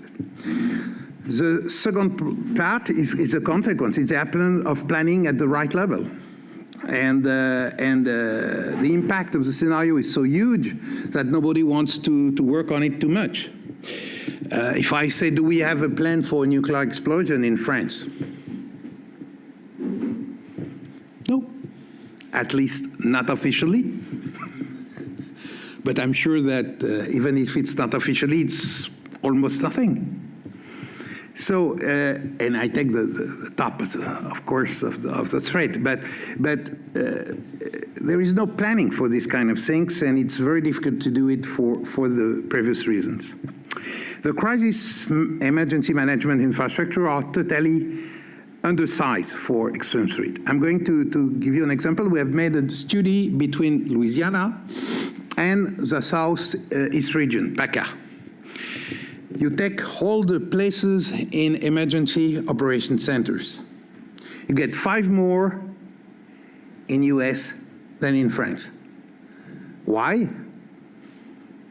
Because we never experienced what Louisiana experienced.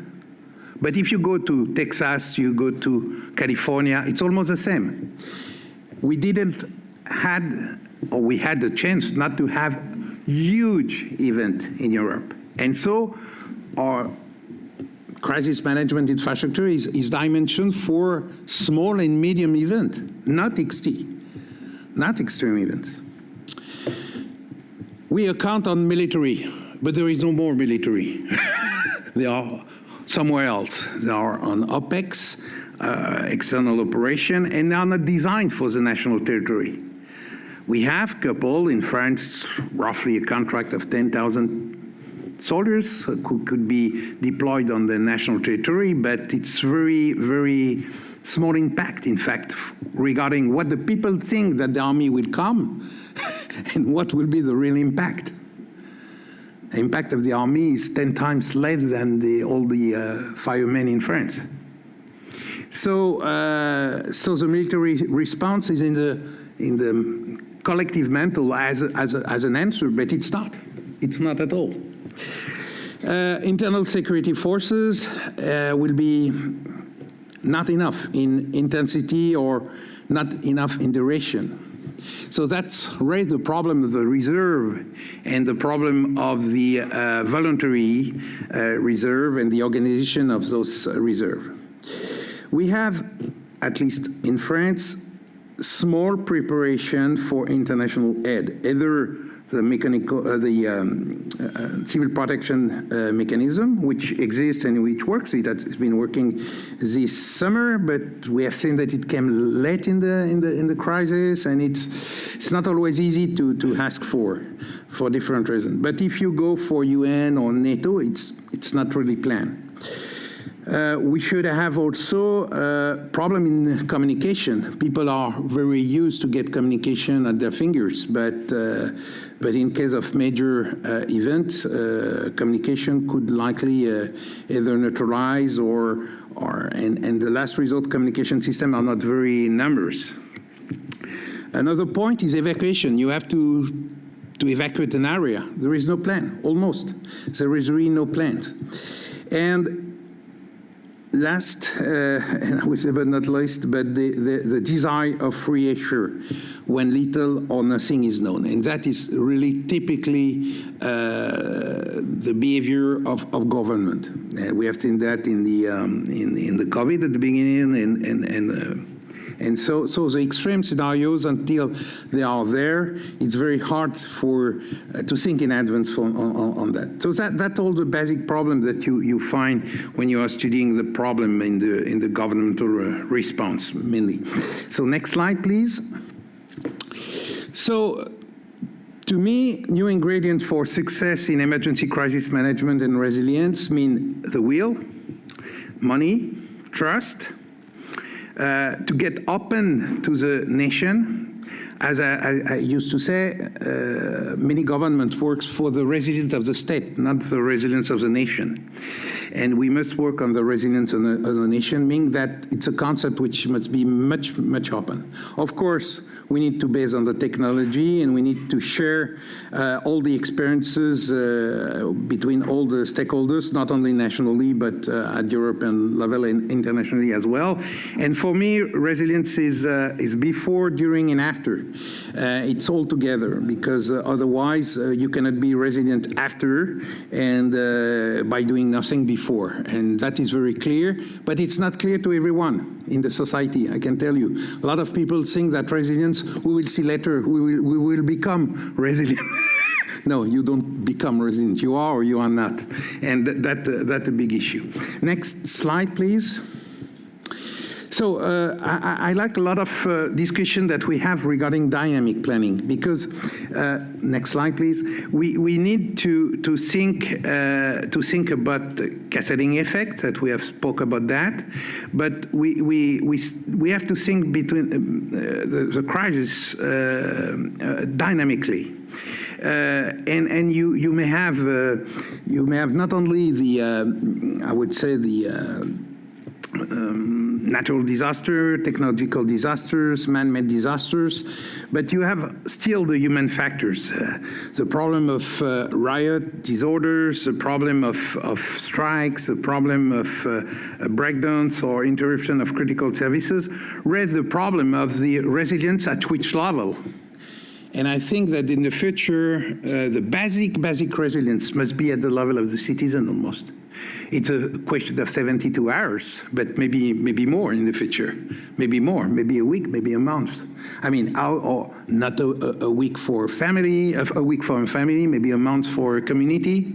You see what I mean? I mean, the problem of the food resilience is an issue if we have a big disaster and disorders. So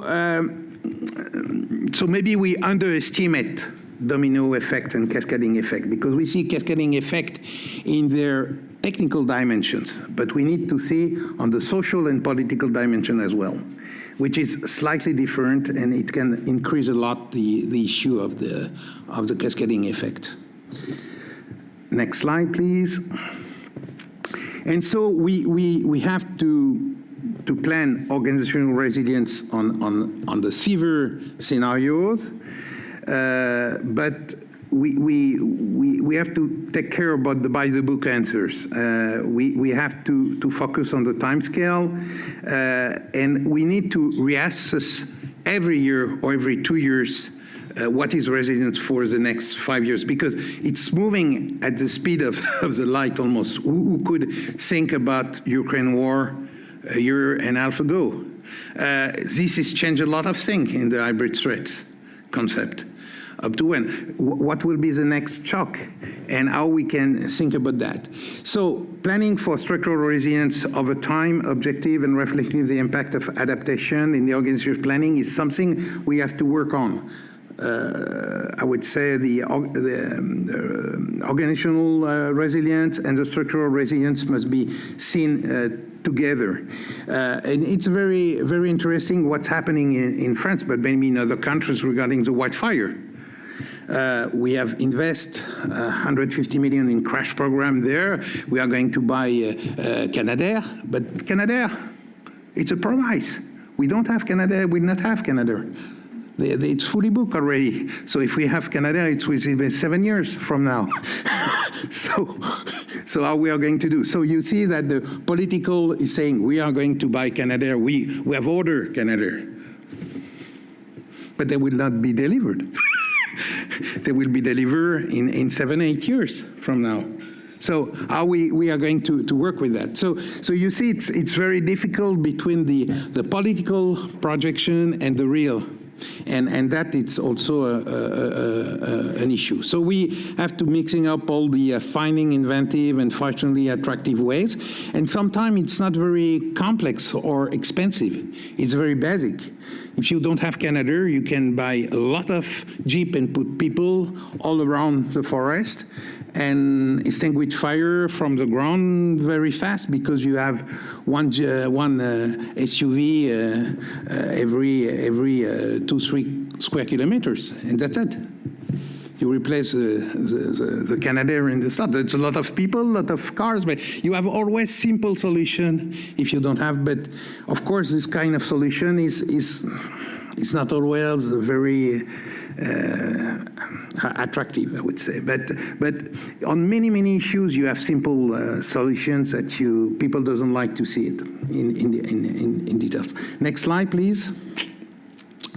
And finally, when you look at it, it has been said you have to work on really the black swan scenarios. I think where our level of preparedness is too low or non-existent, and which requires special out-of-the-box planning, independent from the common law, I would say, lower, and that is really the extreme impact.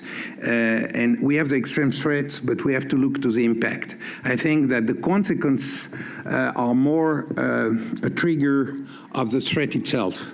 What are the consequences? What are the? We were discussing that. What are the consequences? What is the severity of the threat on the system? And that we have to focus in order to find solutions. So I apologize. I've been maybe a little bit too long, but they gave me a little bit more time. And I think it was not really. Next slide. Just to tell you to finish. What to do? Next slide. Okay. Wow. Thank you. To finish, what we do at the I Committee, we have launched 10 years ago a label for the cities. We have already 60 cities, but it's not a label which is so easy to get, because half of them are not succeed for this label. It's a questionnaire online, 350 questions for cities more than 10,000 of inhabitants. We have another one smaller for smaller city. And on the 350 questions, we have a basic. It's based on the French law that requires a communal planning for not emergency crisis, because it's France, it's a prefect who is doing that, but safeguard, meaning that the mayor must in France do the alert of population and take care of the population for sheltering, for living, for getting security around the community and the communality. So they have a couple of, I would say, suggestion to respect for that. And so we have a part of the questionnaire, which is 150 questions based on that. And other are capabilities. So they have capabilities for different subjects like cyber, like specific risk, like and so on and so on and so on. And after they have some notes, and we give them or don't the label. So we have already 60 labelized cities, big cities, medium cities mainly.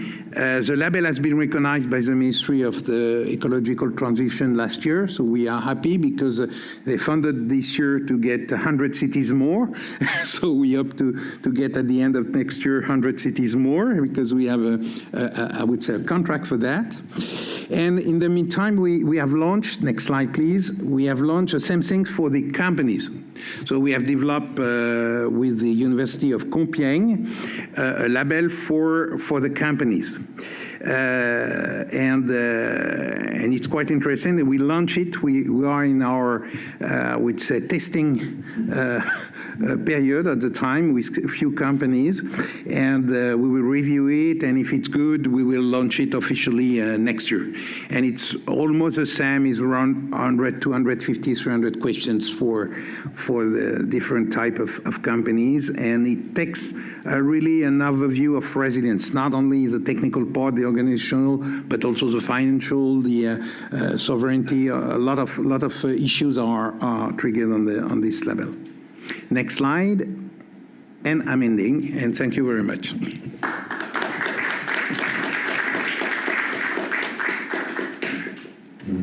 Thank you, Christian.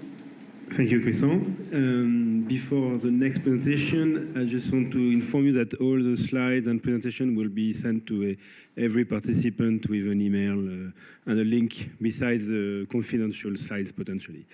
So now we are welcoming Christian again, Grunewald, for his presentation on the standardization of stress testing resilience. I don't know if it's an online. Yeah, thank you very much. I hope you can see and hear me.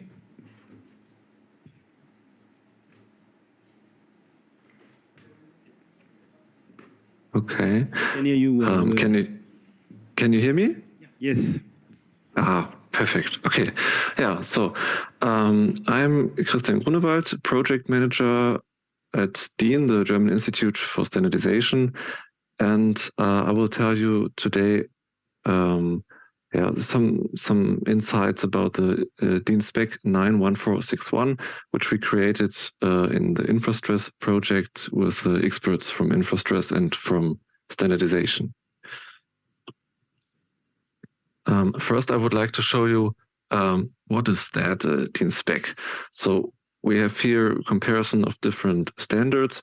So at the bottom, we have standards with a low level of consensus and a low development time. So those are company standards, industry standards. They are made by a closed body of experts and most of the time not publicly available. Then we have specifications, which we call the first step towards a full standard. So they still have a lower level of consensus and a lower development time, but they prepare the way for full standards, they are quickly available, and they are ideal for innovative solutions.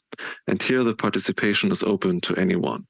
And then we have the full standards, which are the national full standards like DIN or European EN or ISO standards. And they, of course, have the longest development time, but also the highest level of consensus, and therefore a high degree of acceptance and a high economic use, and they represent the state of the art. And in this research project, we created a national version of the specifications. And just to show you some success story, I think you know the RAMI 4.0 model. So that also started as a DIN spec and now is an international standard. So these even national specifications have their final goal and the international standardization. And now to the one we created in InfraStress.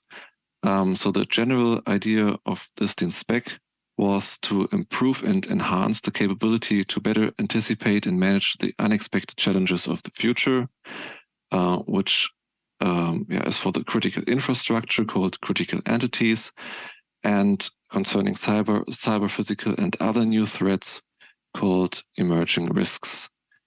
This document is just an initial step, among others, in the proactive discussions about the stress testing, so further steps will follow. And also this document, this idea will be developed further. And of course, it respects and supports the current regulation and established practices. So what are the main objectives of this document?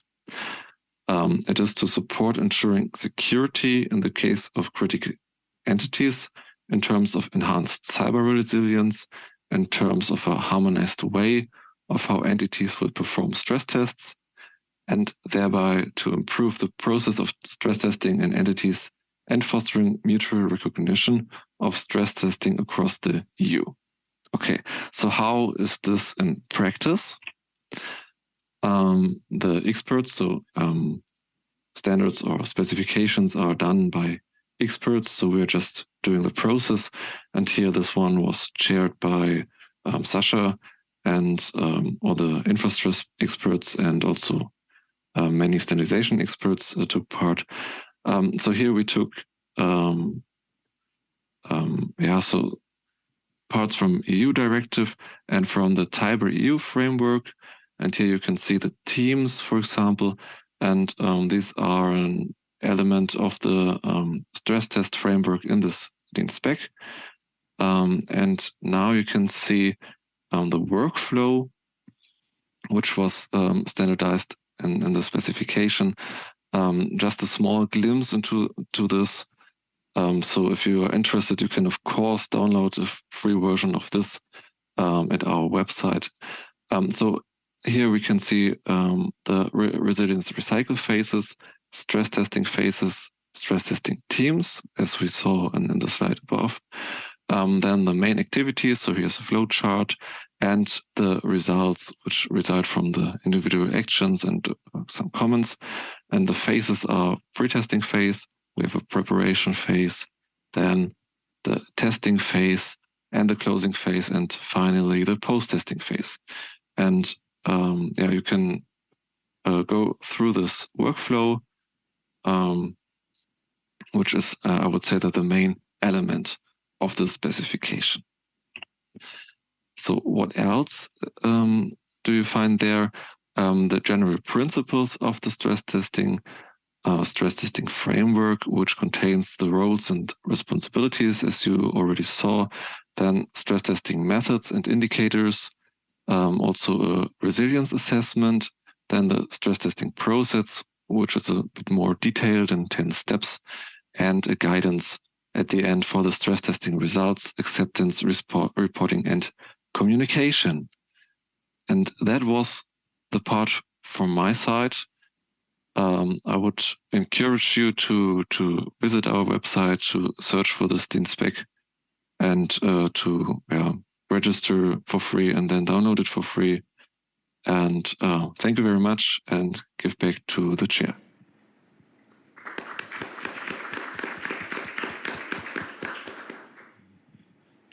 Okay, thank you a lot for both of the presenters on excellent presentations.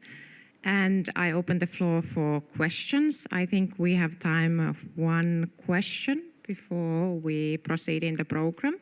But if there is a question from the audience, okay, there's one. I need the mic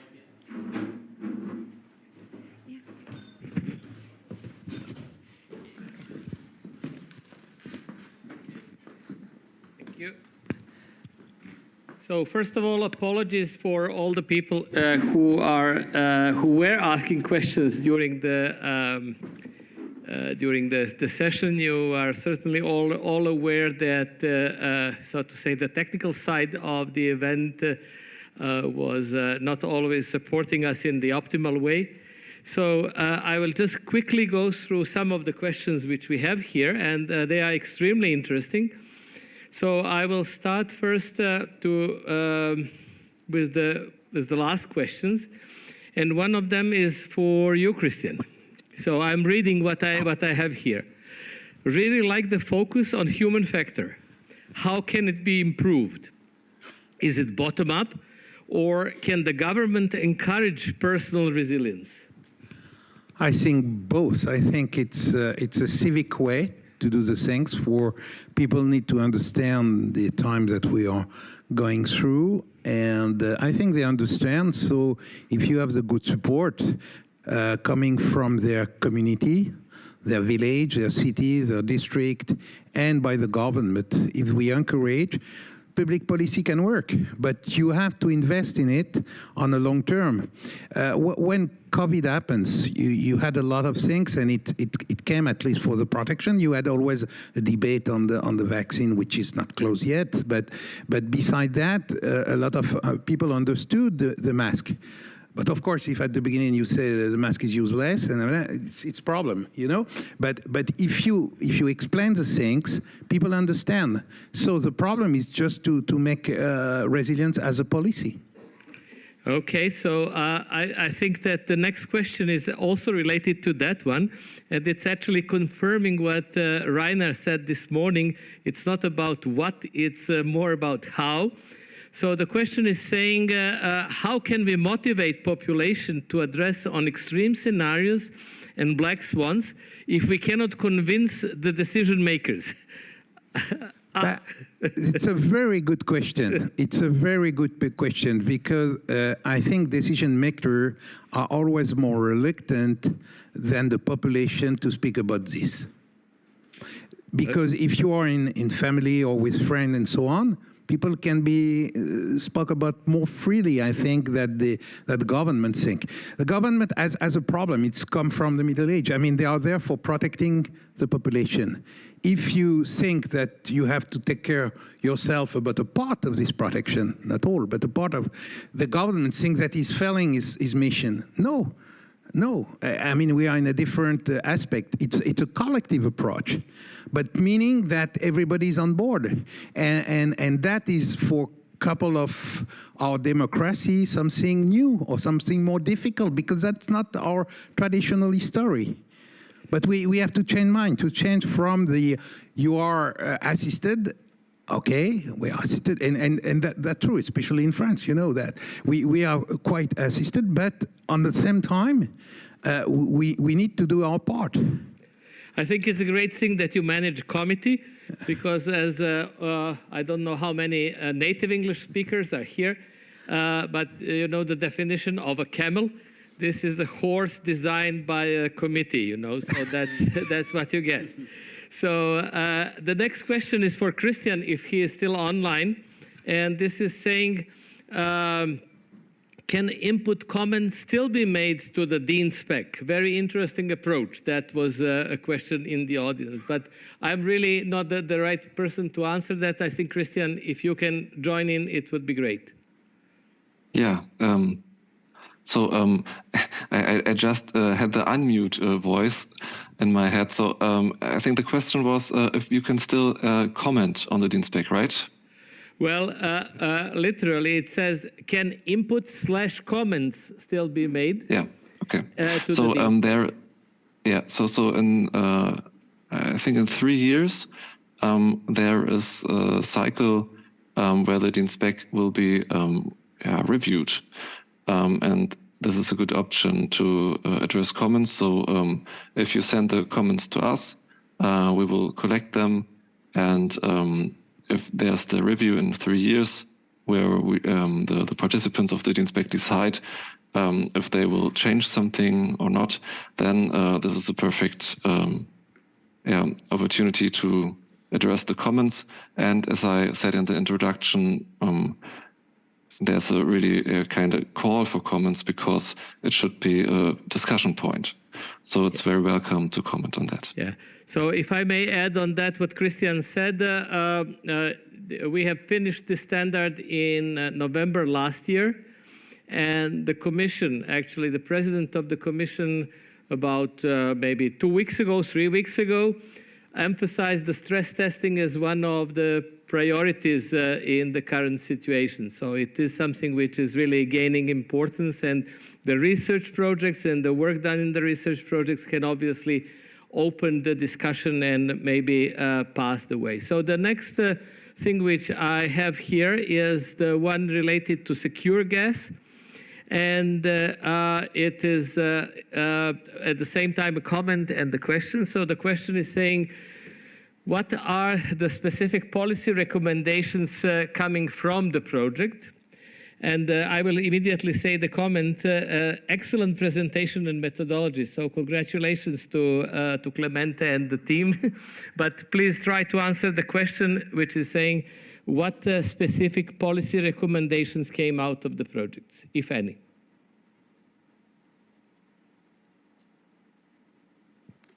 Okay, so I'm afraid that either the connection doesn't work or they are not here. The next question is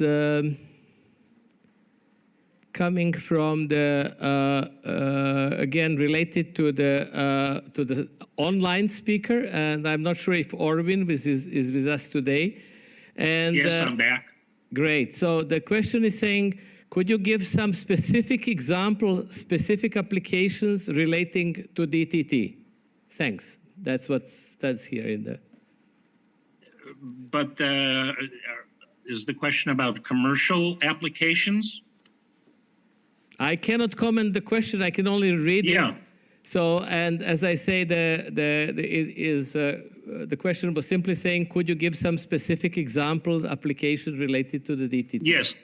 The three main archetypes over the years have been regarding IT, ICS, or CIO navigation of an organization's IT environment. It has been growth and innovation. And then the third archetype has been product management. While they sound very commercial, manufacturing, industrial based, they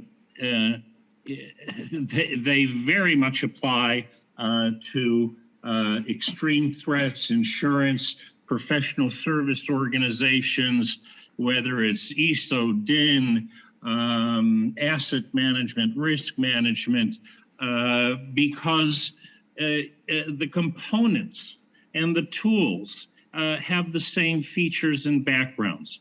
So structuring and modeling information doesn't much differentiate itself because it's a product or it's in the IT environment or somewhere else. The information modeling that we do is what we do. Good. Thank you, Orvin. I think it's at the moment the best what we can provide as an answer at this point. I'm sure that it's probably good motivation for you to provide examples in whenever discussing this issue in the future, because learning by example is very often the easiest way. So at this point, I will pass the word back to the chairperson, and then we can go to the last closure part of the seminar. Yeah, thank you a lot, Sasha, and thank you all the good questions from the audience online, and thank you the great answers here. I like to be on time, and I follow the watch, so it's definitely time to give the floor for the next session. But before we do that, let's give an applause once again for the presenters.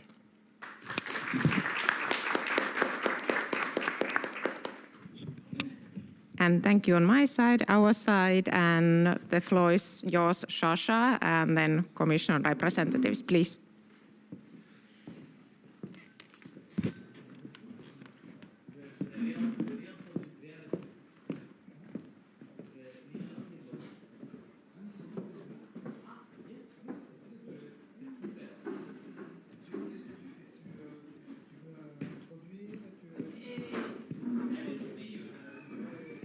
Janice, if you could run. I will announce him. Yeah. And then because I. Long time no see.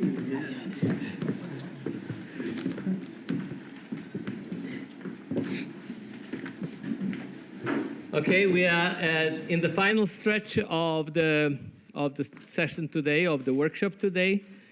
Many thanks, and special thanks for understanding for all the difficulties, not only those which the audience had, but also these which the organizers had, because they were also challenging quite a number of issues. These hybrid events are not necessarily the easiest things to organize. So in the last part of the workshop, we have a special honor to have two guests talking about two directives which are extremely important for everything what we have discussed here.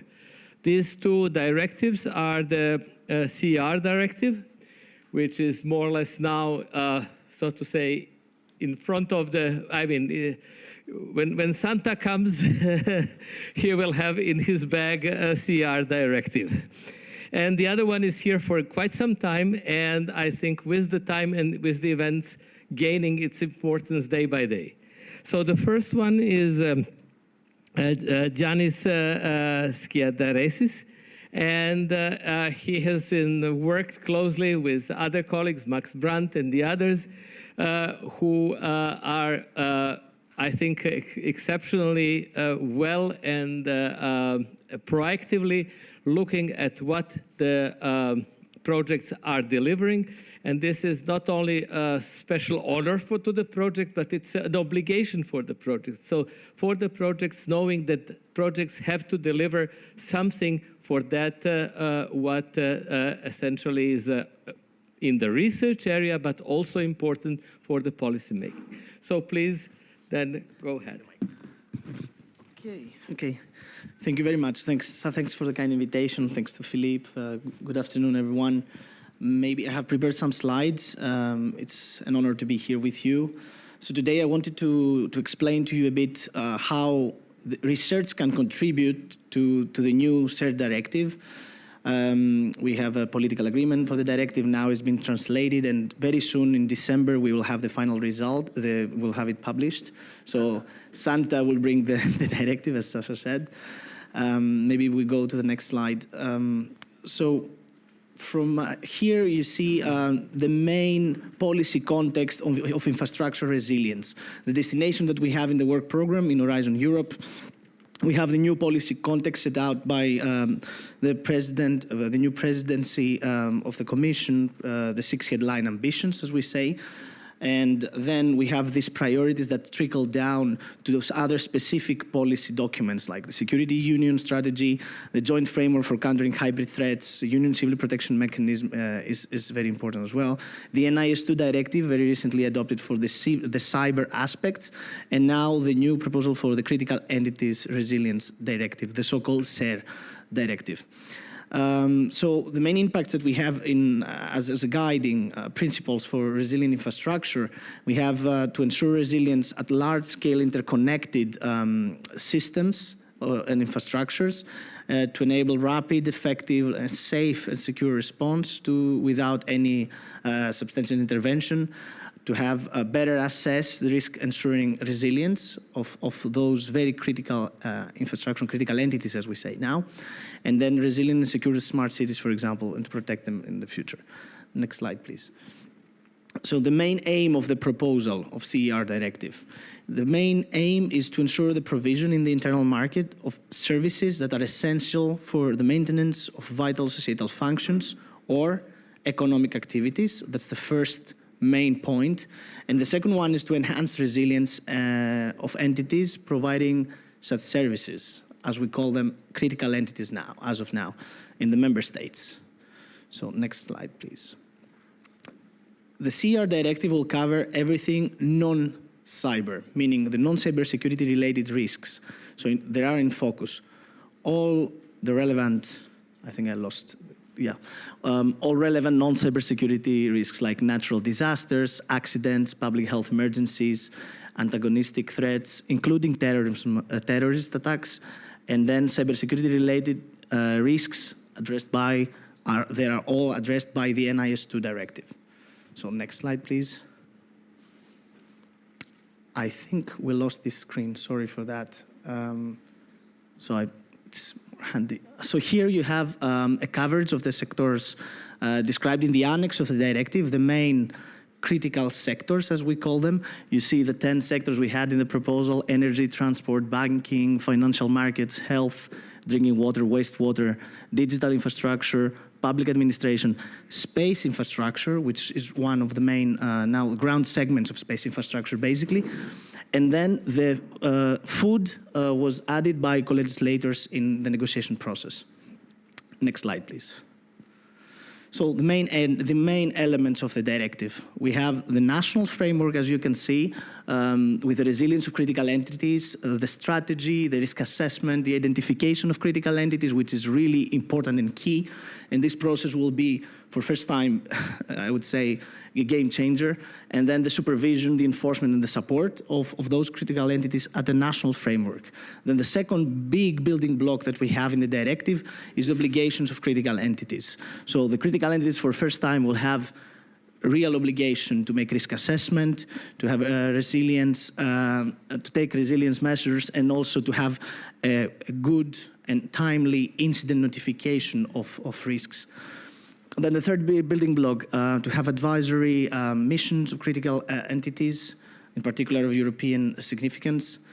Then is the Commission support to all this process. We have, for example, in this yellow building block here, the importance of the Commission to provide support to entities, support to the member states that they will provide, that will increase the support of critical entities. And then the last one is the cooperation through the Critical Entities Resilience Group, which will be set up at the beginning of the year formally.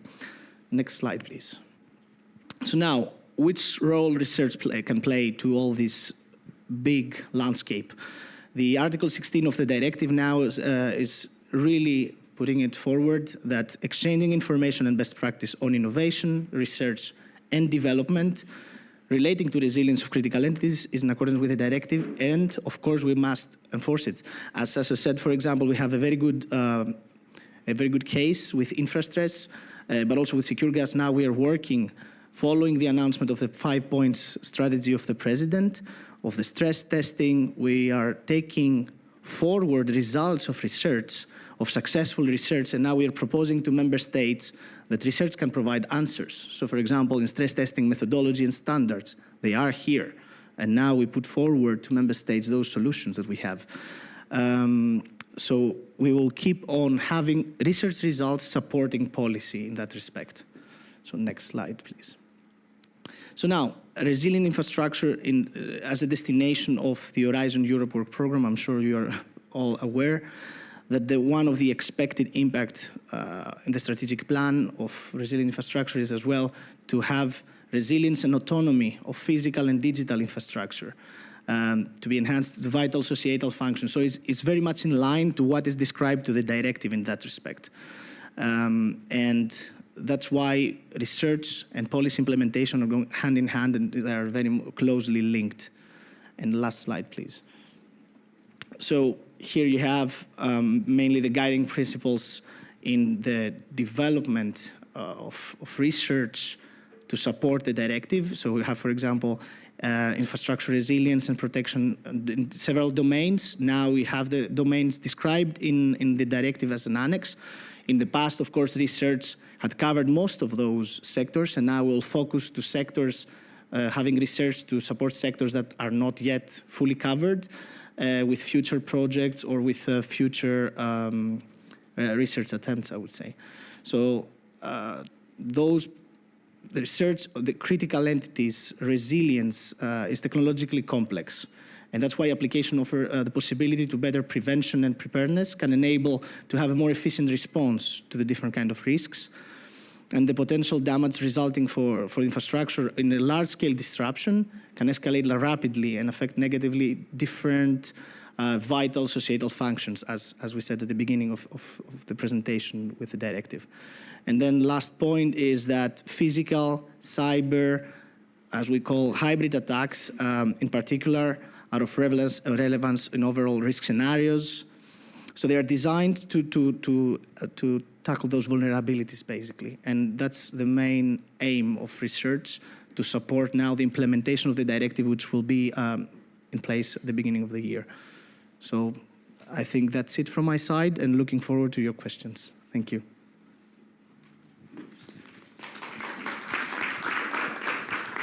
Many thanks. We will keep questions for the end. And now you announce the whichever. Yes. Can I deliver from there? Yes, of course. Yeah, it's my pleasure to present you Ioannis Kavadas, where we have been a colleague in DG Environment in the water sector. So he's in charge of the flood directive, and he will give you a snapshot of the directive. Ioannis. Can you hear me? Yes, that's better. So good afternoon. Thank you very much for the invitation, and I will try this afternoon to provide a summary of where we are in terms of the implementation of the Floods Directive, or if you like, the Floods Directive and the insurance file. You may know that the Floods Directive is one of the first legal acts of the European Union that foresees a fully fledged risk assessment for a natural hazard. So I think it's very relevant, and perhaps it can serve as an example for other hazards. And obviously, we are also looking forward to being helpful with the implementation of the Resilient Entities Directive. So a few slides about the legal framework, so that we are all on the same page. So we have EU law, primary legislation, the treaties, which set the common ground for the European Union in terms of the EU acquis. And then we have the secondary legislation, which includes, what concerns us, regulations and directives. Directives specifically set out the goals that need to be achieved. So they create a framework, and then it's the responsibility of the member states to find out how they are going to achieve those goals. Contrary to regulations, which are transposed into EU law, into national law, word by word. So the legal basis for the Floods Directive is in Article 191 of the treaty, so preserving, protecting and improving the quality of the environment and protecting human health, etc. There's also a reference to climate change, of course.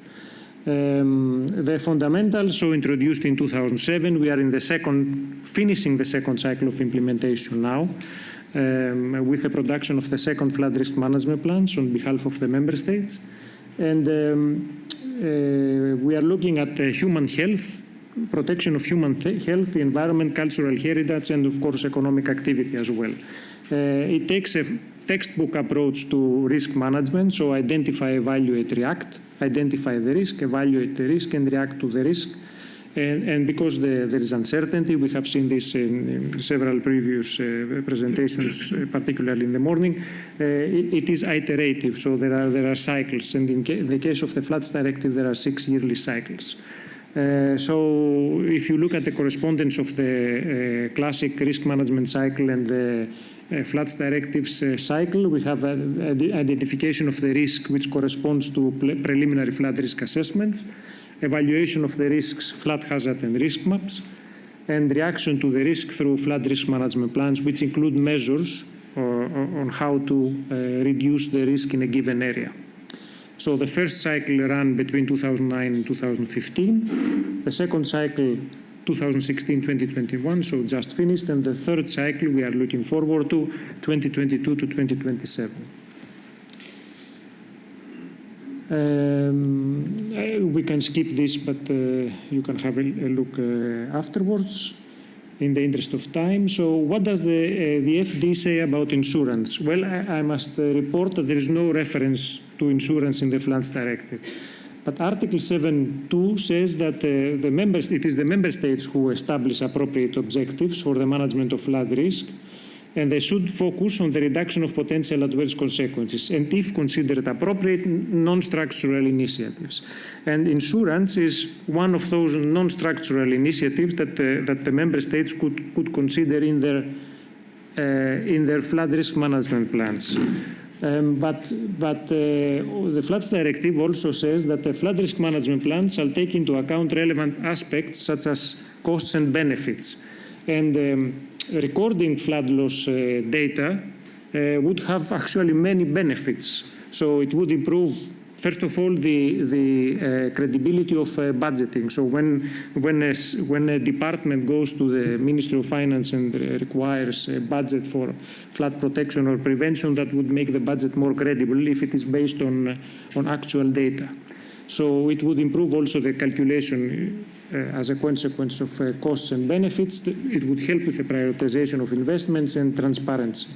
And flood loss data and insurance are, of course, very much related, because there can't be any insurance if there is no knowledge about the potential of losses, because simply premia cannot be defined if there is no knowledge of what risk the insurers are looking at.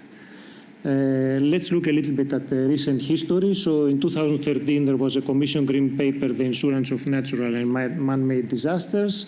2017, a Commission study on insurance of water and climate-related events. And 2019, which was updated in 2022, an EEA, European Environment Agency indicator on economic losses from climate-related extremes in the EU, in Europe. In 2018, there was a report from the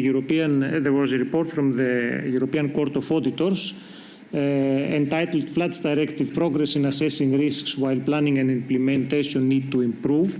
And in that report, there was recommendation number 7. I must say recommendations are something that the European Commission pays a lot of attention to, but it's not mandatory to follow them. So recommendation number 7 from the Court of Auditors read, raise public awareness of the benefits of flood insurance and seek to increase coverage. To which the Commission's response was that we are checking what's going on in terms of insurance in the first flood risk management plans at the time, and we agree that raising public awareness is something which has value, generally speaking, but in terms of actual insurance coverage and whether insurance is relevant for each and every situation within each and every member state, this is something that would have to be decided perhaps closer at the member state level. So what did we find in the first flood risk management plans in terms of insurance against flooding? So we did this assessment. We found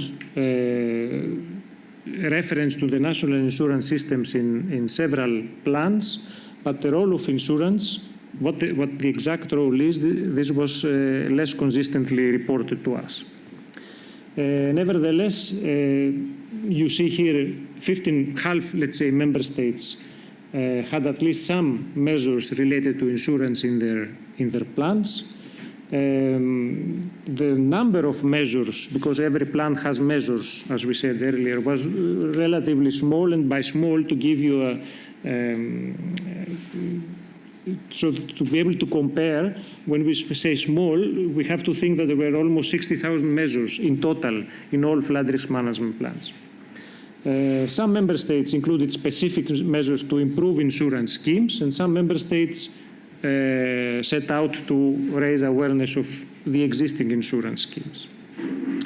More recently, we have an improvement in the working of the Risk Data Hub, the Disaster Management Knowledge Center's Risk Data Hub, which increasingly includes also lost data. And since December 2020, there is an elaboration or rather, the pilot dashboard is already there from EIOPA, and we are looking forward, of course, to its final version. Let's have a quick look, a couple of slides on the new EU strategy on adaptation to climate change. So it requires, or it promises that the Commission will promote the recording and collection of data on climate-related losses, but also will facilitate the cooperation and discussion on best practices between insurance sector's stakeholders. Following the new climate adaptation strategy, in May 2021, a staff working document on closing the climate protection gap, and a Commission communication to the Council and the Parliament, a strategy for financing the transition to a sustainable economy, which makes reference to the requirement to have a better look and promote insurance. A couple of words, a couple of slides now on specifically about the Floods Directive and how we are working with the Member States. So we have a common implementation strategy. It's a platform where we come together with the Member States and other stakeholders to improve on the implementation of the Floods Directive. And within this platform, we have also a working group on floods. And that working group organizes and carries out several relevant to the implementation workshops, and one of those in October 2020 was on insurance. So we have a report which includes a lot of information per member state in terms of insurance against flood risk and the Floods Directive, and you have the link there. And in parallel to the survey carried out by the working group floods amongst flood risk managers, there was also a parallel survey carried out by Insurance Europe, again on the issue of insurance against flooding, but amongst the national level insurance intermediary organizations. And you see there, perhaps expectedly, every member state differs already differs anyway in how it tackles the issue of insurance and natural disasters. And as a final point for this presentation, since the insurance is not explicitly mentioned in the Floods Directive, what the best we can offer for the time being is to work together with the member states, and we have seen changes between the situation before the Floods Directive and the situation after the introduction of the Floods Directive. And as we did for the first flood risk management plans, we are also going to do for the second flood risk management plans. We are going to take the pulse of what the member states have said in their plans for the years to 2027 in terms of insurance from flood risk. And I think that's it from my side. Thank you very much.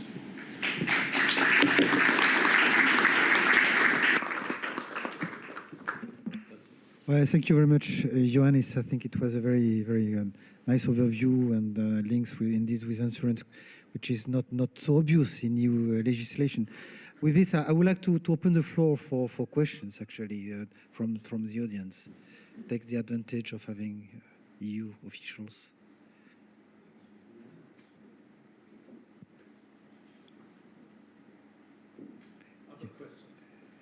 Ladies first. There is Muriel asking the floor.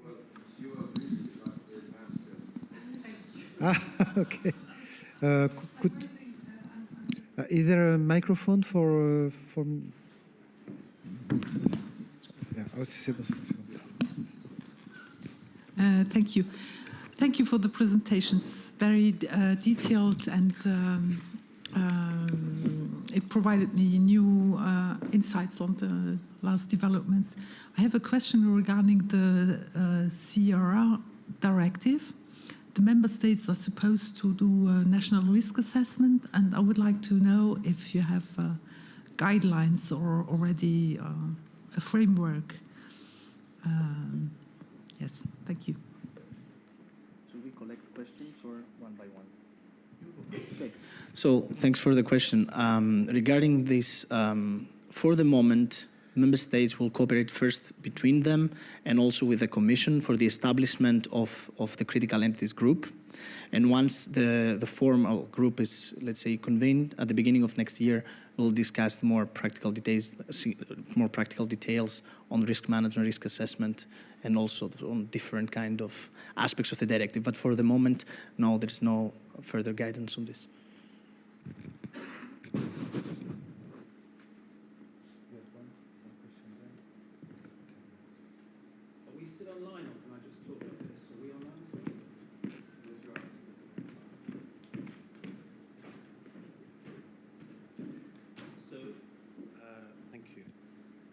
So this is a question for Giannis. So it's a kind of two-pronged question. The first half of it is, what do you think the reaction should be? Like, we pick up a lot of nervousness from all the way across the value chain in insurance, from the reinsurance all the way back through the primaries.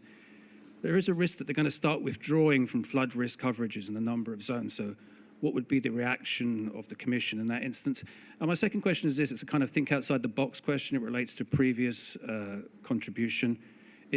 Are there any plans in place to try and facilitate a kind of deepening of capital markets and increase fluidity around disaster risk management in general? So, two questions. Thank you. Regarding the second part of your question, I would say, for the moment, again, there is no specific plan on increasing the liquidity in the capital markets. And in terms of the first question, I would say that, again, we need to see it's a long process. The adoption of the directive now has been finalized, but as you know, it needs to be adopted at the national level. So it takes about 18 months as of the beginning of the year. So it takes a lot of time, and I would suggest to be patient and to be more, I would say, vigilant in our approach. But for the moment, no, I would say we'll see.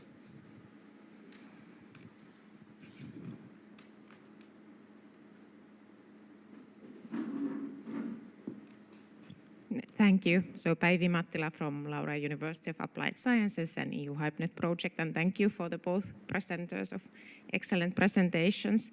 So I would also like to ask something about the CER directive and about the research. So are there some new novel research focus areas that are foreseen already now to implement the CER directive? Thank you. Thanks. Thank you, Päivi. Indeed, there are some new areas. In the past research, we have focused in sectorial approach, and we have covered many of the areas already described in the annex of the directive. But you see, if you make a simple analysis, or if you just check CORDIS on past projects, you'll see that some areas are not yet covered. So I would say that in the future, we'll not follow a sectorial approach as we did in the past, but the future proposals should focus more on areas that are not covered yet. I cannot get into details because now the work program of 2023-2024, as you know, is under discussion. But once it's published, I'm more than happy to discuss and to say the areas and the sectors that are not covered. My suggestion is in the future proposals, to cover them. Thanks.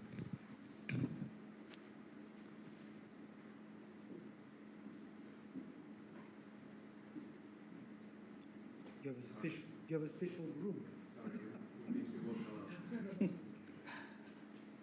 Good afternoon, everybody. I have a question for Mr. Cavadas. And in the first place, I want to thank you because your initiative is really well appreciated. I'm working in Aon, which is an insurance and reinsurance broker. So it's good to know that the European Commission is taking care about the situation of extreme threats. And for what concerns flood directive, I would like to ask, if it's possible to share information. If in the third cycle you are thinking to open the discussion, setting, for example, a roundtable, including also the insurance market. And the other question is whether you are thinking to extend the directive to other extreme threats, I mean wildfire, earthquake, droughts. So, because the workshop on insurance and floods is relatively recent, we don't foresee to have another workshop dedicated on this, but perhaps there will be something. I expect there will be something under the various activities of the for the implementation of the EU strategy, EU adaptation strategy, in terms of insurance and natural disasters. In terms of extending the scope of the floods directive, that would have to happen through a review and revision of the floods directive. At the moment, there is no such planning for this to happen. It might happen in the future, but at the moment there is no such planning.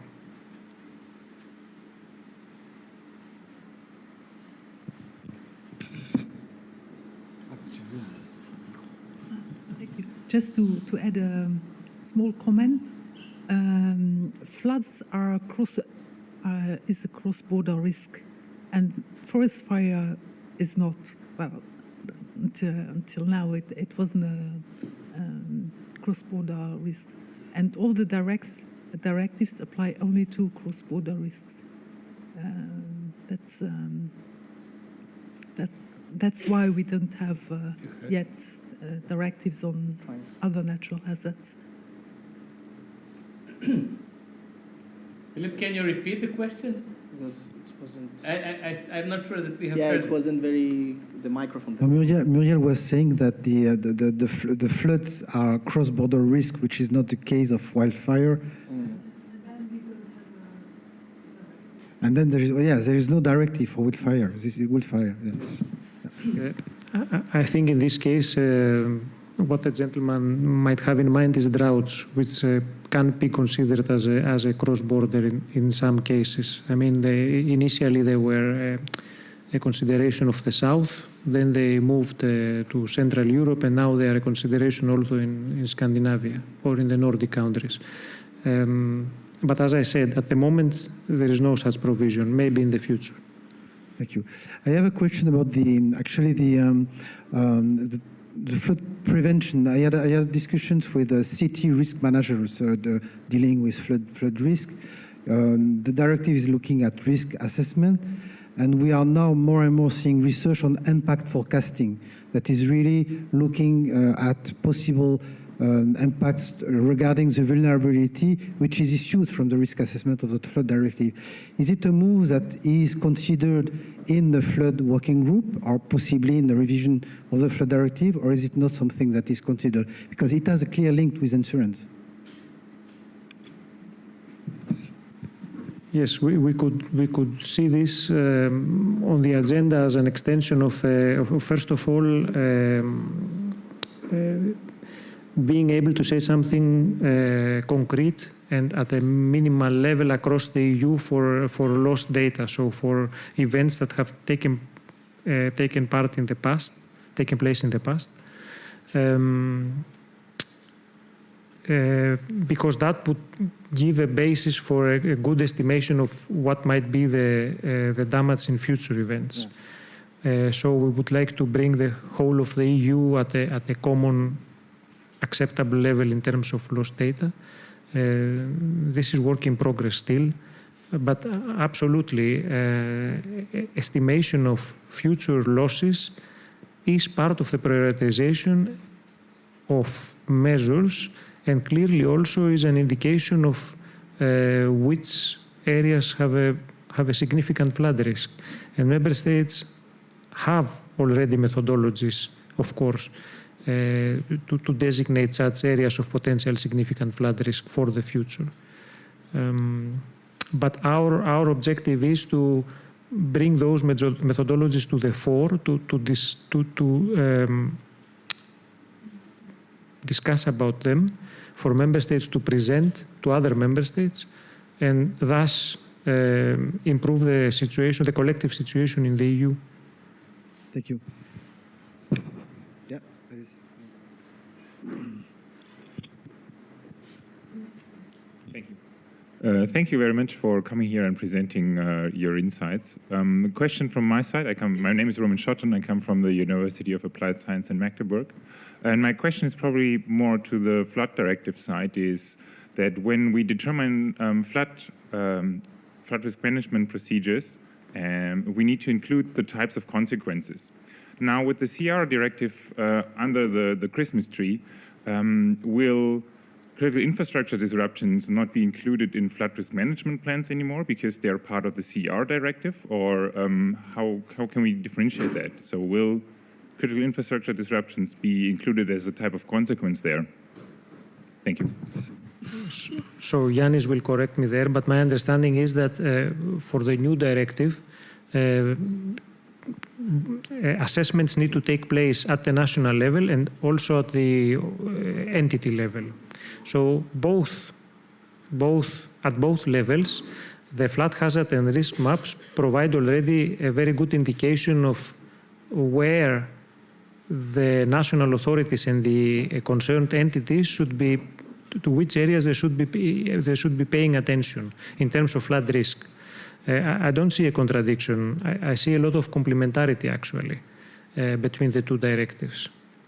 Now, whether we would want a facility at risk, a facility which has a very important societal function and which is at risk, whether we want to have this facility on the public map viewer, flashing red, that's another question. But for the off-public risk assessments, we expect that those will be augmented by the existence of the flood hazard and risk maps. More questions? No?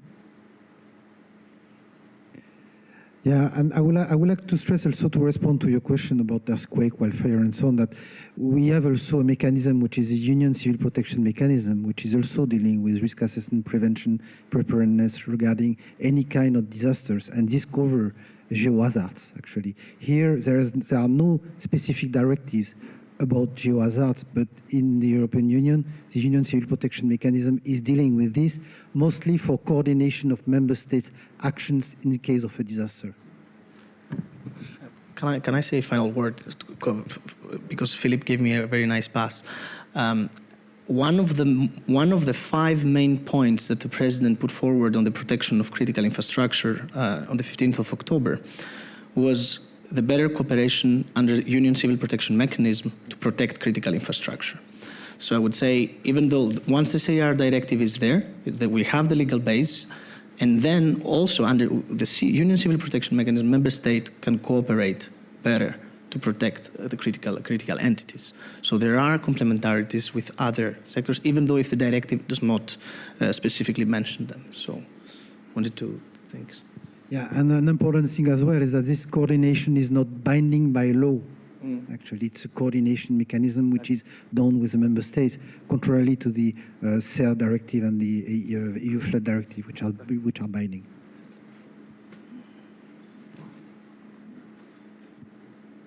Well, Sasha, you have to close this workshop today. Well, I think we are going to close it together. And I hope that everybody has enjoyed not only the whole workshop, but also the extension. I mean, it's like in a football match, we went overtime. We had some additional minutes after the official time, but I think we were all enjoying very much the opportunity to talk finally to each other directly, not only by means of any electronics and everything. And in the same sense, I would really like to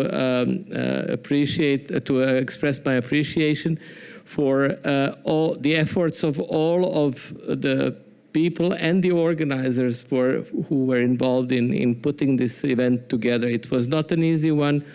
Apart from the misprint in my first name, which is so to say a female version of the name, everything else was actually managed, I think, to the satisfaction and everybody. And this going in overtime was just the result that we were enjoying talking to each other in the breaks and exchanging. And I think this is the way to go forward. So to say that not everybody was here, but we have started this morning with talking a lot about the increased amount of secondary perils in the insurance portfolios. So translated to the policies which we are going to develop, or we have to already, and we want to improve, it is directly in terms of numbers, in terms of millions and billions of euros, talking about the need to stop working and thinking in a silo way. And the first, so to say, feedback which one could maybe take for this policy development is that that cannot be, so to say, or has to be tackled in the future. The second main point is probably equally important, and this is about the natural speed of a reaction. So how the policy reacts to the events and how it was possible to react in the last lucky, I would say, decades behind us, where we had the luxury to be able to devote necessary attention to consensus building, to improvement, to finalizing, polishing the things. All these things have been at least challenged nowadays, And the last and the third, so to say, message, I hope that it's something which everybody will share. So as I said, the first one, out of the silos, the second one, speed up the time so that we can match the speed up the time of reality. And the third one will obviously be, so to say, the need of common involvement of all the stakeholders, because this is really important for understanding of what different groups are actually not only doing at this moment, but are planning to do in the future. Because that is very often a very critical factor that is, so to say, bringing a lot when considered in advance. So having said this, I would really like from the ETH Zurich to express my gratitude for all the support which they have brought in. And I hope that it was useful for everybody else, and of course express my appreciation for the CERIS as a huge network in the meantime, hopefully going to expand further, and all their activities which are related not only to the number of the people involved, but also to the few who are bringing this forward with a lot of enthusiasm. And I want, I think, to bring it to your attention that there is a lot of heart blood, as one would say, behind all this effort. So that would be it. Thank you. So thank you very much, Sasha. Well, I've learned a lot today. I think it's very interesting discussions, and you will see that it will be reflected into forthcoming research, because we have a topic which is dealing with risk pricing and insurance. Well, the deadline is at the end of the month, but we will have a community, a research community that will be working on actions in support of insurance. And I would like to welcome you to become, well, those who are not members of the CERIS. By members, I mean registering to get information on a regular basis. You can simply click on the website, simply to know what is going on regarding this kind of multi-stakeholders, multi-actors dialogue, because you may also attend online. You are not necessarily obliged to come to Brussels, but it's also interesting regarding networking. And if we are right in putting some money in research in support of insurance-related activities, it will become a part of this DRS dialogue. So just follow this. We need you. We need to have your expert views, because it's very often something which we did not tackle so far, and we are progressing. I would like to say that 5 years ago, we had a lot of research in support of practitioners' needs, first responders, but they were not involved in the projects. And at a certain point, we have to be realistic. If we are developing research to help first responders with technologies, methodologies, tools, and so on, we have to involve them. And now we are, since 2 or 3 years, tomorrow there will be a full day on that, we are looking at citizen dimension, societal resilience. It's also something very critical, very difficult to involve in research, because we are used to see research from the scientific view and market aspects regarding tools and technologies. Now we are more and more coming into who are the users, potential users. And you are obviously, as insurance companies and experts, users of research. And with this, I would like to thank you very much. Well, thank you to have come. Thank you to Sasha. Thank you to ETH Zurich for this organizing this day. We will have 3 days coming on CERIS, dealing with societal resilience, CBRN aspects, health, standardization and technologies for first responders. You may, if you are not able to stay in Brussels, attend online. There will be more than 30 projects that will be discussing and gathering here. So it's quite a big, I would say, opportunity to get information from them. I thank you very much.